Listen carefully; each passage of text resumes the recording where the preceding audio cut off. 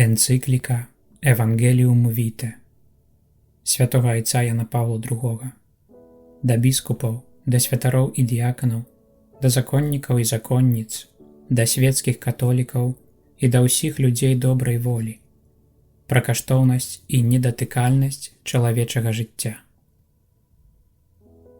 Уводзіны. Евангелле жыцця знаходзіцца ў самым сэрцы паслання Езуса Хрыста. Касцёл штодня прымае яго з любоўю, каб верна і адважна абвяшчаць яго як добрую навіну людзям усіх эпохаў і культураў. Калі заяснела заранка збаўлення, вестка аб нараджэнні дзіцяці была абвешчана як радасная навіна. Вось я абвяшчаю вам радасць вялікую, што будзе ўсім людзям. Бо цяпер нарадзіўся вам у месце Давідавым Збавіцель, які ёсць Хрыстус Пан.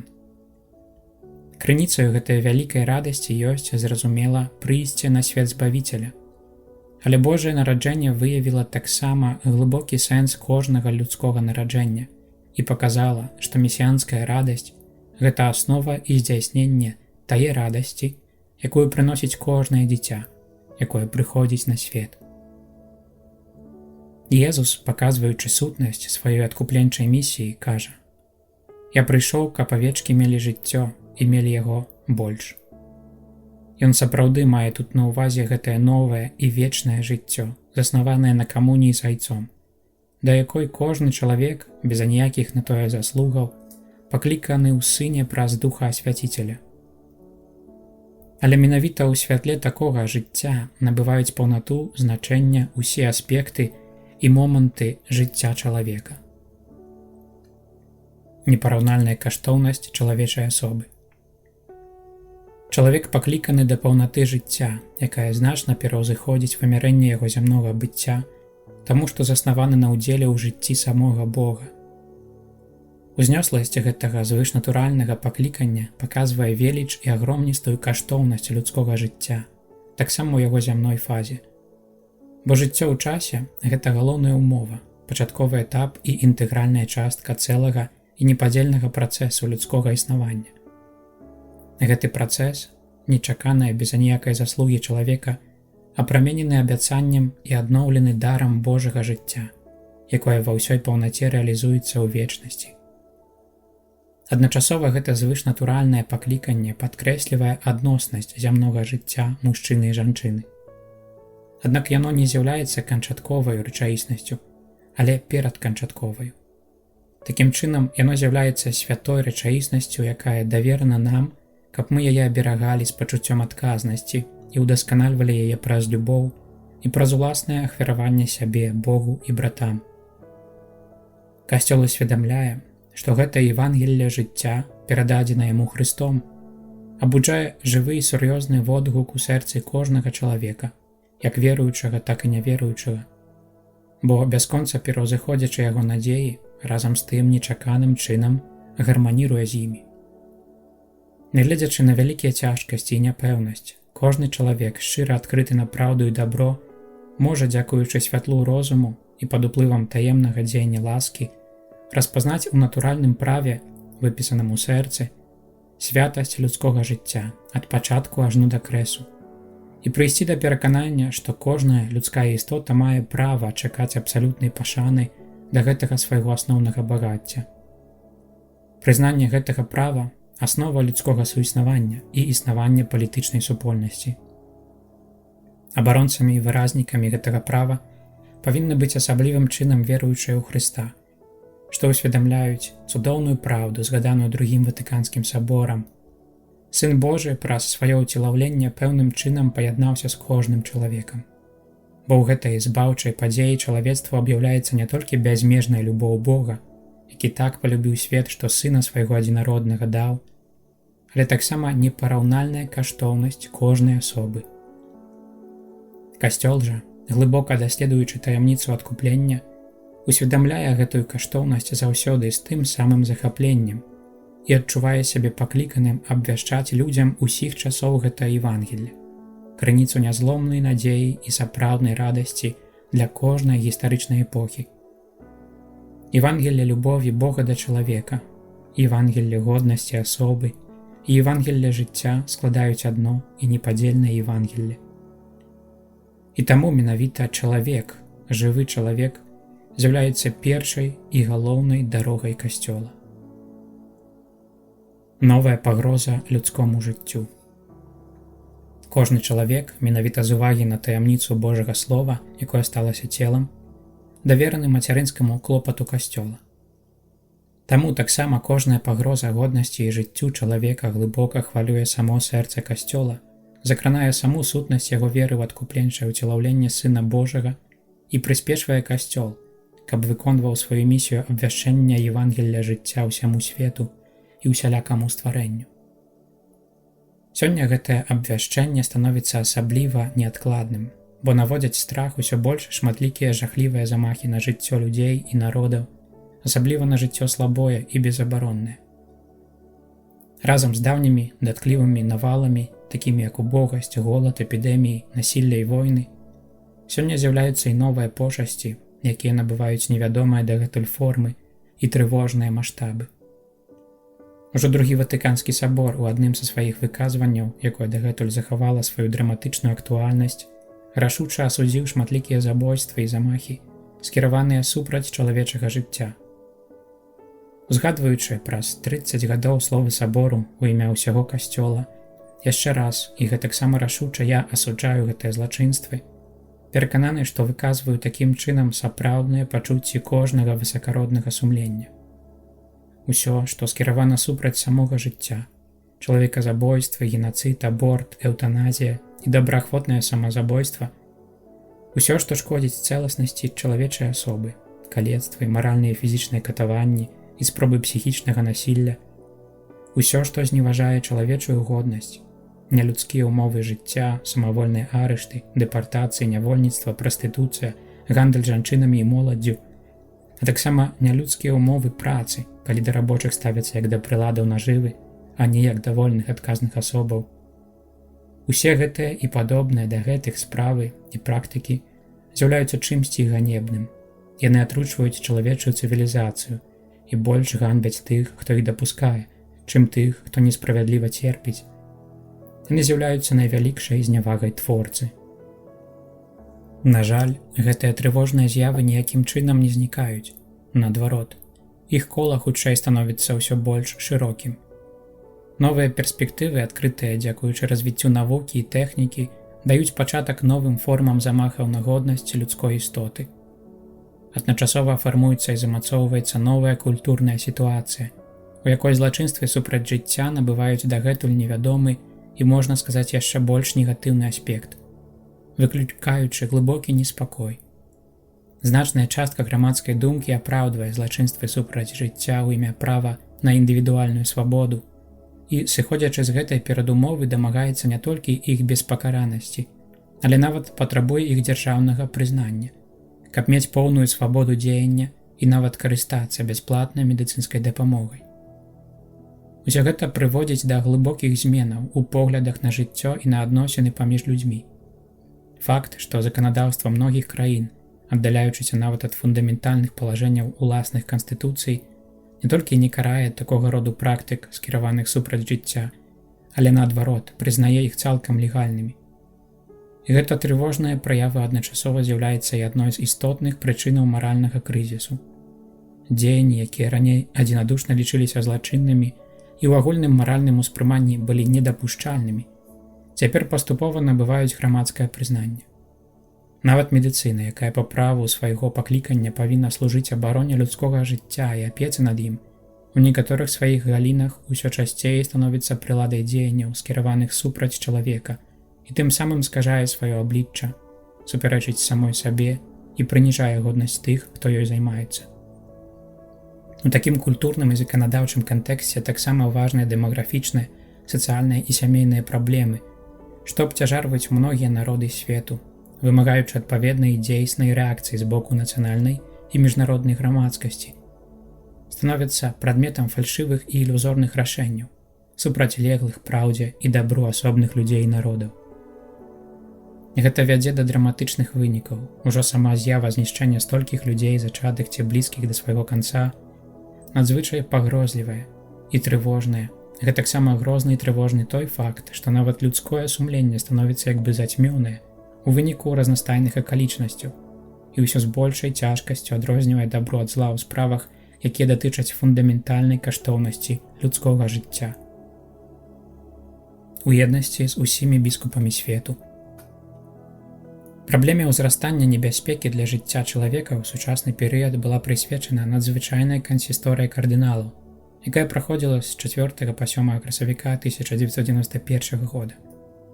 Пасля шырокага і глыбокага аналізу праблемы і тых выклікаў, якія яна кідае ўсёй чалавечай сям'і і асабліва хрысціянскай супольнасці, кардыналы звярнуліся да мяне з адзінадушнай просьбай, каб я, дадзеным мне аўтарытэтам наступніка святога Пятра, пацвердзіў каштоўнасць людскога жыцця і яго недатыкальнасць, звяртаючы асаблівую ўвагу на сённяшнюю сітуацыю і на небяспеку, якая сёння яму пагражае. Адказваючы на гэтую просьбу ва ўрачыстасць з паслання Святога Духа 1991 года, я скіраваў да кожнага з субратоў асабісты ліст, каб у духу біскупскай калегіяльнасці яны дапамаглі мне распрацаваць дакумент, прысвечаны гэтай справе. Я глыбока ўдзячны ўсім біскупам, якія даслалі мне адказы, поўныя каштоўнай інфармацыі, прапановаў і парадаў. Тым самым яны далі таксама сведчанне адзінадушнага і рашучага ўдзелу ў настаўніцкай і душпастырскай місіі Касцёла, які абвяшчае Евангелле жыцця. У тым самым лісце, высланым адразу ж пасля святкавання стагоддзя энцыклікі Rerum Novarum, я звяртаў увагу ўсіх на асаблівую аналогію.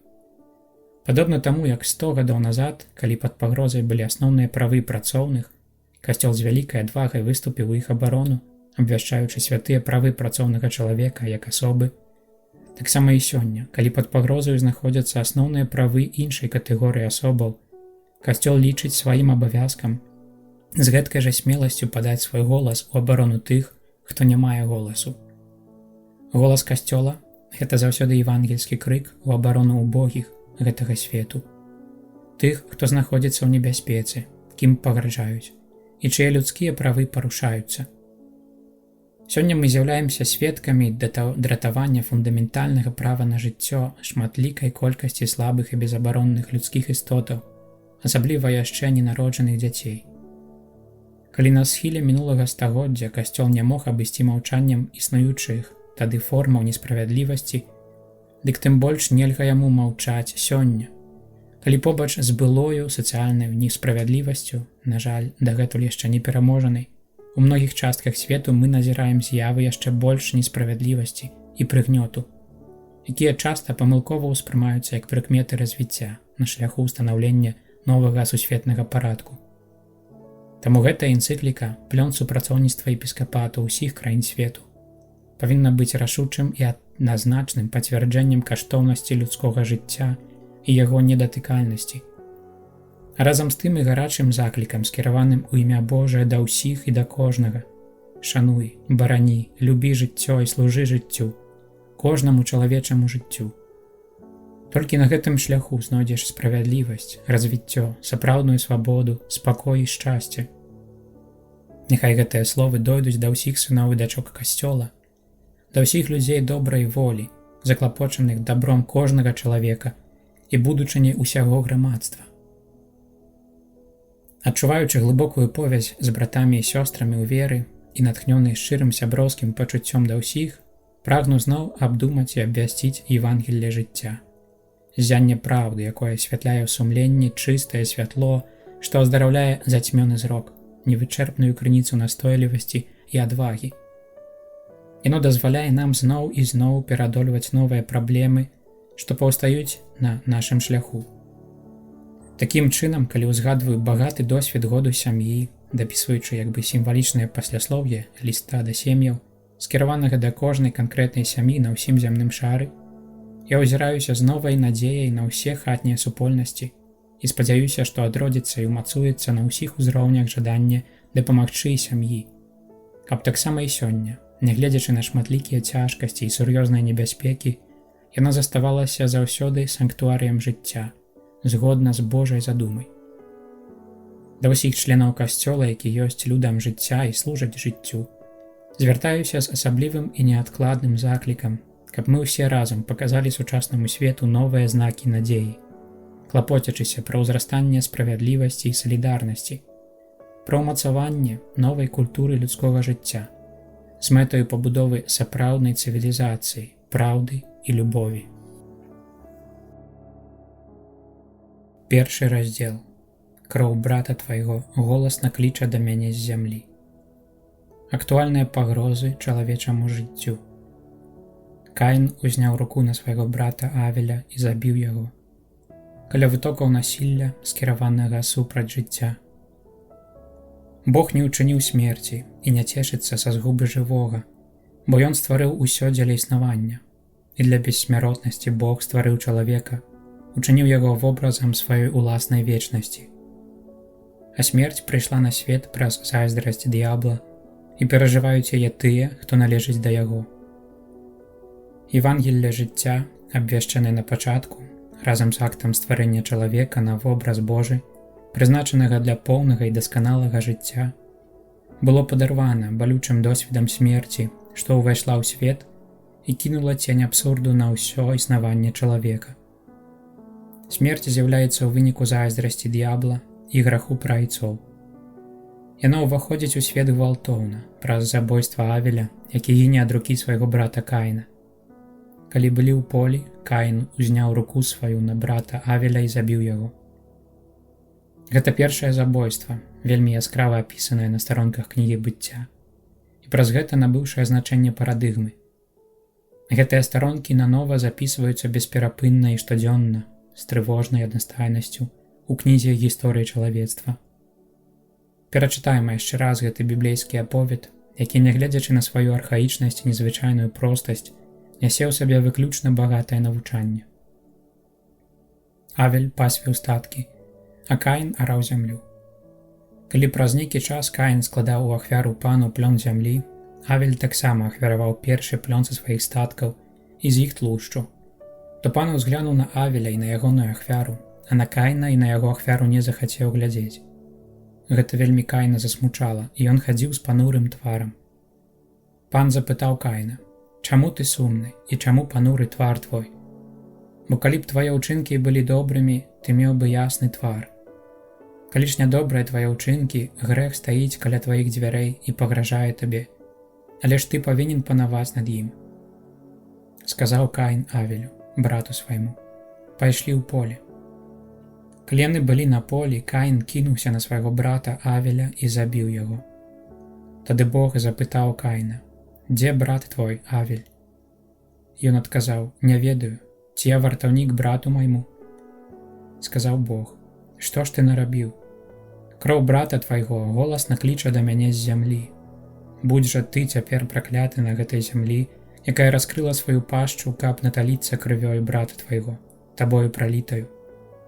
Калі будзеш апрацоўваць гэтую зямлю, не дасце на табе больш плёну. Беспрытульным выгнаннікам будзеш ты на зямлі». Каін сказаў пану: «Занадта вялікае пакаранне маё, каб мог я яго вытрываць. Паколькі сёння выганяеш мяне з гэтай зямлі, і я павінен хавацца перад табой і быць беспрытульным выгнаннікам на зямлі, кожны, хто мяне спаткае, зможа мяне забіць». Але пан сказаў яму: «О, не! Хто б не забіў Каіна, таму сямікроць адпомсціцца». І даў пан Каіну адзнаку, каб не забілі яго тыя, што спаткаюць яго. І пасля адышоў Каін ад пана і пасяліўся ў краіне Нод, што на ўсход ад Эдэму. Каін вельмі сумны і мае пануры твар, бо пан узглянуў на Авеля і на ягоную ахвяру. Біблійны тэкст не тлумачыць, чаму Бог больш упадабаў ахвяру Авеля, чым Каіна. Аднак выразна паказвае, што хоць Бог выбірае Авелеву ахвяру, ён не перарывае свайго дыялогу з Каінам. Бог папракае яго, нагадваючы яму пра яго свабоду адносна зла. Зло ні ў якім разе не ёсць непазбежным наканаваннем чалавека. Гэта праўда, што Каін, гэтаксама як калісьці Адам, быў спакушаны варожаю моцаю граху, якая нібы драпежны звер прытаілася каля брамы яго сэрца, каб кінуцца на сваю ахвяру. Але Каін застаецца вольным перад грахом. Ён можа і павінен панаваць над ім. Грэх пагражае табе, але ты павінен панаваць над ім. Зайздрасць і гнеў пераважаюць над Божым папярэджаннем. Каін кідаецца на свайго брата і забівае яго. Як чытаем у катэхізісе каталіцкага касцёла, Святое Пісанне, апавядаючы пра забойства Авеля братам Каінам, паказвае ад пачатку гісторыі чалавецтва прысутнасць у чалавеку гневу і пажадлівасці, наступстваў першароднага граху. Чалавек стаўся ворагам свайго бліжняга. Брат забівае брата. Падобна як і пры першым братазабойстве, гэтак і пры кожным забойстве чалавека парушаецца сувязь духоўнай роднасці, якая яднае людзей у адзіную вялікую сям'ю. Бо ўсім дадзена адно і тое ж галоўнае багацце, роўнае для ўсіх годнасць асобы. Нярэдка парушаецца таксама і роднасць цела і крыві.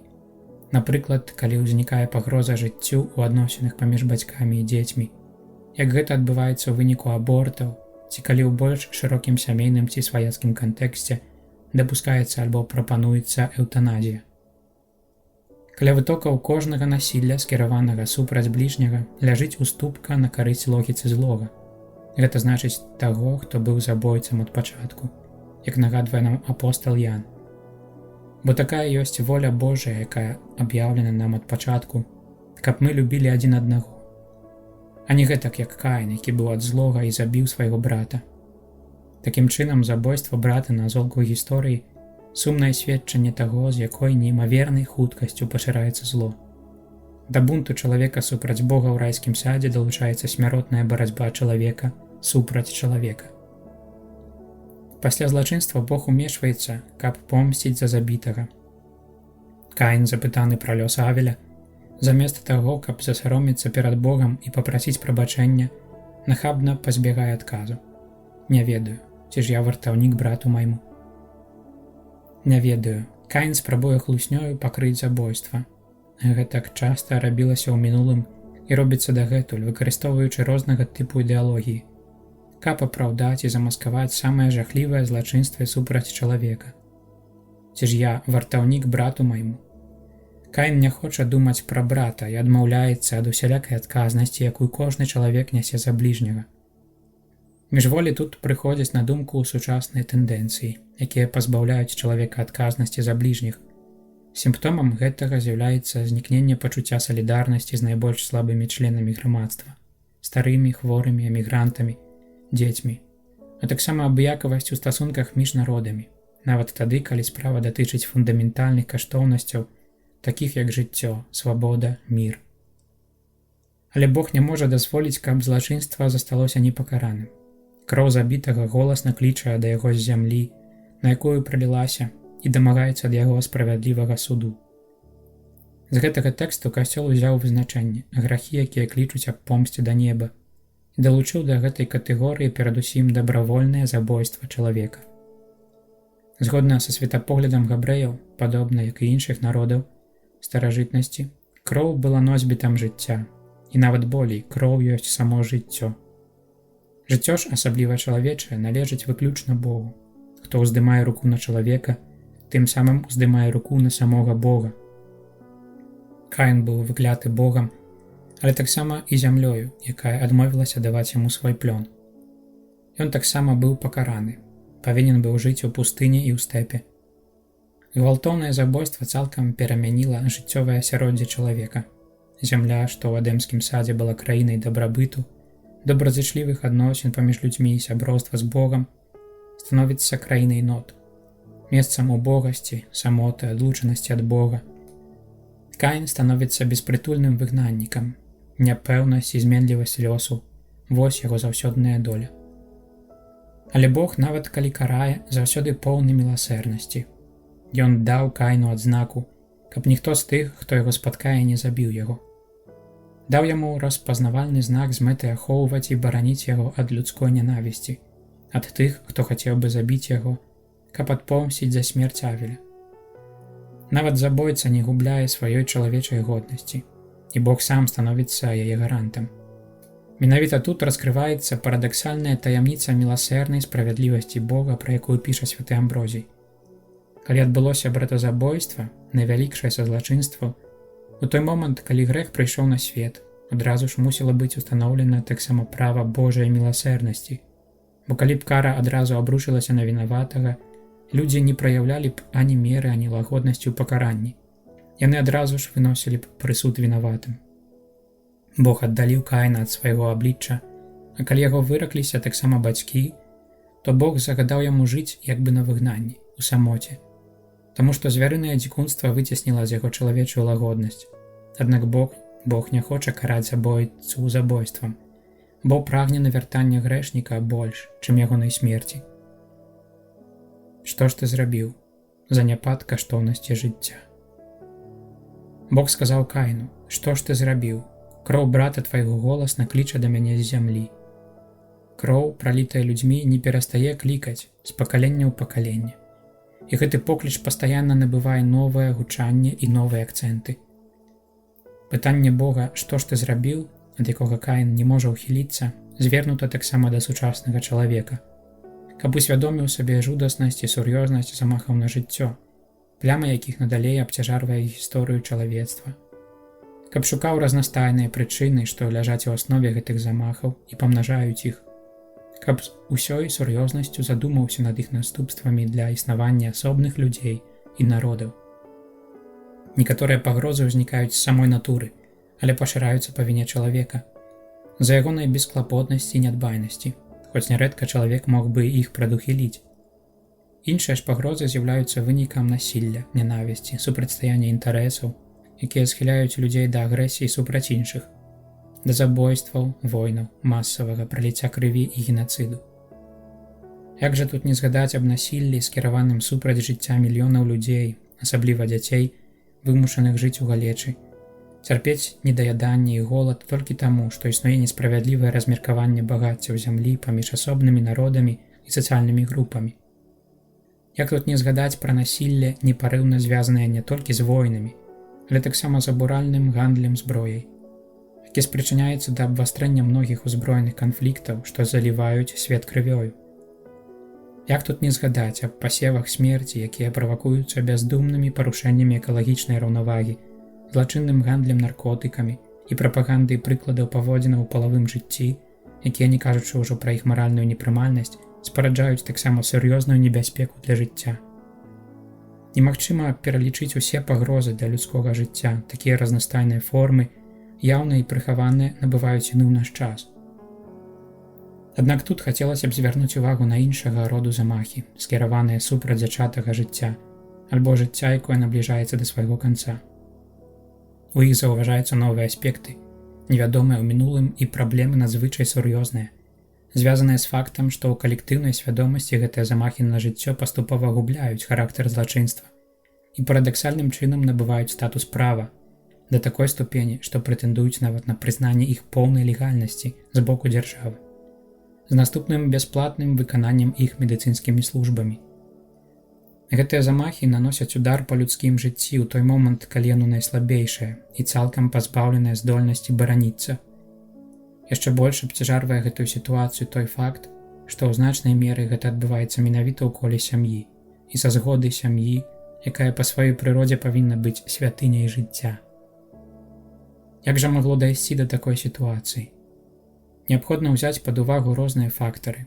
Першай прычынай з'яўляецца глыбокі крызіс культуры, які спараджае скептычнае стаўленне да саміх асноваў пазнання і этыкі, робіць штораз больш складаным разуменне сэнсу чалавечага існавання, яго правоў і абавязкаў.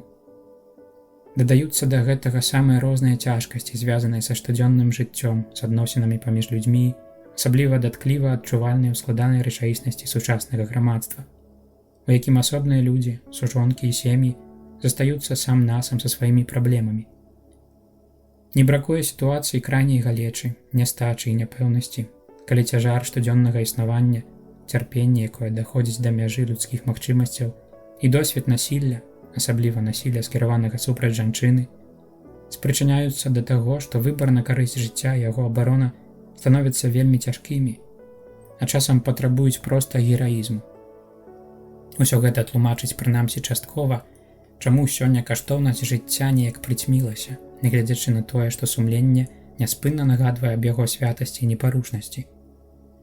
Доказам гэтага ёсць ужо сам факт, што ўзнікаюць спробы прыхаваць некаторыя злачынствы супраць зачатага жыцця, ці жыцця, якое падыходзіць да свайго натуральнага канца, азначэннямі медыцынскіх катэгорый, якія павінны адцягнуць увагу ад таго, што на справе пад пагрозаю знаходзіцца права на існаванне канкрэтнага чалавека. Па сутнасці, хоць вялікая колькасць сур'ёзных праблемаў, якія існуюць у сучасным грамадстве, можа нейкім чынам растлумачыць агульную атмасферу маральнай няпэўнасці і часам зменшыць суб'ектыўную адказнасць асобных людзей. Але праўда таксама і тое, што мы стаім перад рэальнасцю больш шырокай, якую можна прызнаць сапраўднай структурай граху. Яе характэрнай рысай з'яўляецца экспансія антысалідарнай культуры, якая ў многіх выпадках набывае форму сапраўднай культуры смерці. Яна пашыраецца ў выніку ўздзеяння моцных культурных, эканамічных і палітычных тэндэнцый, што якія выяўляюць пэўную канцэпцыю грамадства, найважнейшым крытэрыем якой з'яўляецца поспех. Разглядаючы сітуацыю ў такім ракурсе, у пэўным сэнсе можна гаварыць пра вайну моцных супраць слабых. Жыццё, якому патрэбна большая зычлівасць, любоў і апека, лічыцца бясплённым ці ўспрымаецца як невыносны цяжар. У выніку рознымі спосабамі адкідваецца. Чалавек, які сваёй хваробай, калецтвам ці проста самой сваёй прысутнасцю пагражае дабрабыту альбо жыццёвым звычкам асобаў больш упрывілеяваных, часам успрымаецца як вораг, ад якога трэба бараніцца альбо трэба яго знішчыць. Такім чынам узнікае своеасаблівая змова супраць жыцця. Яна ўцягвае не толькі асобных людзей і іх індывідуальных сямейных і грамадскіх стасунках, але сягае значна далей, набывае глобальнае вымярэнне, парушаючы і знішчаючы сувязі паміж народамі і дзяржавамі. Каб паспрыяць распаўсюджанню абортаў, былі інвеставаныя і надалей інвестуюцца вялізныя сумы ў вытворчасць фармацэўтычных сродкаў, якія правакуюць знішчэнне плоду ва ўлонні маці, такім чынам, што становіцца неабавязковай дапамога доктара.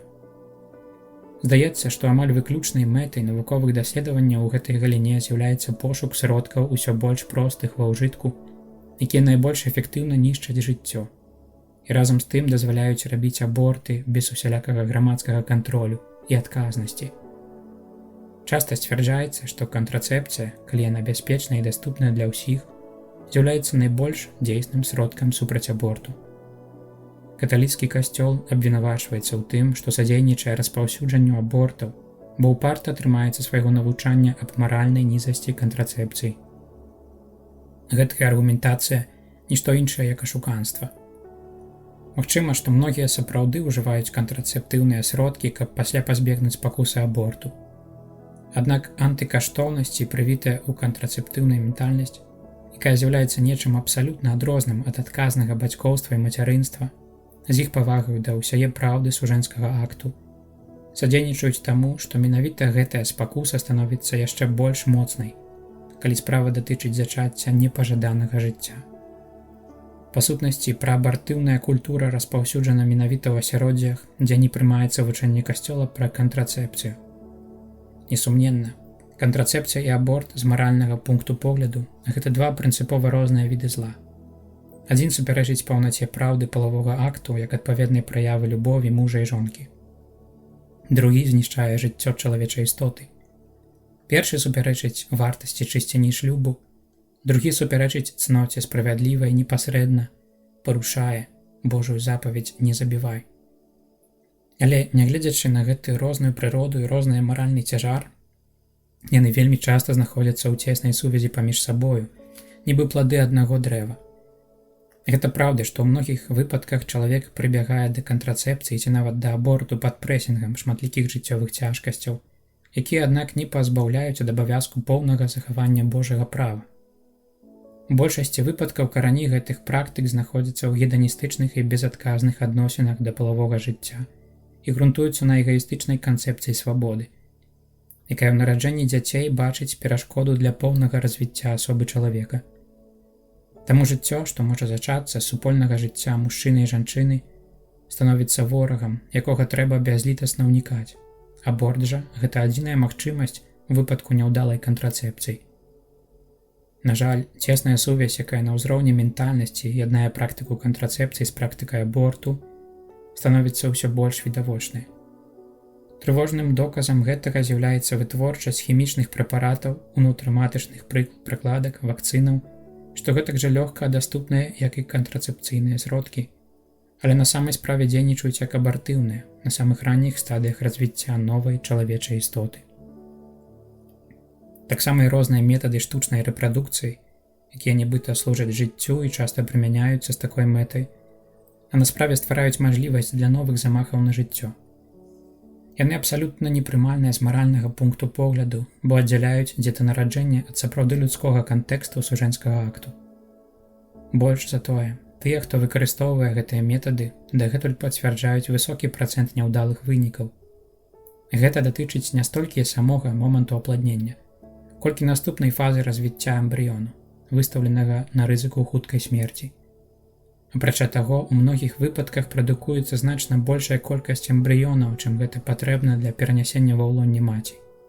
А пасля гэтых так званых звышпланавых эмбрыёнаў альбо забіваюць, альбо выкарыстоўваюць для навуковых доследаў, якія быццам бы павінны служыць развіццю навукі і медыцыны. А на справе зводзяць чалавечае жыццё толькі да ролі біялагічнага матэрыялу, якім можна адвольна маніпуляваць. Дародавыя абследаванні, якія не выклікаюць маральных пярэчанняў, таму што праводзяцца з мэтай вызначэння неабходнага лячэння, патрэбнага ненароджанаму дзіцяці, вельмі часта становяцца нагодай для прапановы і выканання абортаў. Гэта так званы эўгенічны аборт, які прымаецца грамадскай думкай са спецыфічнай ментальнасцю, у якой выпрацоўваецца памылковы погляд, што яна з'яўляецца праявай тэрапеўтычнай неабходнасці. Такая ментальнасць прымае жыццё толькі пры пэўных умовах, адкідваючы абмежаванасць, калецтва і хваробу. Такая самая логіка прыводзіць да сітуацый, у якіх немаўлятам, народжаным недаразвітымі ці з цяжкімі захворваннямі, адмаўляецца ў элементарным лячэнні і апецы. Вобраз сучаснага свету становіцца яшчэ больш трывожны ў сувязі з прапановамі, якія сям-там узнікаюць, каб узаконіць на той самай падставе, што і аборт, нават дзетазабойства. Гэта сведчыла б пра вяртанне да эпохі варварства, з якой, здавалася б, мы выйшлі назаўсёды. Не менш сур'ёзная небяспека пагражае невылечна хворым і канаючым у такім грамадскім і культурным кантэксце, у якім вельмі цяжка пагадзіцца з непазбежнасцю цярпення.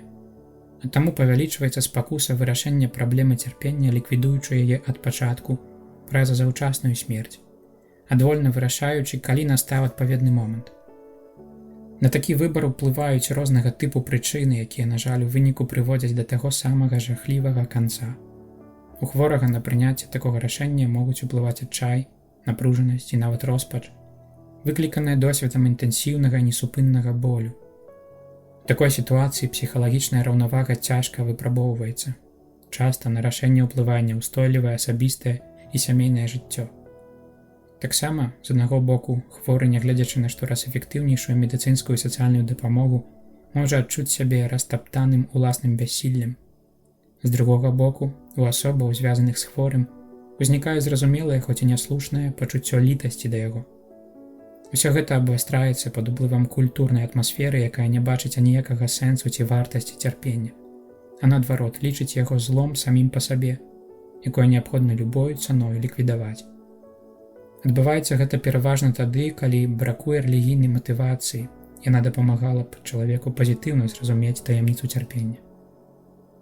Аднак жа ў культурнай плоскасці азначаецца таксама ўплыў своеасаблівага праметэізму чалавека, якому здаецца, што такім чынам ён зможа запанаваць над жыццём і смерцю, бо сам імі кіруе, у той час, калі на самай справе яго самога перамагае і знішчае смерць, незваротна закрытая на ўсялякую перспектыву сэнсу і на ўсялякую надзею. Трагічнай праявай усяго гэтага з'яўляецца пашырэнне эўтаназіі, прыхаванай і нелегальнай, альбо такое, што здзяйсняецца адкрыта і нават з дазволу закону. Яна апраўдваецца не толькі ўяўным спачуваннем да церпячага пацыента, але часам і утылітарнымі матывамі, неабходнасцю пазбегнуць непрадуктыўных выдаткаў, якія празмерна абцяжарваюць грамадства. Менавіта таму прапануецца пазбаўляць жыцця нованароджаных з цялеснымі дэфармацыямі, асобаў з сур'ёзнымі дэфектамі, інвалідаў, старых, асабліва няздольных да самастойнага жыцця, а таксама людзей смяротна хворых. Немагчыма абысці маўчаннем існавання іншых, лепш замаскаваных, але не менш небяспечных і рэальных формаў эўтаназіі. З імі, напрыклад, мы мелі б справу тады, калі б з мэтаю павелічэння колькасці чалавечых органаў для перасадкі пачыналі б эксплантацыю без устанаўлення аб'ектыўных і адэкватных крытэрыяў смерці донара.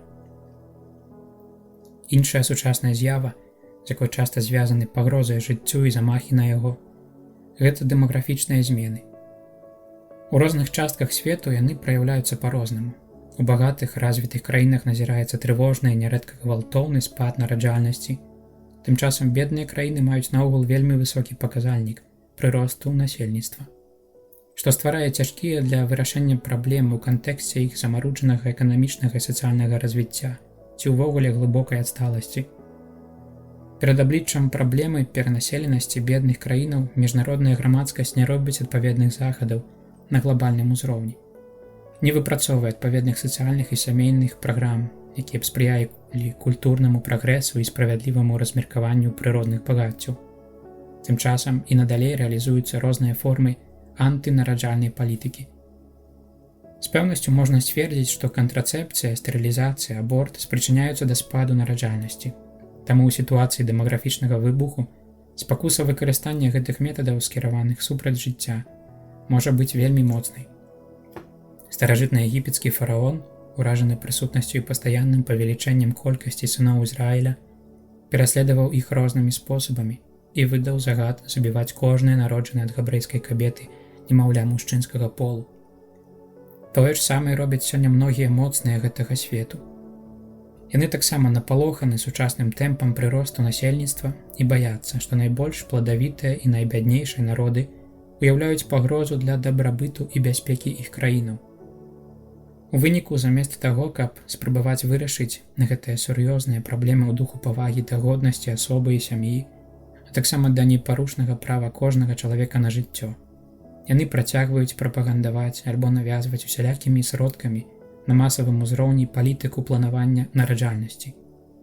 І нават тады, калі прапануюць эканамічную дапамогу, то толькі з умовай прыняцця антынараджальнай палітыкі, што супярэчыць справядлівасці. Вобраз сучаснага чалавецтва выклікае сапраўды глыбокую трывогу, асабліва калі падумаць не толькі пра разнастайныя галіны, у якіх даходзіць да замахаў на жыццё, але таксама і пра іх асаблівую шматлікасць, а разам з тым і пра разнастайную і моцную падтрымку, якую яны атрымліваюць дзякуючы шырокаму грамадскаму дазволу, частым выпадкам іх законнага прызнання, а таксама далучэнню да іх некаторых супрацоўнікаў аховы здароўя. Як я падкрэсліў у Дэнверы з нагоды святкавання 8-га міжнароднага дня моладзі, з цягам часу замахі на жыццё зусім не памяншаюцца, наадварот, набываюць велізарныя памеры. І гэта не толькі знешнія пагрозы з боку стыхійных катаклізмаў ці з боку каінаў, што забіваюць авеляў. Не, гэта пагрозы запраграмаваныя навукова і сістэматычна. 20-е стагоддзе увойдзе ў гісторыю як эпоха масавых замахаў на жыццё, як бясконцы ланцуга войнаў і пастаяннае вынішчэнне нявінных людзей. Фальшывыя прарокі і фальшывыя настаўнікі дасягнулі ў гэтым стагоддзі найбольшых поспехаў. Незалежна ад намераў, якія бываюць рознымі і нават могуць здавацца даволі пераканаўчымі ці ўвогуле спасылацца на прынцып салідарнасці, на самай справе мы стаім перад абліччам аб'ектыўнай змовы супраць жыцця, у якой замешаны таксама міжнародныя арганізацыі, што займаюцца прапагандай і планаваннем сапраўдных кампаній на карысць распаўсюджання кантрацэпцый, стэрылізацыі і абортаў. Урэшце нельга запярэчыць, што таксама і сродкі масавай інфармацыі часта бяруць удзел у гэтай змове, замацоўваючы ў грамадскай свядомасці гэту культуру, якая лічыць выкарыстанне кантрацэпцыі, стэрылізацыі, абортаў і нават эўтаназіі праявай прагрэсу і свабоды. Апазіцыю бескампраміснай абароны жыцця падаюць як варожую свабодзе і прагрэсу. Ці ж я вартаўнік брату майму? Скажонае разуменне свабоды. Каб правільна зразумець апісаную тут сітуацыю, трэба не толькі прыгледзецца да саміх з'яў, якія знішчаюць жыццё, але адкрыць разнастайныя прычыны, што іх фармуюць. Зададзенае Богам пытанне, што ж ты зрабіў, гучыць нібы заклік скіраваны да Каіна, каб ён выйшаў па-за матэрыяльную рэчаіснасць свайго злачынства і ўбачыў усю ягоную пагрозу ў матывацыях, што далі яму пачатак, і ў наступствах, якія з яго вынікаюць. Рашэнні, скіраваныя супраць жыцця, узнікаюць часам з цяжкіх ці нават драматычных досведаў глыбокага цярпення, адзіноты, суцэльнага недахопу эканамічных перспектыў, дэпрэсіі і страху перад будучыняй. Такія акалічнасці могуць таксама значна злагодзіць суб'ектыўную адказнасць, а ў выніку таксама і віну тых, хто прымае такія рашэнні, злачынныя па сваёй прыродзе, Тым не менш, сёння праблема выходзіць па-за асабістай сітуацыі, хоць і нельга адпрэчыць іх значэнне. Гэта праблема праяўляецца таксама на культурным, грамадскім, палітычным узроўнях, дзе выяўляецца яе найбольш шкодны і трывожны аспект, а менавіта тэндэнцыя, усё больш распаўсюджаная, інтэрпрэтаваць пералічаныя тут злачынствы супраць жыцця, як узаконеныя праявы асабістай свабоды, якія неабходна прызнаваць і ахоўваць як сапраўдныя правы свабод асобы. Такім чынам здзяйсняецца трагічны ў наступствах паварот у доўгім гістарычным працэсе, які, давёўшы да адкрыцця ідэі правоў чалавека, як дадзеных прыродаю правоў кожнай асобы, што апярэджваюць канстытуцыі і заканадаўства якой бы то ні было дзяржавы, трапляе сёння ў нечаканую супярэчнасць. Менавіта ў эпоху, якой рачыста абвяшчаецца недатыкальнасць правоў асобы і публічна дэкларуецца каштоўнасць жыцця, на практыцы касуецца і ігнаруецца само права на жыццё, асабліва ў найбольш значных момантах чалавечага існавання, такіх як нараджэнне і смерць. З аднаго боку, розныя дэкларацыі правоў чалавека і шматлікія ініцыятывы, што на іх спасылаюцца, указваюць на паглыбленне ва ўсім свеце маральнай чуласці, больш схільнай прызнаваць вартасць і годнасць кожнага чалавека як такога, нягледзячы ні на яго расу, ні на нацыянальнасць, ні на рэлігію ці палітычныя погляды, ні на сацыяльнае паходжанне. З другога боку, у кантрасце з гэтымі ўзнёслымі дэкларацыямі застаюцца, на жаль, факты, што трагічна ім супярэчыць.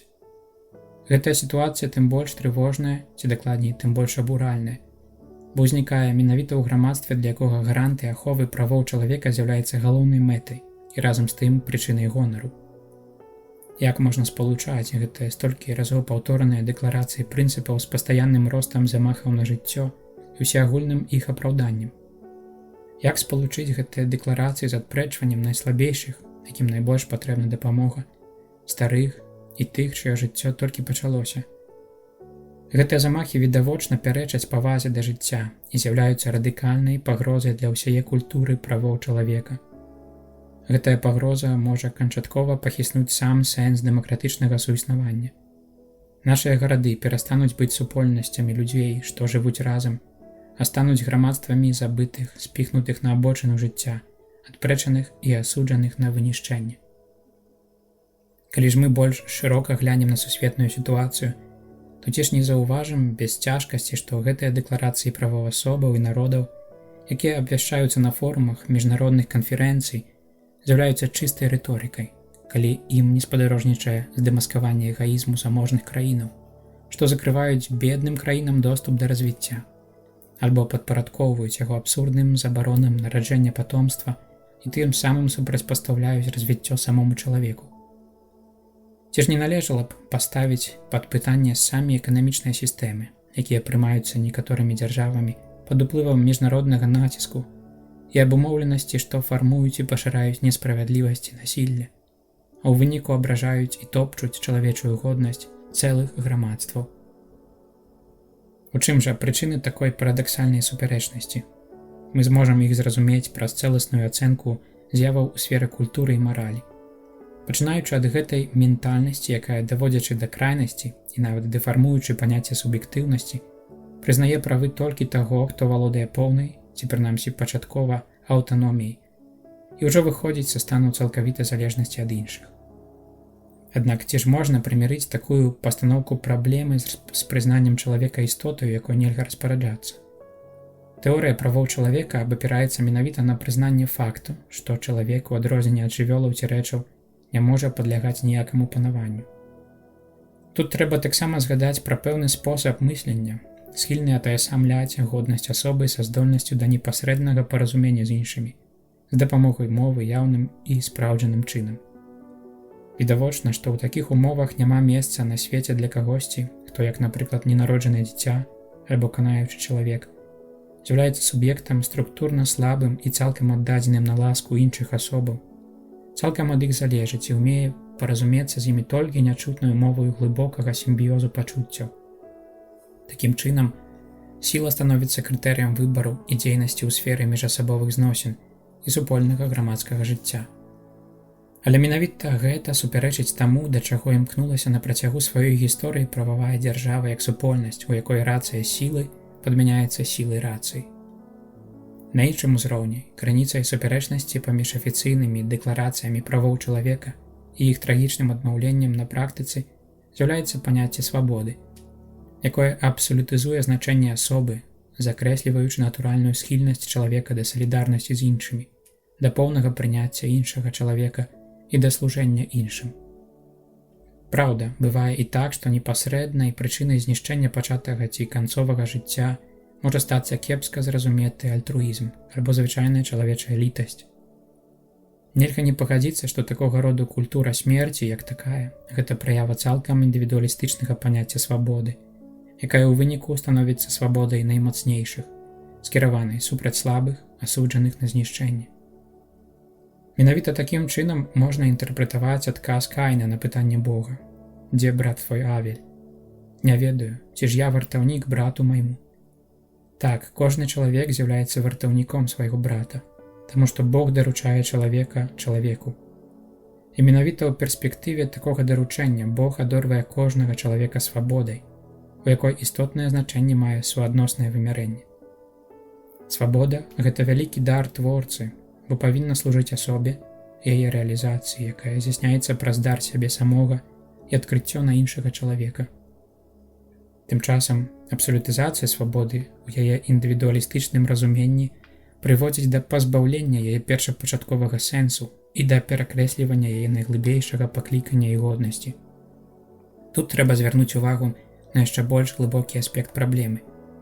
Свабода выракаецца сама сябе, імкнецца да самаразбурэння і да знішчэння іншага чалавека, калі перастае прызнаваць і шанаваць фундаментальную повязь, якая яднае яе з праўдай.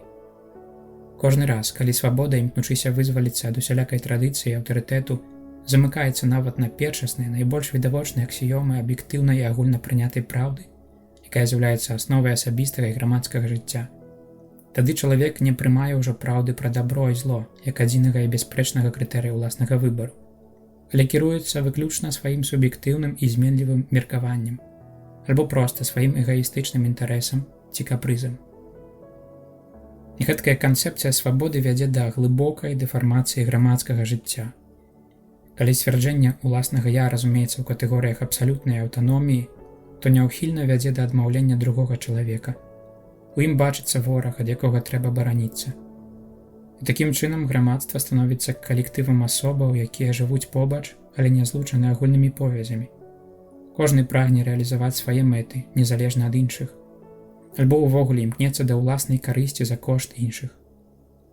Аднак той факт, што іншыя таксама маюць падобныя памкненні, змушае да пошукаў нейкай формы кампрамісу, калі грамадства павінна гарантаваць кожнаму па магчымасці як найбольш свабоды. Такім чынам знікаюць суадносіны з агульнымі каштоўнасцямі і з абсалютнай праўдай. Грамадскае жыццё рызыкуе ступіць на хісткую глебу цалкавітага рэлятывізму. Тады ўсё становіцца прадметам дамовы і перамову. Таксама гэта першае з асноўных правоў – права на жыццё. І менавіта гэта сёння мае месца ў сферы палітыкі і дзяржавы. Першаснае непазбыўнае права на жыццё становіцца прадметам дыскусій ці наогул адмаўляецца ў выніку галасавання парламенту альбо па волі часткі грамадства, няхай сабе і яго большасці. Усё гэта – згубны вынік неабмежаванага панавання рэлятывізму. Закон перастае быць законам, бо ўжо не грунтуецца на моцным падмурку непарушнай годнасці асобы, але падпарадкуецца волі наймацнейшага. Такім чынам дэмакратыя, здраджваючы сваім уласным прынцыпам, па сутнасці выраджаецца ў таталітарную сістэму. Дзяржава не з'яўляецца больш супольным домам, дзе ўсе могуць жыць згодна з асноўнымі прынцыпамі роўнасці, але ператвараецца ў дзяржаву тырана, якая ўзурпіруе сабе права распараджацца жыццём слабых і безабаронных, ненароджаных дзяцей і старых людзей у імя грамадскай карысці, якая на самай справе азначае толькі інтарэс пэўнай групы. Можа скласціся ўражанне, што ўсё адбываецца з поўнай павагай да правазаконнасці, прынамсі ў тых выпадках, калі законы, што дазваляюць аборты ці эўтаназію, прымаюцца згодна з так званымі дэмакратычнымі прынцыпамі. Аднак на справе мы маем тут дачыненне толькі з трагічнай ілюзіяй правазаконнасці, а дэмакратычны ідэал, які заслугоўвае на гэту назву толькі тады, калі прызнае і абараняе годнасць кожнай асобы, ігнаруецца тут у самой сваёй аснове. Ці ж можна казаць пра годнасць кожнай асобы, калі дазваляецца забойства гэтай самай слабой і найбольш нявіннай. У імя якой справядлівасці асобы падлягаюць найбольш несправядлівай дыскрымінацыі, калі адны прызнаюцца годнымі абароны, але адмаўляецца ў гэтым праве іншым. З'яўленне такіх сітуацый азначае, што ўжо дзейнічаюць механізмы, якія вядуць да знікнення сапраўднага супольнага жыцця людзей і да распаду самога дзяржаўнага арганізму.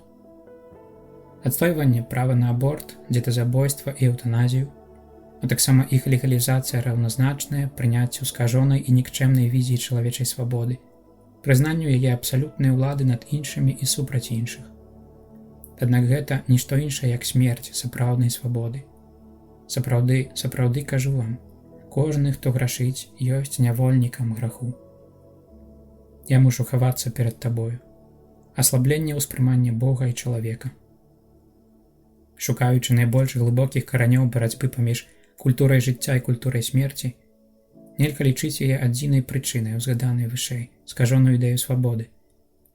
Трэба дайсці да сутнасці драмы, якую перажывае сучасны чалавек. Гэта аслабленне ўспрымання Бога і чалавека. Тыповая з'ява ў грамадскім і культурным кантэксце з дамінаваным секулярызмам, уплывы якога пранікаюць нават у хрысціянскія супольнасці, выпрабоўваючы іх. Хто паддаецца ўздзеянню гэтай атмасферы, лёгка можа апынуцца ў замкнутым коле, якое ўцягвае чалавека нібы ў жахлівы вір. Губляючы ўспрыманне Бога, ён губляе таксама і ўспрыманне чалавека, яго годнасці і жыцця. З іншага боку, сістэматычнае парушэнне маральнага права, асабліва ў такой сур'ёзнай сферы, як шанаванне людскога жыцця, яго годнасці, паступова вядзе да паслаблення здольнасці адчуваць жыватворчую і збаўчую прысутнасць Бога. Яшчэ раз мы можам спаслацца тут на гісторыю забойства Авеля ягоным братам. Пасля праклёну, накладзенага Богам на Каіна, ён так звяртаецца да Пана. Занадта вялікае пакаранне маё, каб мог я вытрываць яго, паколькі цяпер выганяеш мяне з гэтай зямлі, і я мушу хавацца ад цябе і быць беспрытульным выгнаннікам на зямлі. Кожны, хто мяне сустрэне, зможа мяне забіць. Каін лічыць, што ніколі не атрымае Божага прабачэння за свой грэх і што яго непазбежнае наканаванне хавацца ад Бога. Каін здольны прызнаць, што яго віна занадта вялікая, таму што усведамляе, ён знаходзіцца перад абліччам Бога і перад яго справядлівым судом. Бо па сутнасці толькі чалавек, які стаіць перад Панам, можа прызнаць свой грэх і зразумець увесь ягоны цяжар. Перажыў гэта Давід, які, учыніўшы зло ў вачах Бога і выслухаўшы вымовы прарока Натана, усклікае: «Прызнаю маю віну і грэх мой заўсёды перада мною. Толькі супраць цябе я зграшыў і учыніў тое, што злое ў вачах тваіх».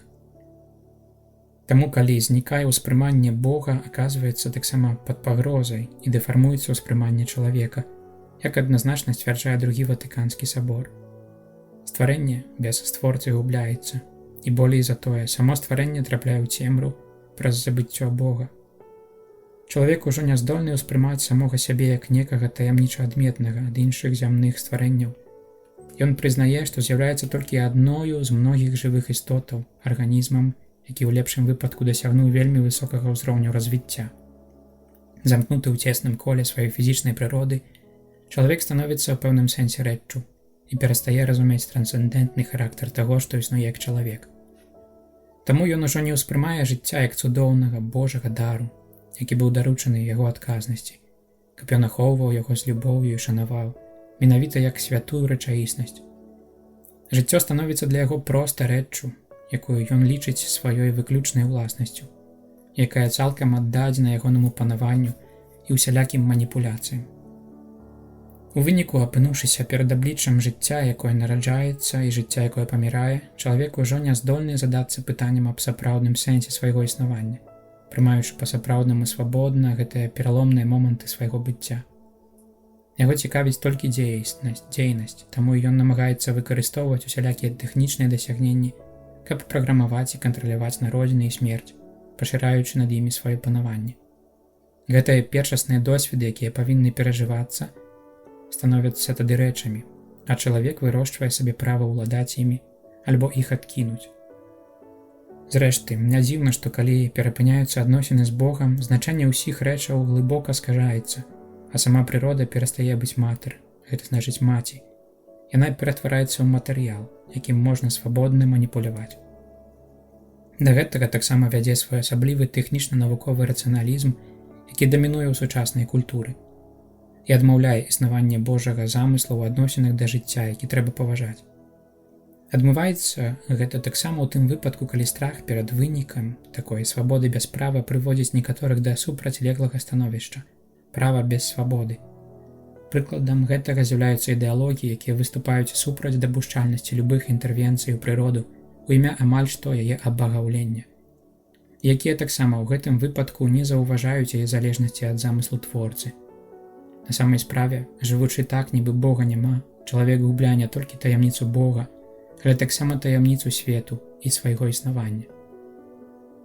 Аслабленне ўспрымання Бога і чалавека няўхільна вядзе да практычнага матэрыялізму, што спрыяе распаўсюджанню індывідуалізму, утылітарызму і геданізму. Тут адкрываецца таксама нязменная праўдзівасць словаў апостала. І паколькі яны не рупіліся мець Бога ў розуме, дык аддаў іх Бог і лжываму розуму рабіць непатрэбшчыну. Такім чынам каштоўнасці, звязаныя з быць, падмяняюцца каштоўнасцямі, звязанымі з мець. Адзіная мэта, якая бярэцца пад увагу, гэта ўласны матэрыяльны дабрабыт. Так званая якасць жыцця інтэрпрэтуецца найчасцей ці выключна ў катэгорыях эканамічнай эфектыўнасці, неўпарадкаванага спажывецтва, прывабнасці і прыемнасці фізічнага жыцця. У той жа час забываюцца глыбінныя духоўныя і рэлігійныя вымярэнні экзістэнцыі. У такой атмасферы цярпення, якое пастаянна навісае над людскім жыццём, хоць і можа стаць імпульсам для асабістага росту, паддаецца цэнзуры, адкідаецца як бескарыснае і нават перамагаецца як зло, якога трэба заўсёды і пры любых абставінах пазбягаць. Калі ж яго нельга перамагчы і калі знікае нават надзея на дабрабыт у будучыні, чалавек схільны меркаваць, што жыццё страціла ўсялякі сэнс і адчувае ўсё большую спакусу, каб прыпісаць сабе права пакласці яму канец. У гэтым самым культурным кантэксце цела ўжо не разглядаецца як тыповая рэчаіснасць асобы, знак і месца зносінаў з іншымі, з Богам і са светам, але зводзіцца да чыста матэрыяльнага вымярэння. Цела становіцца комплексам органаў, функцый і энергій, якія можна выкарыстоўваць згодна з крытэрыямі прыемнасці і дзейснасці. У выніку і палавыя зносіны губляюць сваю асабовасць і становяцца проста прыладаю. Замест таго, каб быць знакам, месцам і мовай кахання, а гэта значыць дарам самога сябе і прыняццем другога чалавека разам з цэлым багаццем яго асобы, яны становяцца ва ўсёй большай ступені магчымасцю і прыладаю сцвярджэння ўласнага «я» і эгаістычнага задавальнення ўласных жаданняў і інстынктаў. Гэтак скажаецца і фальшуецца першапачатковы сэнс палавых зносінаў, а іх два значэнні, паяднальнае і нараджэнне патомства, што глыбока ўпісаны ў прыроду сужэнскага акту, штучна раздзяляюцца. Тым самым здраджваецца еднасць мужчыны і жанчыны, а плоднасць аддаецца іх вольнай волі.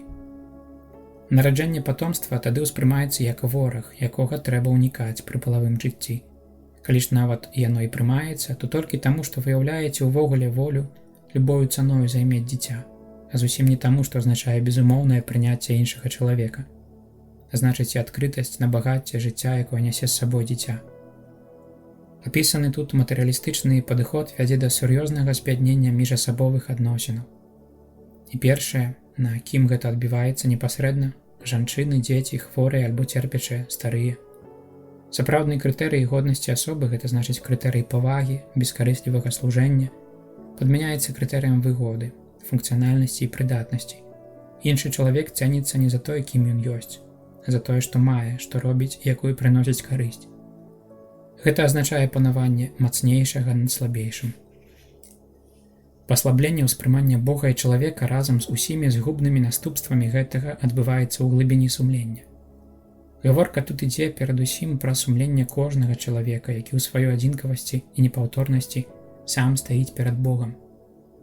Але ў пэўным сэнсе справа датычыць таксама сумлення грамадства, бо яно пэўным чынам адказвае не толькі за тое, што дапускае, альбо падтрымлівае пазіцыю, скіраваную супраць жыцця, але і таму, што фармуе культуру смерці, даходзячы да стварэння і ўмацавання сапраўдных структураў граху, скіраваных супраць жыцця. Сумленню, як індывідуальнаму, так і грамадскаму, сёння пагражае, між іншым праз настойлівае ўздзеянне многіх сродкаў масавай інфармацыі, вельмі сур'ёзная і смяротная небяспека. Яна заключаецца ў сціранні мяжы паміж дабром і злом у справах, якія датычаць фундаментальнага права на жыццё. Значная частка сучаснага грамадства падобная, на жаль, да тых, каго апісвае святы Павел у пасланні да рымлянаў. Яна складаецца з людзей, што маюць праўду ў няпраўдзе, адварочваюцца ад Бога, упэўненыя, што могуць пабудаваць зямную супольнасць без яго, бо марным займаліся ў разважаннях сваіх, прыцьмілася неразумнае сэрца іх. Кажучы пра сябе, што яны мудрыя, яны здурнелі, сталіся спраўцамі чынаў годных смерці. Яны не толькі гэта робяць, але хваляць тых, хто робіць. Калі сумленне, што ёсць вокам, светачам цела, называе дабро злом і зло дабром, гэта значыць, што яно ўжо сышло на шлях небяспечнай дэгенерацыі і суцэльнай маральнай слепаты. Аднак жа ніякая акалічнасць, ані спробы навязаць маўчанне не здолеюць заглушыць голас Бога, які гучыць у сумленні кожнага чалавека. Менавіта ў гэтым глыбінным санктуарыі сумлення чалавека можа заўсёды перажыць навяртанне і зноў стаць на шлях любові кожны, на шлях адкрыцця на іншых і службы чалавечаму жыццю. Прыступіліся да пакраплення крывёю, знакі надзеі і заклік да дзеяння. Кроў брата твайго голасна кліча да мяне з зямлі. Не толькі кроў Авеля, першай нявіннай ахвяры забойства, голасна кліча да Бога, крыніцы і абаронцы жыцця. Таксама і кроў кожнага чалавека, забітага пасля Авеля. Гэта крык, які ўзносіцца да Пана. Абсалютна адзіным і выключным чынам кліча да Бога кроў Хрыста. Прароцкім прадказаннем гэтага з'яўляецца постаць нявіннага Авеля, як нагадвае аўтар паслання да габрэяў. Але вы прыступіліся да гары Сіён і да горада Бога жывога, да пасярэдніка новага запавету Езуса і да пакраплення крывёю, што прамаўляе больш за кроў Авеля. Гэта кроў пакраплення. Яе сімвалам і прароцкім знакам была кроў ахвяраў старога запавету, праз якія Бог указваў людзям жаданне перадаць ім сваё жыццё, ачышчаючы і асвячаючы іх. Вось жа, усё гэта спаўняецца і ажыццяўляецца ў Хрысце. Яго кроў ёсць крывёю пакраплення, якая здзяйсняе адкупленне, ачышчае і збаўляе. Гэта кроў пасярэдніка новага запавету, якая льецца за многіх дзеля даравання грахоў. Кроў, якая плыве з прабітага боку Хрыста на крыжы, прамаўляе мацней за кроў Авеля. Гэта кроў выказвае і дамагаецца глыбейшай справядлівасці, перадусім, аднак, моліць аб міласэрнасці. Заступаецца перад абліччам айца за братоў, яна крыніца сапраўднага адкуплення і дар новага жыцця. Кроў Хрыста аб'яўляе веліч любові айца і разам з тым указвае каштоўнасць чалавека ў вачах Божых і вялізную вартасць чалавечага жыцця. Нагадвае нам пра гэта апостол Пётр. Вы ведаеце, што не трухлеючым срэбрам ці золатам адкуплены вы ад марнага жыцця, дадзенага вам ад айцоў, але шматкаштоўнай крывёю Хрыста, нібы чыстага ягняця без сказы. Менавіта ўзіраючыся ў бясцэнную кроў Хрыста, знак яго ахвяравання з любові, вернік вучыцца распазнаваць і цаніць амаль боскую годнасць кожнага чалавека і можа усклікаць поўны ўдзячнасці і радаснага здзіўлення. Якую ж каштоўнасць павінен мець у вачах створцы чалавек, калі заслужыў такога, як жа магутнага збаўцу? Калі Бог сына свайго адзінароднага даў, каб чалавек не згінуў, але меў жыццё вечнае.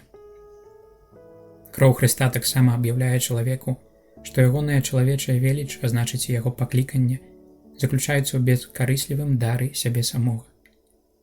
Менавіта таму, што кроў Хрыста прылілася як дар жыцця, яна больш ужо не знак смерці і канчатковай разлукі з братамі, але знак камуніі, якая ўсім шчодра дае жыццё.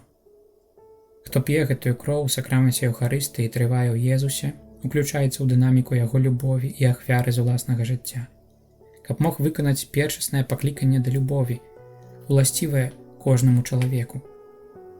З крыві Хрыста ўсе людзі чэрпаюць таксама моц да дзейнасці па абароне жыцця. Менавіта гэтая кроў ёсць наймацнейшым знакам надзеі і нават падмуркам абсалютнай пэўнасці ў тым, што згодна з Божай задумай жыццё пераможа. І смерці ўжо больш не будзе, моцна ўсклікае голас, што сыходзіць з Божага трону ў нябесным Єрусаліме. І святы Павел запэўнівае нас, што сённяшняя перамога над грахом – гэта знак і прадказанне канчатковай перамогі над смерцю, калі спраўдзіцца напісанае слова «Перамога паглынула смерць». «Дзе, о смерць, твая перамога? Дзе, о смерць, тваё джала?» І сапраўды не бракуе знакаў, якія прадказваюць гэтую перамогу ў нашых грамадствах і культурах, нягледзячы на тое, што гэтыя апошнія нясуць на сабе адбітак культуры смерці. Таму наша бачанне сітуацыі было паднабаковым і магло б схіліць да бясплоднай пазіцыі адмаўлення, калі б мы, выяўляючы пагрозы жыццю, не ўказалі б таксама і пазітыўных знакаў, уздзеянне якіх можам назіраць у сучасным грамадстве. На жаль, вельмі часта цяжка разгледзець і распазнаць гэтыя пазітыўныя знакі. Можа быць таксама таму, што сродкі масавай інфармацыі не надаюць ім належнай увагі.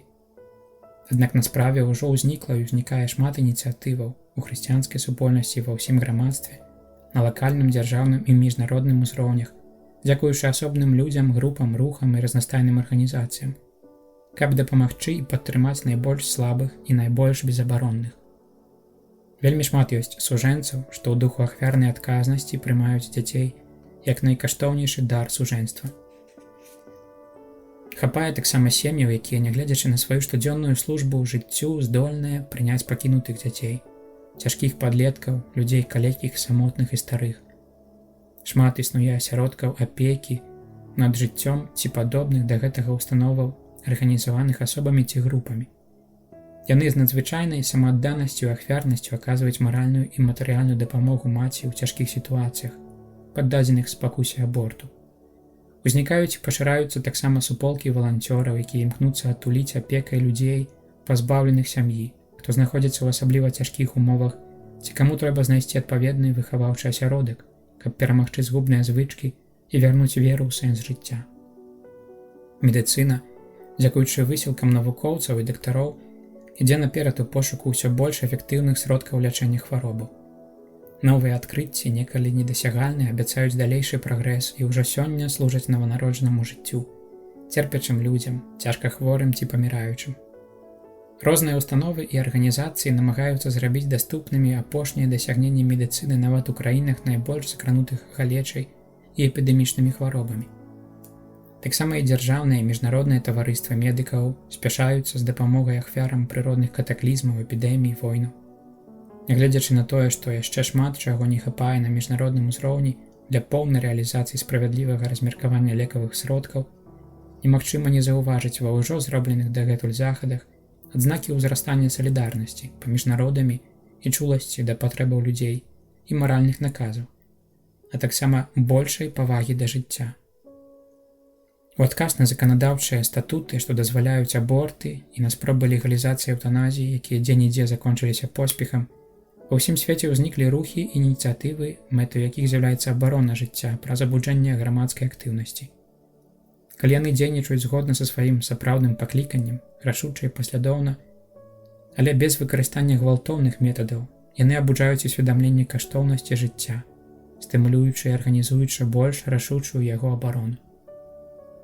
Як жа не згадаць таксама пра ўсе жэсты гасціннасці, ахвярнасці, бескарыслівага клопату, якія штодзённа з любоўю здзяйсняе вялізная колькасць асобаў у сем'ях, шпіталях, дзіцячых дамах, у дамах для састарэлых ці ў іншых асяродках і супольнасцях абароны жыцця. Касцёл, ідучы за прыкладам Езуса, добрага самараніна, і з яго чэрпаючы сваю моц, стаяў заўсёды на пярэдняй лініі на ўсіх франтах дабрачыннай дзейнасці.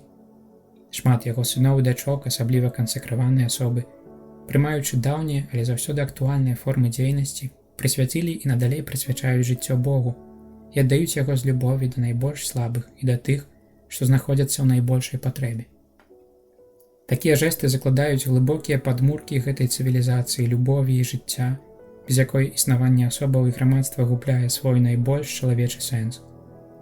Нават калі б ніхто іх не заўважаў і калі б яны заставаліся схаваныя для большасці людзей, вера дае нам пэўнасць, што Айцец, які бачыць укрытае, не толькі іх узнагародзіць у будучыні, але ўжо і цяпер дае ласку прыносіць трывалую карысць для ўсіх. Да знакаў надзеі трэба таксама аднесці факт, што ў многіх асяродках грамадскай думкі ўзрастае новае ўспрыманне рэчаіснасці, усё больш скіраванае супраць вайны, як метаду вырашэння міжнародных канфліктаў, што ўсё больш актыўна шукае дзейсных спосабаў стрымлівання, хоць без выкарыстання сілы узброеных агрэсараў. У гэтай жа перспектыве трэба разглядаць усё больш шырокі пратэст грамадскай думкі ў адносінах да кары смерці, нават калі яна прымяняецца толькі як прылада законнай абароны грамадства. Гэты пратэст вынікае з пераканання, што сучаснае грамадства само ў стане эфектыўна змагацца са злачыннасцю метадамі, якія абясшкоджваюць злачынцу, не пазбаўляючы яго апошняга шансу перамяніць сваё жыццё. Нельга не вітаць таксама ўзросту зацікаўленасці якасцю жыцця і экалогіяй, што назіраецца асабліва ў высокаразвітых краінах, дзе людзі імкнуцца ўжо не толькі да забеспячэння сабе асноўных сродкаў для жыцця, але і да глобальнага паляпшэння ўмоваў жыцця. Асабліва важная з'ява – гэта ажыўленне этычнай рэфлексіі вакол жыцця. Узнікненне і ўсё большае развіццё біяэтыкі спрыяе рэфлексіі і дыялогу паміж веруючымі і няверуючымі, а таксама паміж прадстаўнікамі розных веравызнанняў па асноўных этычных праблемах, звязаных з жыццём людзей. Гэты вобраз, поўны святла і ценяў, павінен дапамагчы нам усвядоміць, што мы з'яўляемся сведкамі звышчалавечага драматычнага змагання дабра і зла, смерці і жыцця, культуры смерці і культуры жыцця. З'яўляемся не толькі пасіўнымі сведкамі, але нас няўхільна зацягвае ў гэту барацьбу. Усе мы ўдзельнічаем у ёй, і таму не можам ухіліцца ад абавязку безумоўнага выбару на карысць жыцця. Гэта да нас скіраваны выразны і рашучы заклік Маісея. Глядзі, кладу перад табою жыццё і шчасце, смерць і няшчасце. Кладу перад вамі жыццё і смерць, благаславенне і праклён. А значыць, выбірайце жыццё, каб жылі вы і вашыя нашчадкі. Гэты заклік добра адпавядае таксама нашай сітуацыі, бо і мы павінны штодня выбіраць паміж культурай жыцця і культурай смерці. Але словы кнігі Другазаконня маюць яшчэ больш глыбокі сэнс, паставіць перад намі праблему канкрэтнага маральнага і рэлігійнага выбару. Мы павінны надаць нашаму існаванню пэўны фундаментальны кірунак, а ў жыцці верна і паслядоўна захоўваць Божае права.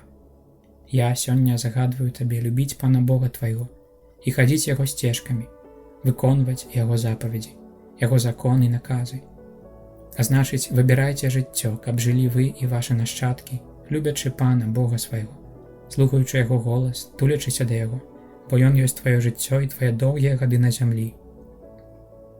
Рашучы выбар на карысць жыцця набывае сваё поўнае рэлігійнае і маральнае значэнне, калі вынікае з веры ў Хрыста, дасканаліцца ёю і з яе чэрпае сваю моц. Нішто так не дапамагае ў пераадоленні канфлікту паміж смерцю і жыццём, у які мы занураны, як вера ў Сына Божага, які стаўся чалавекам і прыйшоў да людзей, каб авечкі мелі жыццё і мелі яго як найбольш. Гэта вера ў з мёртвых паўсталага перамагла смерць, вера ў кроў Хрыста, якая прамаўляе гучней, чым кроў Авеля.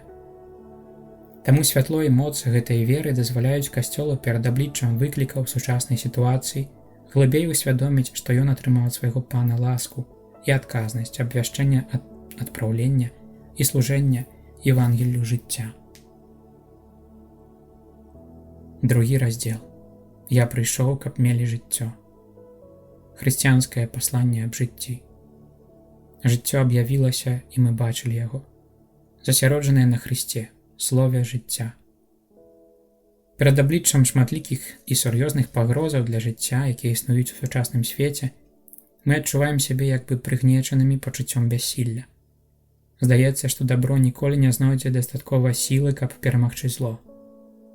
Менавіта ў такой сітуацыі Божы люд, а ў ім кожны вернік, пакліканы з пакораю і адвагаю вызнаваць сваю веру ў Езуса Хрыста, слова жыцця. Евангелле жыцця – гэта не толькі разважанне, няхай сабе арыгінальнае і глыбокае, над жыццём чалавека. І не толькі выключна запаведь, якая павінна уздзейнічаць на сумленне і выклікаць глыбокія грамадскія змены. І тым больш гэта не ўяўнае абяцанне лепшай будучыні. Евангелле жыцця – гэта канкрэтная і асабовая рэчаіснасць, бо заснавана на абвяшчэнні асобы самога Езуса. Звяртаючыся да апостала Тамаша, а праз яго пасрэдніцтва да кожнага чалавека, Езус так кажа пра сябе: «Я ёсць дарога і праўда і жыццё». Гэтаксама ён акрэсліў сваю тоеснасць у размове з Мартай, сястрой Лазара. «Я ёсць у васкрасенні і жыццё. Хто верыць у мяне, хоць і памрэ, жыць будзе». Езус ёсць сынам, які адвечна атрымлівае жыццё ад Айца, які прыйшоў да людзей, каб мелі ўдзел у гэтым дары. Я таму прыйшоў на свет, каб авечкі мелі жыццё і мелі яго як найбольш. Такім чынам, словы і дзеянні і сама асоба Езуса даюць чалавеку магчымасць пазнання поўнай праўды пра каштоўнасць людскога жыцця. З гэтай крыніцы чэрпае ён у прыватнасці здольнасць дасканалага чынення гэтай праўды. Гэта значыць прыняцце і поўнай рэалізацыі абавязку любіць людское жыццё, служыць яму, абараняць і падтрымліваць яго. Менавіта ў Хрысце было канчаткова абвешчана і поўнасцю ахвяравана чалавеку Евангелле жыцця, падараванае ўжо праз аб'яўленне старога запавету. Больш за тое, упісанае якімсьці чынам у сэрца кожнага мужчыны і жанчыны. Яно гучыць у кожным сумленні ад пачатку. Гэта значыць з хвіліны стварэння, таксама нягледзячы на негатыўныя ўплывы граху. У сваёй галоўнай сутнасці можа быць пазнана ў людскім розуме. Як піша другі Ватыканскі сабор, Хрыстус усёй сваёй прысутнасцю, сваім аб'яўленнем праз словы і чыны, праз знакі і цуды, і асабліва праз сваю смерць і поўнай хвалы з мёртвых паўстання, і ўрэшце праз пасланне Духа Праўды, давёў аб'яўленне да канца і да дасканаласці, і Божым сведчаннем пацвярджае, што Бог з намі, каб выбавіць нас з цемры граху і смерці і ўваскрасіць да жыцця вечнага. Таму, узіраючыся ў Хрыста Пана, мы прагнем яшчэ раз пачуць ад Яго Слова Божае і паразважаць над Евангеллем жыцця. Найбольш глыбокі і найбольш першасны сэнс гэтага разважання, аб'яўленага паслання аб людскім жыцці, выказаны апосталам Янам, які так піша на пачатку свайго першага паслання. Аб тым, што было ад пачатку, што мы чулі, што бачылі сваімі вачыма, што разглядалі і да чаго датыкаліся рукі нашыя, аб слове жыцця. Бо жыццё з'явілася, і мы бачылі і сведчым, і абвяшчаем вам гэта вечнае жыццё, якое было ў Айца і з'явілася нам. Аб тым, што мы бачылі і чулі, абвяшчаем вам, каб вы мелі лучнасць з намі, а наша лучнасць з Айцом і Сынам Яго Езусам Хрыстом. У Езусе, слове жыцця, было нам тады аб'яўлена і дадзена жыццё Божае і вечнае. Дзякуючы гэтаму аб'яўленню і гэтаму дару фізічнае і духоўнае жыццё чалавека таксама ў сваёй зямной стадыі набывае поўную вартасць і значэнне, бо жыццё боскае і вечнае з'яўляюцца мэтаю, да якой імкнецца і да якой пакліканы чалавек, што жыве на гэтым свеце. Такім чынам, Евангелле жыцця заключае ў сабе ўсё тое, што чалавечы досвед і розум гавораць аб каштоўнасці жыцця чалавека. Ён прымае гэта, узвышае і дапаўняе. Пан мае моцы, крыніца мужнасці, ён мяне збавіў. Жыццё – гэта заўсёды дабро. Паўната евангелічнага паслання аб жыцці на самай справе была падрыхтавана ўжо ў старым запавеце, асабліва гісторыя выйсця з Егіпту, якая з'яўляецца асновай досведу веры старога запавету, дазваляе Ізраэлю адкрыць, наколькі яго жыццё каштоўнае ў вачах Бога. Калі здаецца, што народ ужо асуджаны на знішчэнне, бо ўсім нованароджаным дзецям мужчынскага полу грозіць смерць, Бог аб'яўляецца яму як збаўца, здольны забяспечыць будучыню народу, пазбаўленаму надзеі. Такім чынам, у Ізраэлі нараджаецца асаблівае ўсведамленне. Яго жыццё не залежыць ад ласкі фараона, які можа самавольна ім распараджацца. Наадварот, гэтае жыццё ахінута чулай і вялікай любоўю Бога. Выхад з няволі азначае абдараванне народа тоеснасцю і прызнанне годнасці. Гэта пачатак новай гісторыі, у якой адкрыццё Бога ідзе разам з адкрыццём саміх сябе. Выйсце з Егіпту – гэта фундаментальны і ўзорны досвед. Ён вучыць Ізраэль, што кожны раз, калі яго існаванне знаходзіцца пад пагрозаю, яму дастаткова звярнуцца да Бога з адноўленым даверам, каб атрымаць ад яго дзейсную дапамогу. Выхаваў цябе, ты слуга мой, Ізраэль, ніколі не забуду цябе. Такім чынам, Ізраэль, усведамляючы каштоўнасць свайго існавання як народу, усё больш выразна бачыць таксама сэнс і каштоўнасць жыцця як такога. Гэты кірунак разважанняў асабліва развіваюць кнігі мудрасці, сыходзячы са штодзённага досведу нетрываласці жыцця, а таксама з усведамлення небяспекі, якая яму пагражае. Супярэчнасці быцця з'яўляюцца выклікам для веры і вымагаюць адказу з яе боку.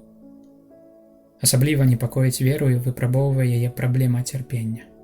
Ці ж медытацыя з кнігі Йова не ёсць як бы крыкам болю ўсяго чалавецтва? Зразумела, што нявінны чалавек, раструшчаны цярпеннем, задае сабе пытанне: навошта даецца жыццё няшчасным і існаванне зламаным духам, што смерці чакаюць дарма, шукаюць яе больш, чым скарбу зямлі. Але нават пасярод найбольш непрагляднай цемры вера вядзе да распазнання таямніцы з даверам і пакланеннем. Ведаю, што ты ўсё можаш, што думаеш, здолееш учыніць. Аб'яўленне дазваляе паступова ўсё больш выразна ўгледзець парастак несмяротнага жыцця, які Створца змясціў у сэрцах людзей. Ён кожную рэч учыніў прыгожай у свой час, даў ім нават уяўленне пра вечнасць. Гэты парастак дасканалай поўні павінен выявіцца праз любоў і здзейсніцца, дзякуючы незаслужанаму дару Божаму, праз удзел у яго жыцці вечным. Праз веру ў імя Езуса гэтаму чалавеку імя гэтае вярнула сілу. Бачачы недасканаласць людскога існавання, Езус надае поўны сэнс жыццю. Досвед выбранага народу аднаўляецца ў досведзе ўсіх убогіх, якіх сустракае Езус з Назарэту. Гэтаксама як некалі Бог, улюбенец жыцця, запэўніў Ізраілю бяспеку сярод пагрозаў, так цяпер Сын Божы абвяшчае ўсім тым, чыё існаванне знаходзіцца ў небяспецы і пад пагрозай і падлягае абмежаванням, што і іх жыццё з'яўляецца дабром, якому Божая любоў надае сэнс і вартасць. Сляпыя пачынаюць бачыць, кульгавыя ходзяць, пракажоныя ачышчаюцца, глухія чуюць, памерлыя паўстаюць з мёртвых, убогім абвяшчаецца Евангелле. Гэтымі словамі прарока Ісаі Езус аб'яўляе сэнс сваёй місіі. Такім чынам, усе, хто церпіць з прычыны ўмалення свайго існавання, могуць пачуць ад яго добрую навіну аб тым, што Бог імі цікавіцца, і пераканацца, што таксама іх жыццё – гэта дар, які раўніва ахоўваецца ў руках Айца. Менавіта да ўбогіх скіравана перадусім прапаведаванне і дзейнасць Езуса. Натоўпам хворых і занядбаных, якія ходзяць за ім і яго шукаюць, ягоныя словы і дзеянні абвяшчаюць, якую вялікую каштоўнасць мае іх жыццё і на якую моцную аснову абапіраецца чаканае імі збаўленне. Так адбываецца ад самага пачатку місіі Касцёла, абвяшчаючы Езуса як таго, хто хадзіў, робячы дабро і аздараўляючы ўсіх апанаваных д'яблам, бо з ім быў Бог.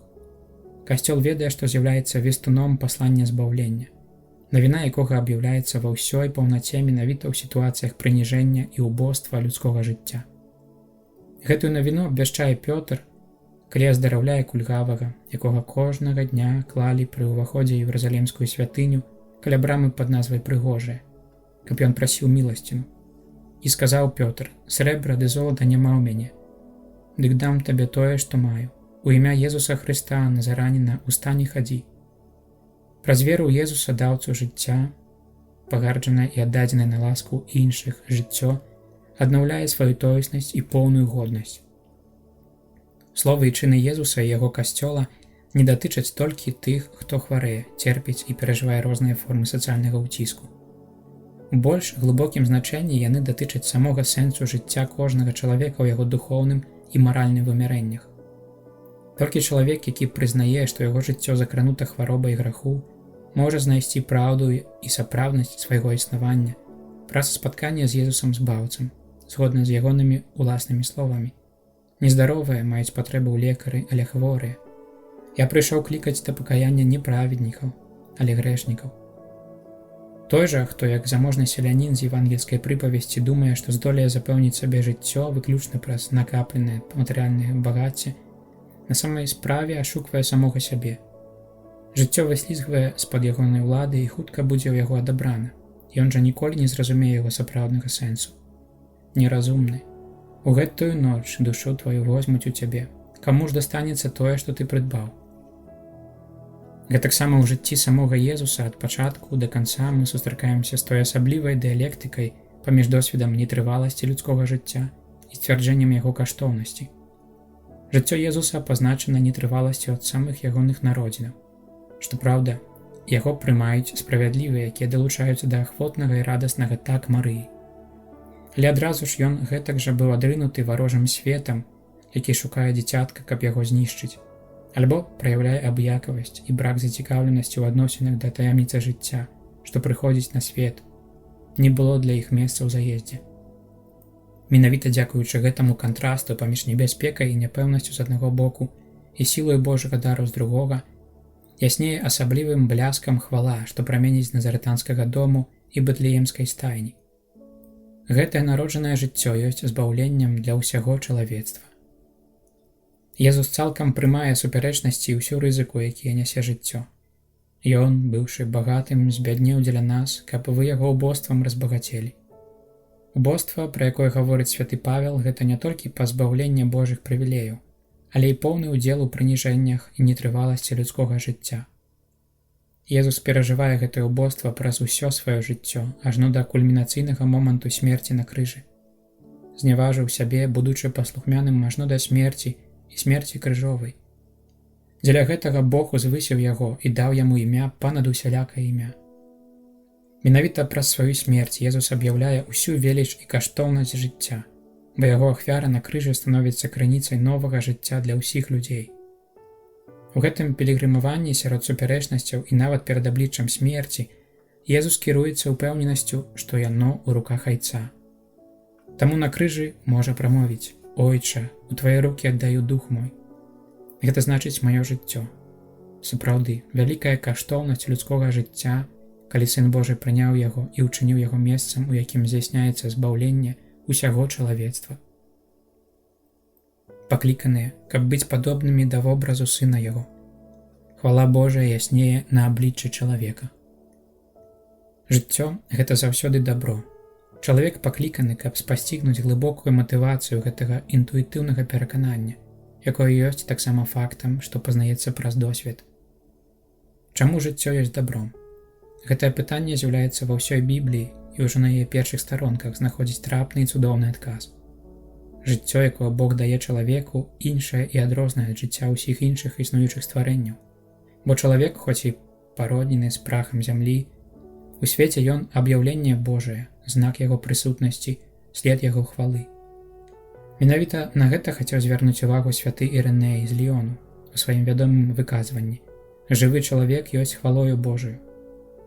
Чалавек, абдараваны найвышэйшай годнасцю, укаранёнай ва ўнутранай повязі, што яднае яго з Творцам, бо яснее ў ім водбліск рэальнасці самога Бога. Гэта сцвярджае кніга быцця ў першым апісанні стварэння, паказваючы чалавека як вяршыню і ўвянчанне стваральнай дзейнасці Бога, які з бясформеннага хаосу выводзіць найдасканалейшае стварэнне. Усё ў створанай рэчаіснасці скіравана да чалавека і яму падпарадкавана. Множцеся, каб залюднілі зямлю і ўчынілі яе сабе падданай, каб вы панавалі над усімі жывёламі, загадвае Бог мужчыне і жанчыне. Падобнае пасланне нясе ў сабе і другое апісанне стварэння свету. Таму Пан Бог узяў чалавека і пасяліў яго ў эдэмскім садзе, каб абараняў і даглядаў яго. Такім чынам пацвярджаецца першынство чалавека над рэчамі. Яны падпарадкаваны яму і давераны ягонай адказнасці, у той час, калі сам чалавек ніякім чынам не можа быць зняволены праз сваіх бліжніх і як бы зведзены да ўзроўню рэчы. У біблійным апісанні адрознасці чалавека ад іншых створаных істотаў падкрэсліваецца асабліва праз той факт, што толькі стварэнне чалавека прадстаўлена як плён спецыяльнага рашэння Бога і яго пастановы паяднаць чалавека з Творцам асаблівай і спецыфічнай повяззю. Учынім чалавека на наш вобраз, падобнага нам. Жыццё, ахвяраванае Богам чалавеку, гэта дар, дзякуючы якому Бог дае штосьці ад сябе стварэнню. Ізраэль будзе настойліва шукаць сэнсу гэтай асаблівай і спецыфічнай повязі чалавека з Богам. Таксама і кніга мудрасці Сіраха сцвярджае, што Бог, ствараючы людзей, надаў ім моц падобную да сваёй і ўчыніў іх на свой вобраз. Згодна з аўтарам кнігі, да такой высновы вядзе не толькі панаванне чалавека над светам, але і ягоныя духоўныя здольнасці, уласцівыя толькі чалавеку, такія як розум, пазнанне дабра і зла, вольная воля. Напоўніў іх ведамі і розумам, павучыў іх, што такое дабро і зло. Здольнасць пазнання праўды і досвед свабоды – гэта прывілея чалавека, як істоты, створаны на вобраз свайго створцы, Бога сапраўднага і справядлівага. Сярод бачных стварэнняў толькі чалавек здольны да любові і пазнання свайго створцы. Жыццё, якім Бог адорвае чалавека, гэта нешта большае, чым толькі існаванне ў часе. Гэта імкненне да паўнаты жыцця, гэта зародак існавання, якое пераўзыходзіць межы часу. Бо для несмяротнасці Бог стварыў чалавека, учыніў яго вобразам уласнай вечнасці. Таксама і ахвістычнае апісанне стварэння свету – гэта выяўленне таго ж самага пераканання. У гэтым найстаражытнейшым аповедзе гаворыцца аб Божым дыханні, якім напаўняецца чалавек, каб стацца жывой істотай. Пан Бог зляпіў чалавека з праху зямлі і ўдыхнуў у яго ноздры дыханне жыцця. У выніку гэтага стаўся чалавек жывой істотай. Боскае паходжанне гэтага духу жыцця тлумачыць, чаму чалавеку праз усё жыццё на зямлі спадарожнічае пачуццё няспоўненасці. Створаны Богам, чалавек носіць у сабе непазбыўны след Бога, і таму натуральным чынам імкнецца да яго. Кожны чалавек, услухаўшыся ў глыбокія жаданні свайго сэрца, павінен прызнаць, што і да яго стасуюцца словы праўды, выказаныя святым Аўгустынам. «Учыніў ты нас, Пане, для сябе, і не супакоіцца нашае сэрца, пакуль не спачне ў табе». Надзвычай красамоўным сведчаннем таму з'яўляецца пачуццё незадавальнення, якое спазнае чалавек у раі, пакуль адзіным яго пунктам суадносінаў застаецца раслінны і жывёльны свет. Толькі з'яўленне жанчыны, гэта значыць істоты, якая з'яўляецца целам з яго цела і косцю з яго косці, і ў якой таксама жыве дух Бога-створцы, можа задаволіць патрэбу ў міжасабовым дыялогу, які мае такое істотнае значэнне для людскога існавання. У бліжнім, мужчыну і жанчыне можна ўгледзець адбітак самога Бога, канчатковай мэты і заспакаення кожнага чалавека. Чым ёсць чалавек, што ты памятаеш аб ім? І чым сын чалавечы, што ты клапоцішся аб ім? Пытае псальміст. Перад абліччам бясконцасці сусвету чалавек здаецца вельмі нязначнай істотай, але менавіта гэты кантраст падкрэслівае яго веліч. Учыніў ты яго не намнога меншым за анёлаў. І гэта можна таксама перакласці як не намнога меншым за Бога. Хвалою і гонарам увянчаў яго. Хвала Божая яснее на абліччы чалавека. У ім створца знаходзіць адпачынак, як усхвалявана і са здзіўленнем піша святы Амброзій. Скончыўся 6-й дзень і закончылася стварэнне свету фармаваннем гэтага шэдэўра, якім ёсць чалавек, што валадарыць над усімі жывымі істотамі і з'яўляецца як бы ўкранаваннем сусвету найпрыгажэйшай з усіх створаных істотаў. Сапраўды, мы павінны захаваць поўнае боязі маўчанне, бо Пан адпачыў пасля ўсіх зямных працаў. Спачыў пасля ўнутры чалавека, спачыў у ягоным розуме і ў ягоных думках, бо стварыў чалавека як разумную істоту, здольную наследаваць яго, якая бярэ за прыклад ягонай дабрадзейнасці і прагне нябесных ласкаў. У гэтых рысах чалавека жыве Бог, які сказаў: «Я гляджу на таго, хто бедны і прыгнечаны ў духу, і хто з трымценнем шануе мае слова. Дзякую Пану Богу нашаму за тое, што стварыў такі цудоўны твор, у якім можа знайсці адпачынак». На жаль, цудоўная Божая задума была змрочана грахом, які ўрываецца ў людскую гісторыю.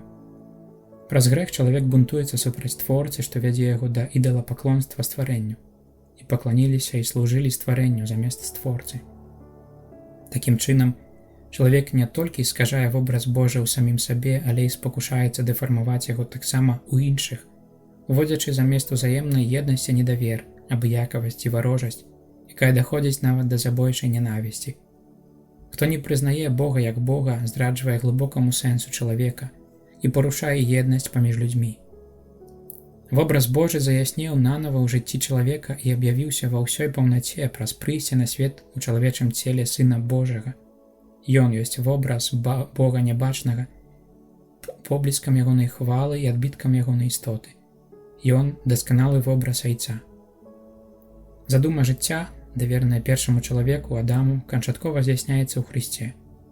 У той час, калі непаслухмянасць Адама нішчыць і скажае Божы замысел адносна людскога жыцця, прыводзячы на свет смерць адкупіцеля, паслухмянасць Хрыста ёсць крыніцай ласкі, якая выліваецца на людзей, адчыняючы ўсім насцеж брамы владарства жыцця.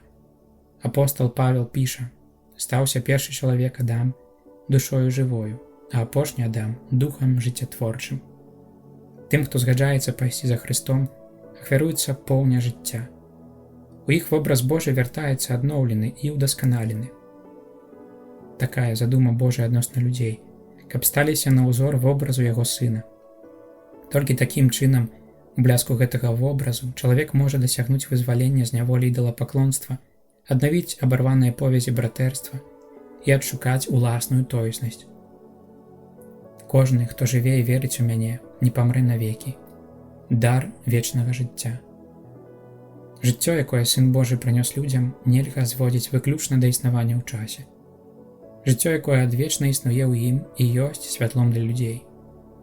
Палягае на тым, што чалавек народжаны Богам, каб мець удзел у поўні яго любові.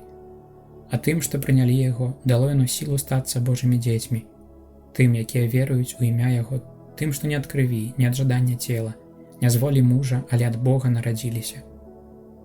Сам Езус часам называе гэтае жыццё, якое прынёс удар, проста жыццём. Прытым указвае, што нараджэнне з Бога неабходна, каб чалавек змог асягнуць мэту, дзеля якой стварыў яго Бог. Сапраўды кажу табе, калі хто не народзіцца нанава, не можа ўбачыць валадарства Божага. Дар гэтага жыцця з'яўляецца сапраўдным аб'ектам місіі Езуса. Ён ёсць той, хто сыходзіць з неба і дае жыццё свету. У іншых выпадках Езус гаворыць пра вечнае жыццё. Прытым прыметнік вечнае не азначае тут толькі пазачасавае вымярэнне. Жыццё, якое Езус абяцае і дае, вечнае, бо ёсць поўняй, паўнатой удзелу ў жыцці, спрадвечнага. Кожны, хто верыць у Езуса і яднаецца з ім, мае вечнае жыццё, бо ад яго чуе адзіныя словы, якія аб'яўляюць яму паўнату жыцця і ўносяць яе ў ягонае існаванне. Гэта словы жыцця вечнага, як сцвярджае Пётр у сваім вызнанні веры. «Пане, да каго ж нам ісці? Ты маеш словы жыцця вечнага, і мы паверылі і пазналі, што Ты, Хрыстус, Сын Бога жывога». Сам жа Езус указвае, на чым палягае жыццё вечнае, звяртаючыся да Айца ў сваёй арцысвятарскай малітве. Гэтае ж жыццё ў тым, каб пазналі Цябе, адзінага праўдзівага Бога і Езуса Хрыста, якога Ты паслаў. Пазнаць Бога і Яго Сына азначае прыняць таямніцу еднасці любові Айца, Сына і Духа Святога ва ўласным жыцці, якое ўжо цяпер адкрываецца на жыццё вечнае праз удзел у Божым жыцці. Таму жыццё вечнае ёсць жыццём самога Бога і разам з тым жыццём сыноў Божых. Перад гэтай нечаканай і бязмежнай праўдай, якая прыходзіць да нас ад Бога ў Хрысце, рэакцыяй верніка павінна быць неаслабнае здзіўленне і бясконцая ўдзячнасць. Веруючы чалавек паўтарае тады за апосталам Янам: «Глядзіце, якую любоў даў нам Айцец, каб нам называцца дзецьмі Божымі, і сапраўды так ёсць. Умілаваныя, мы цяпер дзеці Божыя, але яшчэ не выявілася, якім мы будзем. Ведаем толькі, што калі выявіцца, дык будзем падобныя да Яго, бо ўгледзім Яго, як Ён ёсць». Такім чынам дасягае сваёй вяршыні хрысціянская праўда аб жыцці. Годнасць жыцця не вынікае толькі з яго крыніцы, гэта значыць з факту, што паходзіць яно ад Бога, але таксама з яго мэты, з яго прызначэння да еднасці з Богам праз пазнанне Яго і любоў да Яго. Менавіта ў святле гэтай праўды святы Ірыней удакладняе і дапаўняе сваю пахвалу чалавеку. Так, жывы чалавек – гэта хвала Божая, але жыццё чалавека – гэта сузіранне Бога.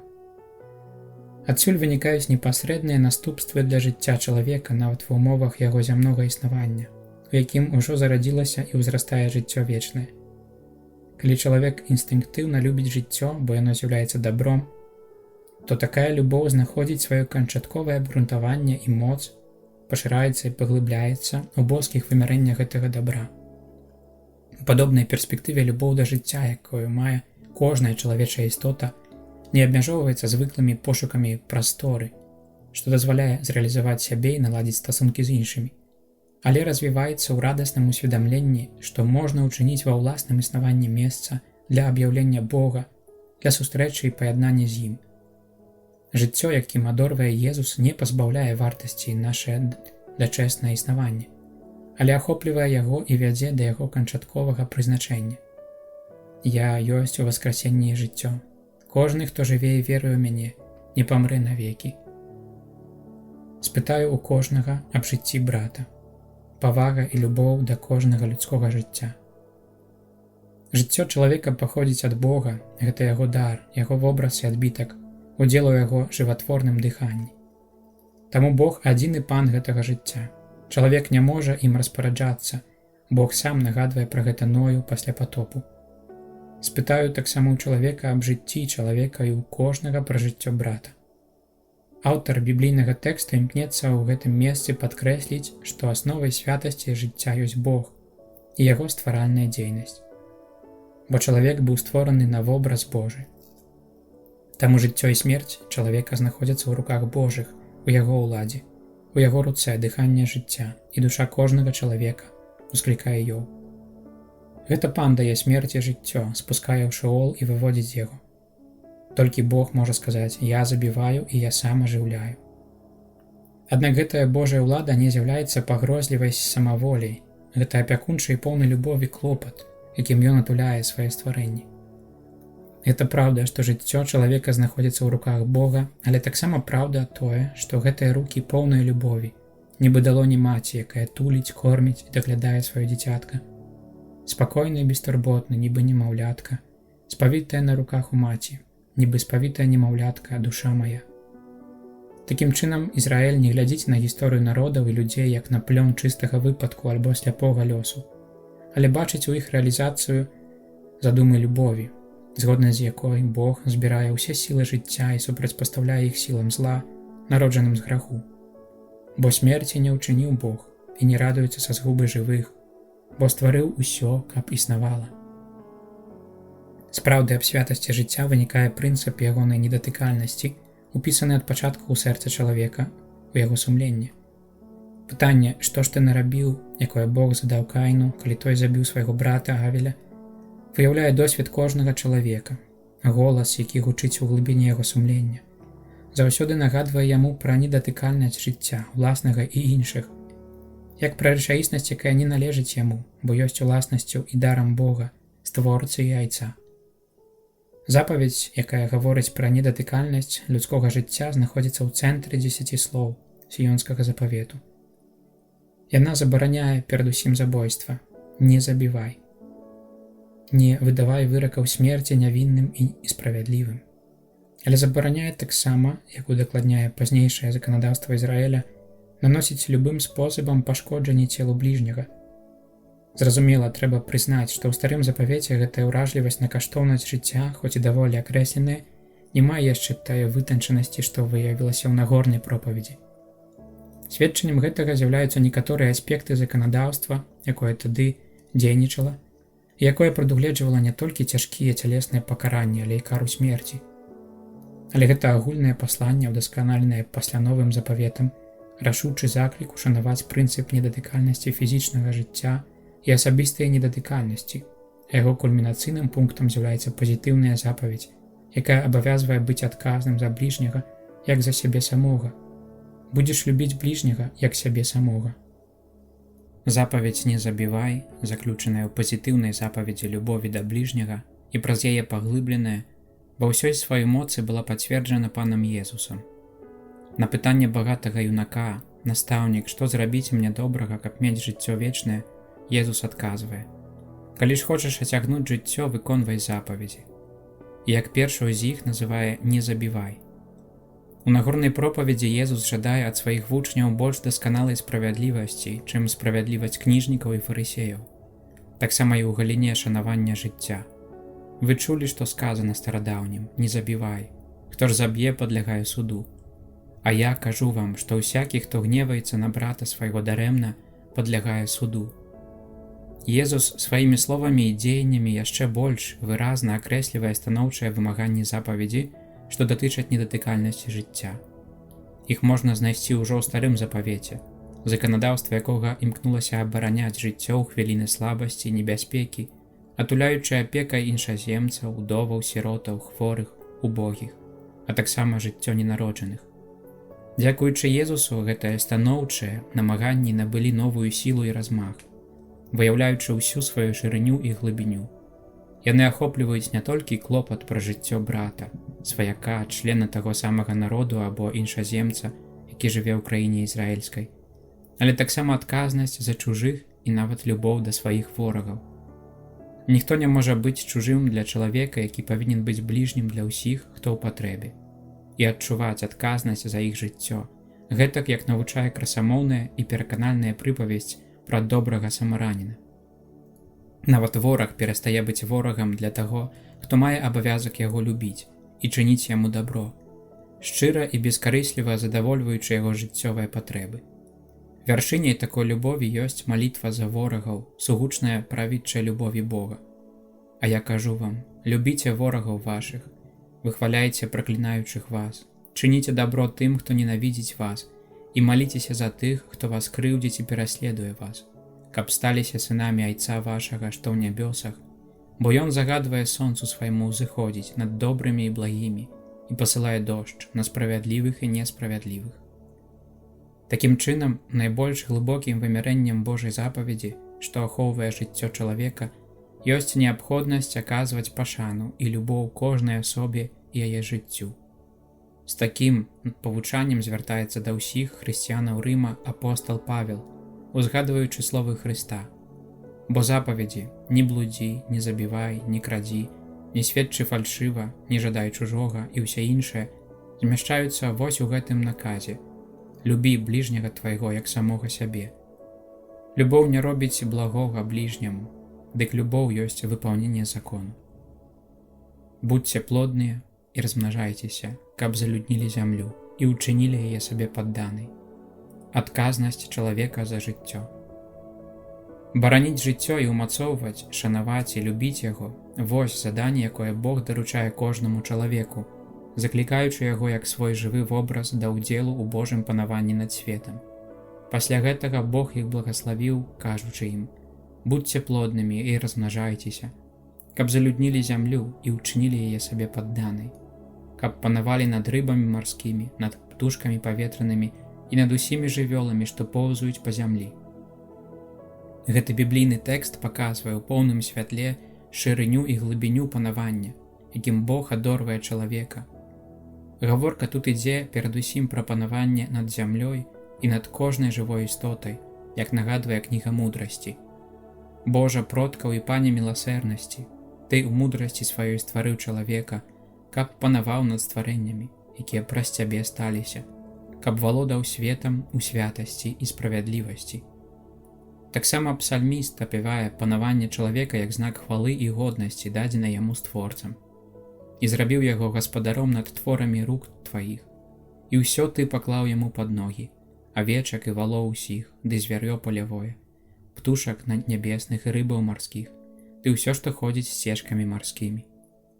Чалавек быў пакліканы, каб абараняць і ахоўваць сад зямлі, і таму асаблівым чынам ён адказвае за жыццёвае асяроддзе. Гэта значыць за створаную рэчаіснасць, якая з волі Божай павінна служыць яго асабістай годнасці і яго жыццю. Чалавек адказны не толькі перад сучаснай эпохай, але і перад будучымі пакаленнямі. На гэтым палягае экалагічная праблема ва ўсіх сваіх аспектах, ад аховы натуральных асяродкаў, розных пародаў жывёлаў і формаў жыцця, ажно да экалогіі чалавека ў канкрэтным сэнсе. Шлях да яе вырашэння, які шануе кожнае людское жыццё, указваюць этычныя прынцыпы, выразна і рашуча сфармуляваныя на старонках Бібліі. Па сутнасці, панаванне, дадзенае чалавеку створцам, не азначае абсалютнай улады. Не можа ісці таксама гаворка пра свабоду выкарыстання ці адвольнага распараджэння рэчамі.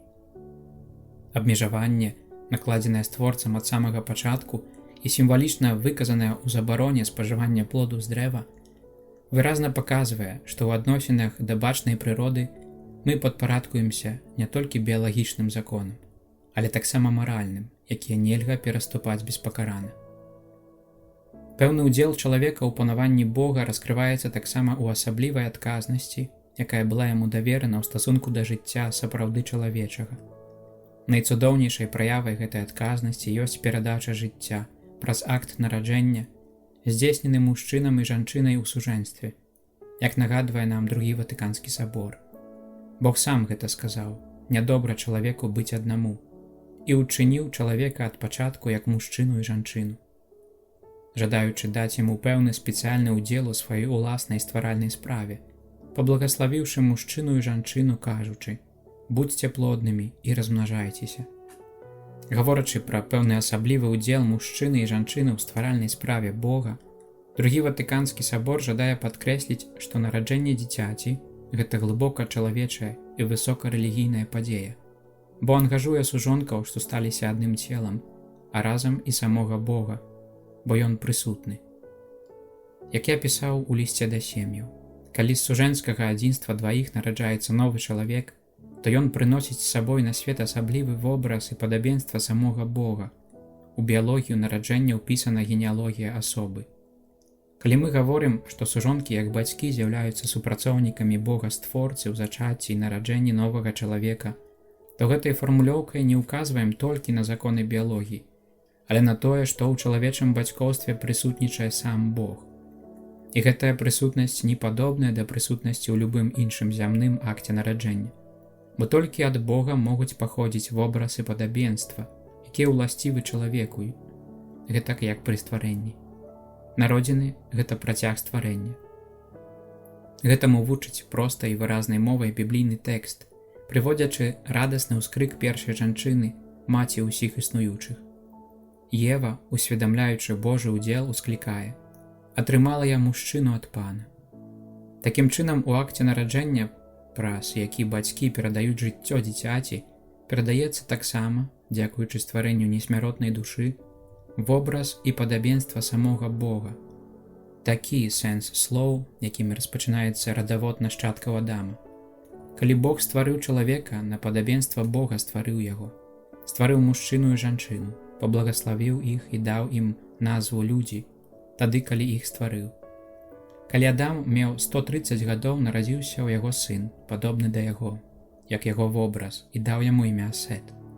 Менавіта гэта роля супрацоўнікаў Бога, які перадае свой вобраз новай істоце, сведчыць пра веліч сужонкаў, гатовых супрацоўнічаць з любоўю створцы і збаўцы, які праз іх пастаянна і павялічвае і ўзбагачае сваю сям'ю. Згодна з гэткім бачаннем біскуп Амфілох узносіў вартасць святога сужэнства, выбранага і ўзнятага панад усімі зямнымі дарамі, як супольнасці, што нараджае чалавека і стварае вобразы Божыя. Такім чынам, мужчына і жанчына, паяднаныя ў сужэнстве, далучаюцца да Божай справы. Праз акт нараджэння прымаецца Божы дар і новае жыццё адкрываецца будучыні. Аднак незалежна ад спецыфічнай місіі бацькоў, заданне апекавацца жыццём і служыць яму ляжыць на ўсіх, асабліва ў тых сітуацыях, калі жыццё найбольш слабое і безабароннае. Нагадвае нам пра гэта сам Хрыстус, жадаючы, каб мы яго любілі ў братах, закранутых разнастайнымі цярпеннямі, у галодных, прагнучых, іншаземцах, у голых, хворых, у вязнях. Тое, што мы чынім аднаму з іх, чынім самому Хрысту. Гэта ты стварыў мае вантробы, годнасць яшчэ ненароджанага дзіцяці. Чалавечае жыццё асабліва слабое, калі прыходзіць на свет і калі пакідае яго, каб асягнуць вечнасць.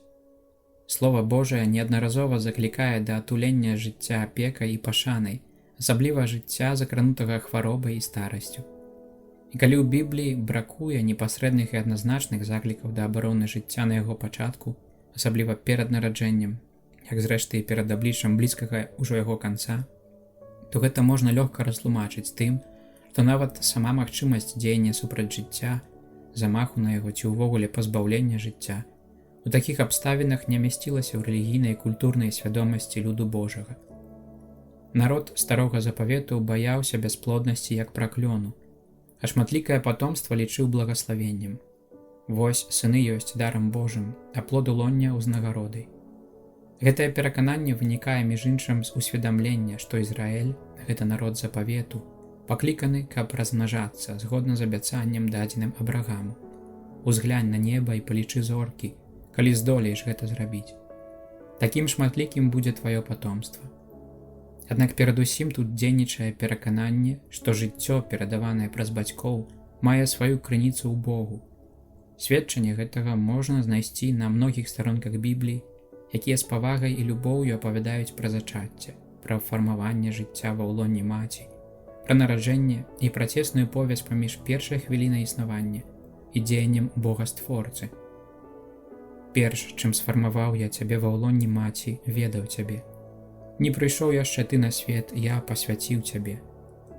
Жыццё кожнага чалавека ад самага пачатку праходзіць згодна з Божым замыслам.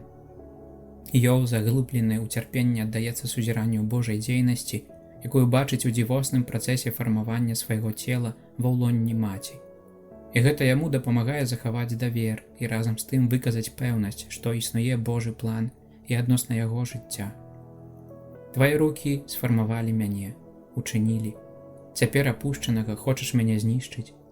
Успомні, што ты зляпіў мяне з гліны і хочаш ператварыць мяне ў прах. Ці не ты зліў мяне як малако, ці не ты спрасаваў мяне як сыр, апрануў ты мяне скурай і целам, выткаў касцьмі і нервамі. Адорваў ты мяне любоўю, багаццем, клопат твой ахоўваў дух мой. Таксама і некаторыя псальмы выказваюць поўныя павагі і здзіўлення дзейнасцю Бога, які фармуе жыццё чалавека ва ўлоне маці. Ці можна сабе нават уявіць, каб хоць на хвіліну гэты цудоўны працэс нараджэння жыцця быў пазбаўлены мудрага і любячага дзеяння створцы і быў аддадзены людской самаволі.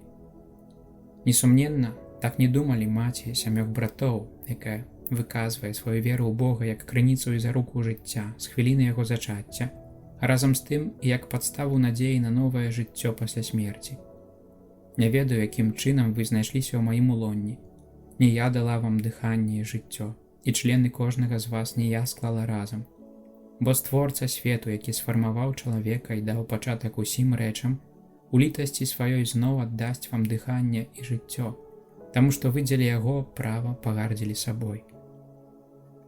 Аб'яўленне новага запавету пацвярджае безумоўнае прызнанне каштоўнасці жыцця з хвіліны яго зачацця. Калі Альжбета зацяжарвае, яна выяўляе сваю радасць словамі, якія выказваюць пахвалу плоднасці і поўнае трывогі чаканне новага жыцця. Пан узглянуў на мяне, каб зняць мяне ганьбу. Аднак жа вартасць асобы з хвіліны яе зачацця яшчэ мацней была падкрэслена ў сустрэчы панны Марыі і Альжбеты, а разам і дваіх дзяцей, схаваных ва ўлонні мацяроў. Гэта менавіта яны, дзеці, абвяшчаюць надыход месіянскай эры. У момант іх сустрэчы пачынае дзейнічаць адкупленчая моц прысутнасці Сына Божага сярод людзей. Адразу ж, піша святы Амброзій, сталі адчувальнымі дабрадзейнасці, якія вынікаюць з прыходу Марыі і з прысутнасці Пана. Альжбета першая пачула голас, але Ян першы адчуў уздзеянне ласкі. Яна пачула згодна з парадкам прыроды, ён усцешыўся моцай таямніцы. Яна пачула Марыю, якая падыходзіла, ён жа Хрыста. Жанчына заўважыла прыход жанчыны, а дзіця прыйсце дзіцяці. Адны размаўляюць аб атрыманых ласках, другія ж, знаходзячыся ва ўлоннях сваіх маці, ажыццяўляюць ласку і таямніцу міласэрнасці дзеля дабра саміх маці. Таксама ў сілу падвойнага цуду жанчыны прарочаць пад натхненнем сваіх сыноў, якіх носяць ва ўлоннях. Пра сына сказана, што ён усцешыўся, а пра маці, што яна напоўнілася Духам Святым. Гэта не маці была першая напоўнена Духам, але сын, поўны Духа Святога, напоўніў таксама і маці. Я верыў нават, калі казаў, вельмі я нешчаслівы. Жыццё ў старасці і ў цярпенні. Гэтаксама, калі гаворка ідзе пра апошнія хвіліны жыцця, было б анахранізмам шукаць у біблійным аб'яўленні тэксты непасрэдна звязаныя з актуальнай тэматыкай, якая б датычыла павагі да старых і хворых, ці выразнага асуджэння спробаў гвалтоўнага паскорання іх смерці. Бо мы знаходзімся ў культурным і рэлігійным кантэксце, у якім гэтага тыпу спакусы былі невядомыя, і наадварот. У асобе старога, з увагі на яго мудрасць і досвед, бачылася нічым незаменнае багацце для сям'і і грамадства. Старасць цешылася павагай і была атулена пашанай. Справядлівы не просіць пазбаўлення ад старасці і яе цяжару. Наадварот, моліцца словамі: «Бо ты, о Пане, надзея моя, спадзяванне маё змалку год. І да старасці, і да сівізны не пакідай мяне, Божа, пакуль я праз сілу тваю не накажу пакаленню, вось гэтаму пра моц тваю, усім, што народзіцца яшчэ». Месіянская эра прадстаўлена як час, калі не будзе ўжо старога, які б не дасягнуў сваіх гадоў. Аднак, як пераадольваць у старасці непазбежны крэс жыцця? Якую паставу прыняць перад абліччам смерці? Вернік ведае, што яго жыццё ў руках Бога. Ты, Пане, мой лёс трымаеш. І ад яго выпадае прыняць таксама і смерць. Такі прысуд дадзены Панам усялякаму целу. І навошта адмаўляць тое, што падабаецца найвышэйшаму? Чалавек не з'яўляецца гаспадаром смерці, гэтаксама як і не з'яўляецца гаспадаром жыцця. У жыцці і ў смерці ён павінен цалкам спадзявацца на волю найвышэйшага, на задуму яго любові. Таксама і падчас хваробы. Чалавек пакліканы, каб выявіць той самы давер таму, хто лечыць усе нямогласці.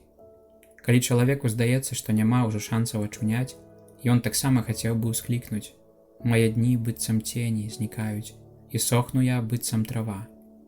Нават у такі момант вернік, поўны нязломнай веры ў жыццядайную моц Бога. Хвароба не занурвае яго ў роспач і не загадвае шукаць смерці, але хутчэй усклікаць з надзеяй. Я верыў нават, калі казаў, вельмі я нешчаслівы. Пане Божа мой, я крычаў да Цябе, і Ты вылечыў мяне. Пане, Ты вывеў душу маю з пекла, ды ад тых, што зышлі ў магілу, уввёў мяне ізноў у жыццё. Місія Езуса і шмат здзейсненых ім аздараўленняў паказваюць, наколькі Бог клапоціцца і пра цялеснае жыццё чалавека. Як лекар цела і духа, Езус быў пасланы айцом, каб абвяшчаць убогім добрую навіну і дагледжваць раны зломленых сэрцаў. У сваю чаргу ён сам, пасылаючы ў свет сваіх вучняў, даручае ім місію, у якой абвяшчэнне Евангелія яднаецца з аздараўленнем хворых. А ходзячы, абвяшчайце, што наблізілася валадарства нябеснае. Хворых аздараўляйце, пракажоных ачышчайце, памерлых уваскрашайце, злых духаў выганяйце.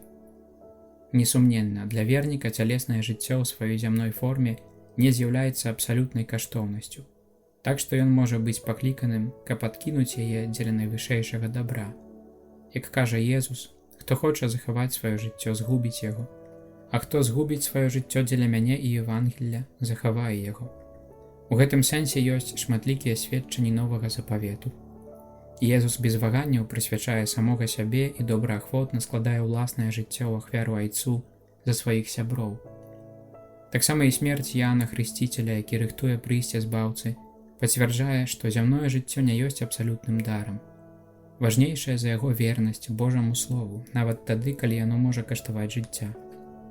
Стэфан жа, калі збіраюцца адняць у яго дачаснае жыццё, бо верна сведчыў пра змёртвых паўстання Хрыста, наследуе настаўніка і выходзіць насустрач сваім катам са словамі прабачэння, адкрываючы шлях незлічонай колькасці мучанікаў, якіх ад самага пачатку касцёла туляе вялікай павагай.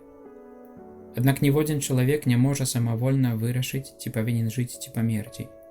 Адзіным і абсалютным панам, які мае ўладу прыняць такое рашэнне, ёсць Творца, той, у якім мы жывем, рухаемся і існуем. Усе, хто яго трымаецца, жыць будуць. Ад права, дадзенага на Сінаі, да дару Духа Святога. Жыццё нясе ў сабе непазбыўны адбітак сваёй праўды. Чалавек, прымаючы дар Божы, павінен імкнуцца да захавання жыцця ў гэтай праўдзе, якая належыць да самой сутнасці жыцця. Адарвацца ад яе, гэта значыць асудзіць самога сябе на існаванне, пазбаўленае сэнсу і няшчаснае, а ў выніку стацца нават пагрозай для жыцця іншых, бо нішчацца ўсе перашкоды, якія гарантуюць пашану і абарону жыцця ў любой сітуацыі. Праўда жыцця аб'яўлена нам у Божых запаведзях. Слова Божае ўказвае канкрэтны кірунак, у якім павінна ісці жыццё, каб ушанаваць сваю праўду і захаваць годнасць. Не толькі спецыяльная запаведь «не забівай» ахоўвае жыццё, але ўсё Божае права служыць яго ахове, бо аб'яўляе гэтую праўду, у якой жыццё знаходзіць сваё поўнае значэнне. І таму няма нічога дзіўнага, што запавет, які Бог заключае са сваім народам, так моцна звязаны з перспектывай жыцця таксама і ў яго цялесным вымярэнні. Запаведь даецца тут як шлях жыцця. Кладу сёння перад табой жыццё і шчасце, смерць і няшчасце. Я сёння загадваю табе любіць Пана Бога твайго і хадзіць яго сцежкамі, выконваючы яго загады, законы і запаведзі, каб жыў і множыўся, а Пан, Бог твой, будзе цябе благаславіць у краіне, якую ідзеш атрымаць. Гаворка ідзе не толькі пра зямлю Канаан і пра існаванне народу Ізраіля, але і пра сённяшні і будучы свет, а таксама пра існаванне ўсяго чалавецтва, бо абсалютна немажліва, каб жыццё захавала сваю аўтэнтычнасць і паўнату, адрываючыся ад дабра. Дабро ж належыць да самой сутнасці Божых запаведзяў, гэта значыць да права жыцця. Дабро, якое трэба рабіць, не навязваецца жыццю, як гнятлівы цяжар. Але менавіта яно складае істотную сутнасць жыцця, якое можна будаваць толькі робячы дабро. Такім чынам, права як цэласнасць ва ўсёй паўнаце ахоплівае жыццё чалавека. Гэтым можна вытлумачыць, чаму так цяжка захаваць вернасць запаведзі «не забівай», калі не захоўваюцца іншыя словы жыцця, з якімі цесна звязана гэтая запаведь. Вырваная з гэтай перспектывы, яна становіцца ўрэшце звыклай вонкавай забаронай. І тады чалавек хуценька пачынае шукаць яе абмежаванняў, спосабаў яе злагодзіць і ўхіліцца ад яе ў выключных сітуацыях. Толькі тады, калі яна адкрываецца на паўнату праўды пра Бога, пра чалавека і пра гісторыю, запаведь не забівай знаходзіць сваё поўнае святло, як дабро для чалавека ва ўсіх яе вымярэннях і адносінах. У гэтай перспектыве мы можам убачыць паўнату праўды, заключанай у словах кнігі Другазаконня, згаданых Езусам як адказ на першую спакусу ў пустыні. Не адным толькі хлебам жыве чалавек, але усім, што выходзіць з вуснаў Пана. Слухаючы Божае Слова, чалавек можа жыць годна і справядліва. Захоўваючы Божае права, ён можа прыносіць плён жыцця і шчасця. Усе, хто яго прытрымліваецца, жыць будуць, хто яго занядбае, памрэ. Гісторыя Ізраіля паказвае, як цяжка захаваць вернасць праву жыцця, якое Бог упісаў у людскія сэрцы і даверыў народу запавету на гары Сінай. Калі некаторыя шукалі ўяўленняў пра жыццё, нязгодных з Божым планам, найперш прарокі з усёй сілай нагадвалі, што толькі Бог сапраўдная крыніца жыцця. Таму чытаем у Ераміі: «Дваякае зло ўчыніў мой народ, пакінуў мяне крыніцу жывой вады, каб выкапаць сабе цыстэрны, патрэсканыя цыстэрны, у якіх няма вады». Прарокі абвінавачваюць тых, хто пагарджае жыццём і парушаюць правы асобы. У прах зямлі утоптваюць галовы бедных. Залілі гэта месца кроўю бязвінных. Прарок Эзехіэль неаднаразова асуджае за гэта Єрусалем, называючы яго крывавым горадам і горадам, які пралівае ўласную кроў. Выкрываючы злачынствы супраць жыцця, прарокі імкнуліся найперш абудзіць надзею на новы прынцып жыцця, здольны закласці падмурак пад адноўленую повязь з Богам і братамі, адкрываючы невядомыя дасюль і незвычайныя магчымасці зразумення і рэалізацыі ўсіх патрабаванняў Евангелля жыцця. Гэта стане магчымым выключна дзякуючы Божаму дару, які ачышчае і аднаўляе. «Пакраплю вас чыстай вадой, каб сталіся чыстымі, і ачышчу вас ад усялякай заганы і ад усіх вашых божкаў, і дам вам сэрца новае, і дух новы ўдыхну унутро вашае». Гэта новае сэрца дазваляе зразумець і рэалізаваць найбольш праўдзівы і найбольш глыбокі сэнс жыцця. Ім з'яўляецца дар, які спаўняецца ў даванні сябе. Гэта ўзнёслае пасланне аб каштоўнасці жыцця выяўляе біблійная постаць панскага слугі. Калі ён аддасць сваё жыццё на ахвяру за грахі, убачыць патомства, дні свае падоўжыць, пасля пакутаў свае душы убачыць святло. Права спаўняецца ў жыцці і дзейнасці Езуса з Назарэту, а новае сэрца даецца чалавеку праз пасрэдніцтва яго духу, бо Езус не адпрэчвае права, але даводзіць да яго выканання. Права і прарокі змяшчаюцца ў залатым правіле ўзаемнай любові. У Езусе права канчаткова становіцца Евангеллем, добрай навіной аб Божым панаванні над светам, якое вядзе кожнае існаванне нанава да яго каранёў і да першапачатковай перспектывы.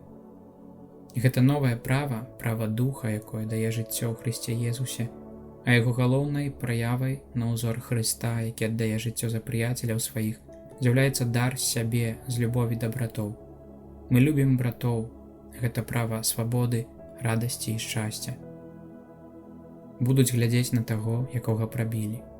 На дрэве крыжа здзяйсняецца Евангелле жыцця. Напрыканцы гэтага раздзелу, прысвечанага разважанню над хрысціянскім пасланнем аб жыцці, я хацеў бы на хвіліну затрымацца з кожным з вас, каб разам сузіраць таго, якога прыбілі, і які ўсіх прыцягвае да сябе. Гледзячы на відовішча крыжа, мы можам убачыць у гэтым хвалебным дрэве здзяйсненне і поўнае аб'яўленне ўсяго Евангелля жыцця. Раннім папалуднем у Вялікую пятніцу змрок агарнуў усю зямлю. Сонца зацьмілася і заслона ў святыні разарвалася пасярэдзіне. І гэта вобраз вялікага касмічнага ўзрушэння і звышлюдскога змагання паміж сіламі дабра і зла, паміж жыццём і смерцю.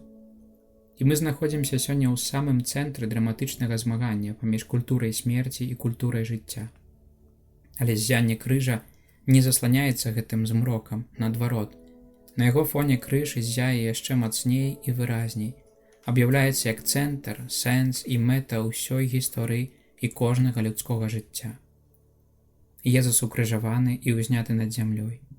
Ён перажывае хвіліну сваёй найвялікшай слабасці, а яго жыццё здаецца цалкам аддадзена на здзекі праціўнікаў і насілле забойцаў. Яго высмейваюць, з яго здзекуюцца, зневажаюць. Але менавіта перад абліччам усяго гэтага, бачачы, што такім чынам аддаў свайго духа, рымскі сотнік усклікае: «Сапраўды, гэты чалавек быў сынам Божым». Такім чынам тоеснасць Сына Божага аб'яўляецца ў момант яго крайняй слабасці. На крыжы аб'яўляецца яго хвала. Праз сваю смерць Езус пралівае святло на сэнс жыцця і смерці кожнай чалавечай істоты. Перад смерцю ён моліць у Айца прабачэння для сваіх забойцаў. Лотру, які просіць яго, каб памятаў аб ім у сваім валадарстве, адказвае: «Сапраўды кажу табе, сёння будзеш са мной у раі». Пасля яго смерці магілы расчыніліся, і многа целаў памерлых святых паўставала. Збаўленне, здзейсненае Езусам, гэта дар жыцця і ўваскрашэння.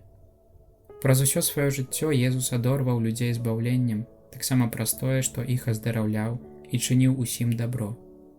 А цуды, аздараўленні і нават уваскрашэнні былі знакам іншага збаўлення, заснаванага на адпушчэнні грахоў, гэта значыць на пазбаўленні чалавека ад найглыбейшай хваробы і ўзнясенні яго да жыцця самога Бога. На крыжы аднаўляецца і здзяйсняецца, набываючы поўную і канчатковую дасканаласць, цуд вужа, узнесены Маісеем на пустыні. Таксама і сёння кожны чалавек, які адчувае пагрозу свайму жыццю, можа скіраваць погляд на таго, хто быў прабіты, каб знайсці пэўную надзею вызвалення і адкуплення. Ёсць яшчэ адна падзея, якая прыцягвае маю ўвагу і схіляе мяне да глыбокай кантэмпляцыі. Езус жа, як скаштаваў воцату, сказаў: «Збылося», і, нахіліўшы галаву, аддаў дух. А адзін рымскі жаўнер прабіў яму бок дзідаю, і ўраз жа пацякла кроў і вада. Усё ўжо збылося. Выраз «аддаў духа» апісвае смерць Езуса, падобную да смерці кожнага іншага чалавека, але, здаецца, указвае таксама і на дар духа, праз які ён выбаўляе нас ад смерці і адкрывае на новае жыццё. Чалавек атрымлівае ўдзел у жыцці самога Бога.